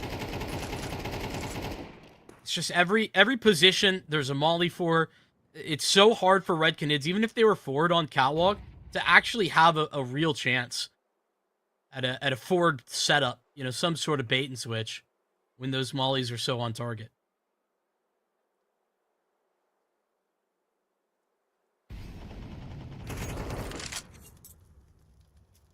This setup here, though, once again, is strong from the CT side. And fortunately for them, how good this utility is, they get to play passive. They get to avoid the majority of that. Execution will still come through. A little smoke and resistance. But Phelps is shot at before he even turns the corner. Now it's on Henny's shoulders once again. But traded out with efficiency. He thought with this 5-7 out once again. is looking to make some moves, but they got the bomb planted for Catwalk. Now, a little bit uncomfortable here because they have to go into the site. They can't justify making a move past that smoke here. Venom Zera spotted out towards long. Couple spotted in CT. They know the locations of the remainder of the defense here. Things falling fast as Venom Zera looks to keep things contained. Cold Zera does as well. Now a 2v1 DRG. Oh, dealing with a boost. A little creative right there to close out. And Red Kids will hang in there. Impressed more with the speed with which that comes in from Red Kids. I mean, time is definitely a factor here. Without a kid on either of those two, so love to see that. And I think trading, though, is actually the biggest thing to talk about for Team Solid this half. How effective their trading has been. That spacing on the cat take was wonderful. Like, Red Kids had a good setup, a good, strong positioning, too. And, I mean, they get dismantled. They'll be thanking their lucky stars that Zera can start to facilitate a recovery process. Finding a little something here for Red Kids as they get aggressive. Ooh. That's big time from Henny right there. Python bested in a head-to-head that has been, you know, pretty one-sided in Ithon's favor, whether that be with the 5-7 or whatever the tool he has. But collapse it on middle. Venom Zera once again leaves this B bomb site for mid control. Feels like he knows exactly when he can get away with that move. And that provides a lot of relief to Red Kids. Brings them into a 3v5 while they're at it. Tomonte's getting a lot of respect, though. That one lurk smoke has pulled everyone back. Gonna get Cold into a position there, and Phelps is now reclearing mid, or about to, but still not great. The biggest problem for Team Solid is actually regrouping. The bomb is down lower tons, and they were giving it up. This is a save. That's tragic, because, I mean, you look at this map, Cole. Red Kids, they have a lot of control, almost too much at this point in the round. Like, you know, everybody on A is really isolated. So if Team Solid were to have the opportunity to get grouped up with the bomb and go towards long or go towards Catwalk, they would have had a chance. But they don't ever get that. All they need is Destiny to be alive in the future and send him in to take care of Henny. Unfortunately, he's down now, so I think that's what the decision has to be to make the save. Last time Henny was in that position with the op, before those flashes even popped, it was him getting insta-killed by Destiny's rifle. But this time they called a save. A lot of money left here for Ninthon still to get an AWP in the mix. And an instant pause called out for Solid to, you know, figure out how they want to close.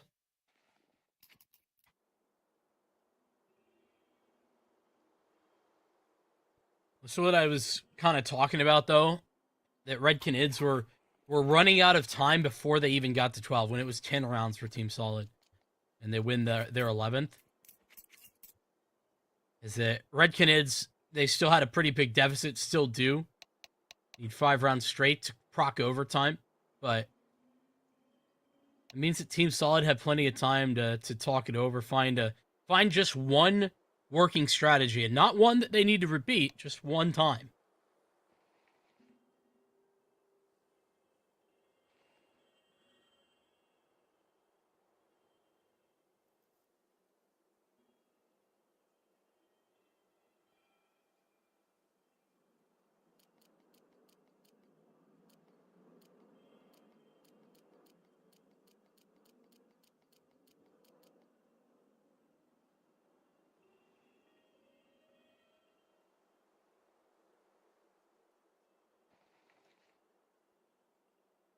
Tech delay. Tech issue. Maybe it'll get, you know, Red Kids a little bit of a boost, actually. Maybe. I'm a Just hot taker maybe. with regard to tech delays being helpful to some team. Yeah. Like, Depends on who the tech issue is on. Yeah, Well, I think it was Team Solid based on. I think we were seeing. Might have been Nython. I don't remember who, but He was a little late to buy. Little boost action, maybe? Nope, just some utility. Wanting to avoid the op of Henny, who's positioned pretty aggressively. Once again, Nython. Ooh, gotta get boosted up for the head-to-head. Might meet him head-on. Waiting for that HE to blow up in the smoke, and then you're gonna look at this boost. Oh, I thought that was on. yeah, me too. I was gonna freak out because I saw that he got tagged down. And then I just looked at the kill feed and there was nothing there. And he'll be happy to survive, though. That's a little gimmick that Team Solid trying to employ in order to just get an advantage. Love that when you're 12-7. That is exactly the type of small detail that can get you an advantage that you're able to work towards, a round victory off the back of. That's what I mean when I say, it doesn't need to be consistent. They don't need to find a way to win 10 rounds straight. They just need to find a way to win 1 round straight. Yeah, or just one individual to best them. And there you have it. Once again, Destiny is in. He's kryptonite right now in the second half. And nice coverage. Phelps trying to save the round. It's not going to happen. Overwhelming Venom Zera.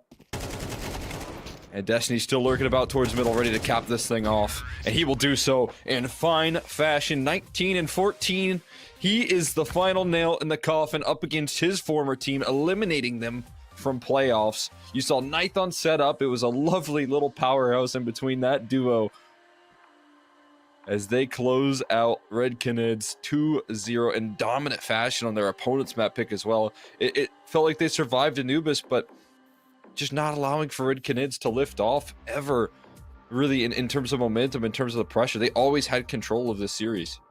If you're wondering why nobody was talking about after Team Solid win the last CCT, about that being some sort of fluke or, questioning how they did that, nobody had those questions. We watched it all the way through, and we saw these things that they do in this series that were able to be replicated, that they were looking good, and a consistent basis too, right? Nython's elevation compared to what he was opping before. I think we talked, I think I got to see this team slightly earlier than you, and we initially spoke, and you were like, I'm not sure about that. I haven't gotten to see it. And then he did it again and again and again, and he has the support. The rifling core is strong, and I think, just from a leadership perspective too, like DRG's got a good game plan every time, and he's part of the firepower as well, which is so rare to see.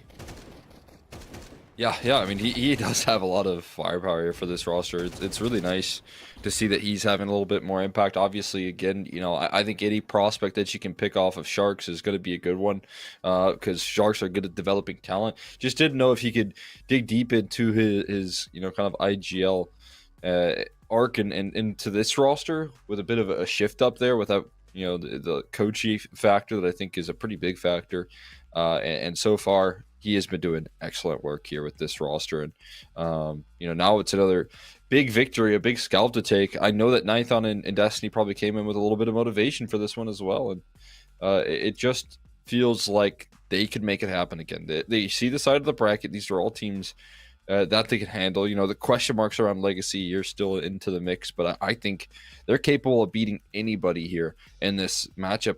And that is a really good position to find yourself in as a team that I would say doesn't really have a ton of pressure on themselves. Yeah, I mean, I would tend to agree. I think the only pressure is that, the pressure they're putting on themselves, right? Like they get to define that, especially though as they're building, right?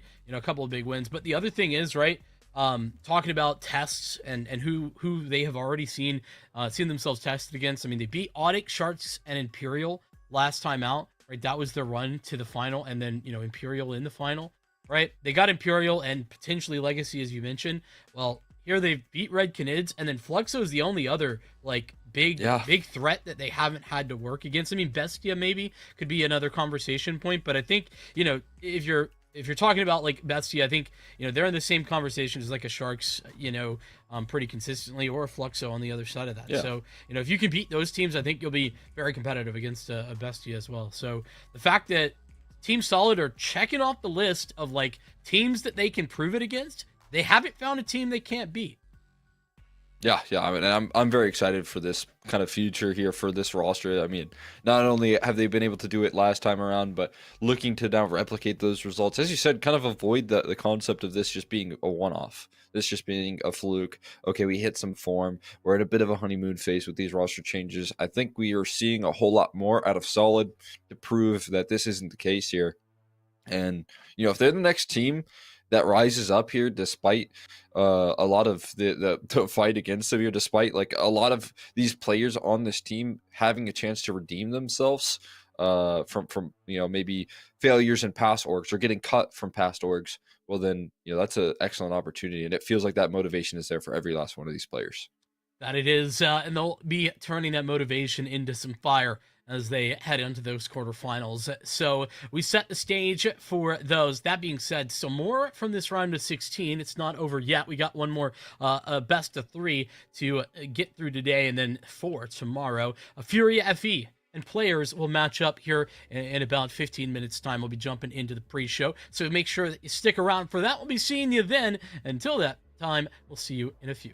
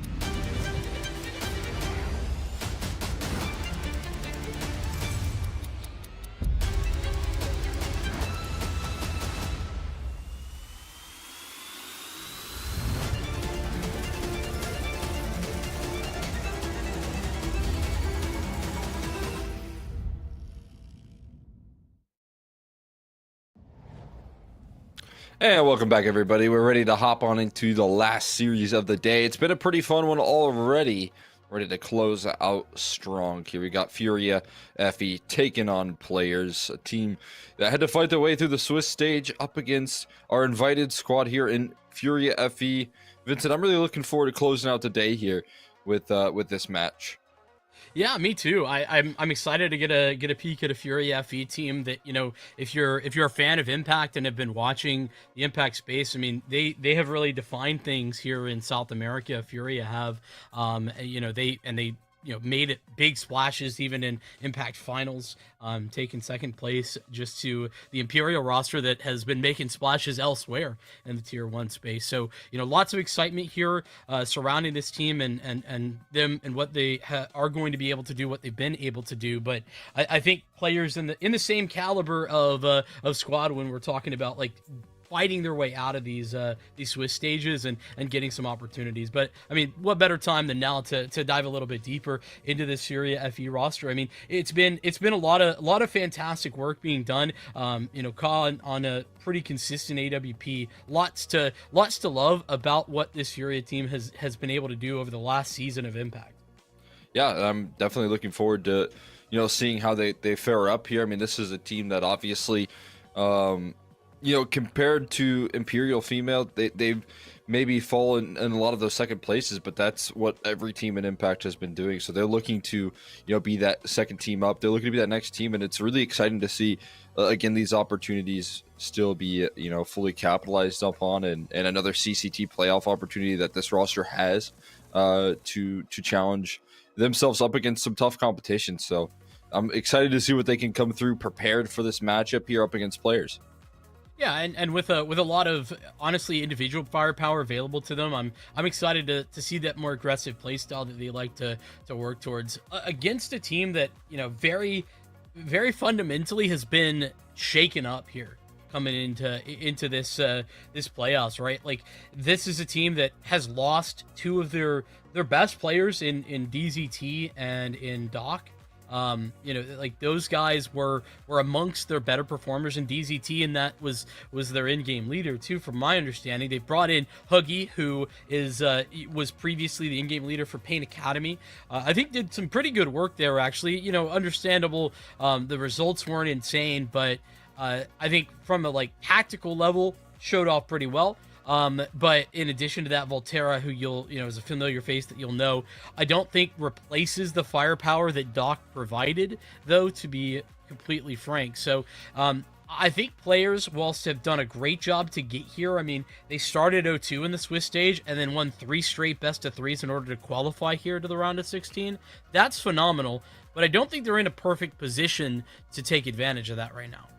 Yeah, I'm definitely with you on that one. I think what's interesting here is I saw a lot of good from this team in the Swiss stage, because I did watch their winning moments, and I did watch a couple of their games that locked themselves in a playoff position. And their matchup versus Familia, that roster that is formerly known as Exola's Lasers, they just dominated them in every facet of the word there.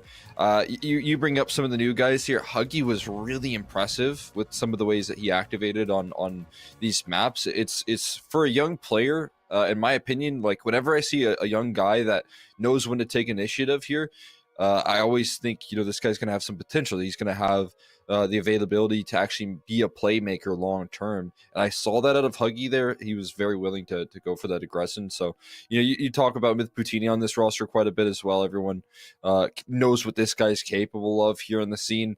He'll be a big factor in the server. But I do think there's some good supporting staff that they've landed on their feet. And importantly, I think they're younger players that they've been able to gather. Yeah, and I'm right there with you. I mean, Myth Poutini, just as a general rule, I've actually had the pleasure of fully seeing him develop from a entirely unknown talent to a talent that had some good upside, but as a whole looked pretty rough, if I'm being honest, into a talent that I'm really excited about. Going into 2025, I think going into 2024, I had questions. I'm like, okay, well, we haven't seen that happen. Well, he spent the last year proving that he has the chops, so to speak. So I'm with you. Players still do have a lot of upside, and to be fair, maybe he was talking down a little bit about Volterra. I think that Volterra is a reliable pair of hands, a very experienced face. It's not, as a piece to slot in, isn't necessarily bad. I'm just a little worried for the firepower that they did lose. Who's gonna fill that in? If Huggy can be that guy, I'm all for that. All that being said, though, leads us into a veto where Fury FE, they have had some really strong showings. Not a ton of maps though that they can fall back on in the last 3 months. Like playtime, server time in officials has been a little limited for them, and unfortunately, they had an outing here in the round of 16 last CCT, and I mean they did get demolished by Patins da Ferrari. That unfortunately, I think they got like 5 rounds total against a team that I would have considered to be one of the most winnable games in the round of 16, like one of the most winnable draws. So this sets them up for some tough times ahead. We'll see how this filters out, though. Dust 2 is their permaban from what I recall. So Train, though, it's very fortunate. I feel like we haven't seen either team play that. So a little handshake maneuver and go on to the more interesting ones. Pick into Ancient. This has been one of players' best maps. In fact, one that I've seen them at their best at consistently. Yeah, I think it's, just playing to their confidence here at the moment as well. Being that Fury FE also, quite like that. And then Anubis available to them here. Again, been able to do some really good work in Impact there. So far, it seems like their T side's up to snuff as well, which will be interesting to see. Then we close things out on Inferno here to decide, and if required. But again, this is players, I think, with a lot of opportunity to show what they're made of in the opening map. But also, if you're Fury FE, trying to put the pressure on a map that you got a lot of good reps on and a lot of comfortability on, it could be excellent opportunity to strike early. It could be. My only concern there, right? I mean, they beat that Imperial team, right, at Impact Finals, like that, or rather, that was another Impact tournament after Finals. That was in December. They beat Imperial there in a tight win on this map, but it was in that series against Patins da Ferrari, and they got 13-1. That one it's a harsh reality check potentially. Playing up against a style of play, generally speaking, that I think players can opt into themselves, like very aggressive that Patins da Ferrari team is. So I think there's still some concerns there, even despite what has been generally a phenomenal map for them in the Impact space. That being said, unfortunately, we just received some unfortunate news, at least seemingly. We got a little bit of an indicator that there's some power difficulties for one of the Fury FE players. Right now, that's not resolved. What we're gonna do, they have tech pauses and such that they can utilize to try and fix that scenario. So we're gonna wait through those, and so whilst we do that, we're gonna take a break. Once we get any information, we'll return and we'll let you know what's going down. But a tech pause, somewhat indefinitely for the moment, is where we lie. So we thank you so much for your patience. We're gonna send this one off to a break, and we'll be back when we have more info.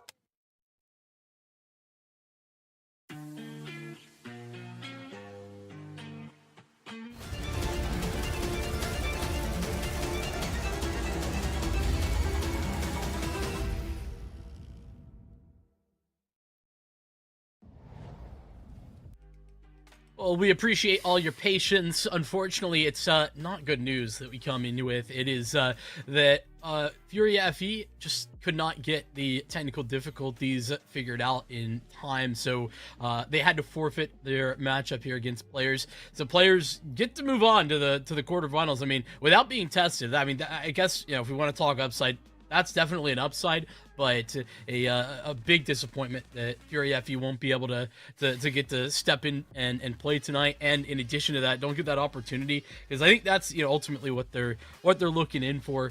But with that being said, that is gonna close us out here for the evening. We got a couple quarterfinals set in stone, as you can see. Players in Odic, Fluxo, and Team Solid. We got 4 more round of 16 games that Cole and I will be joining you for at the back end of tomorrow. Until then, though, we appreciate you watching, and we'll see you next time. Peace out, and have a good night.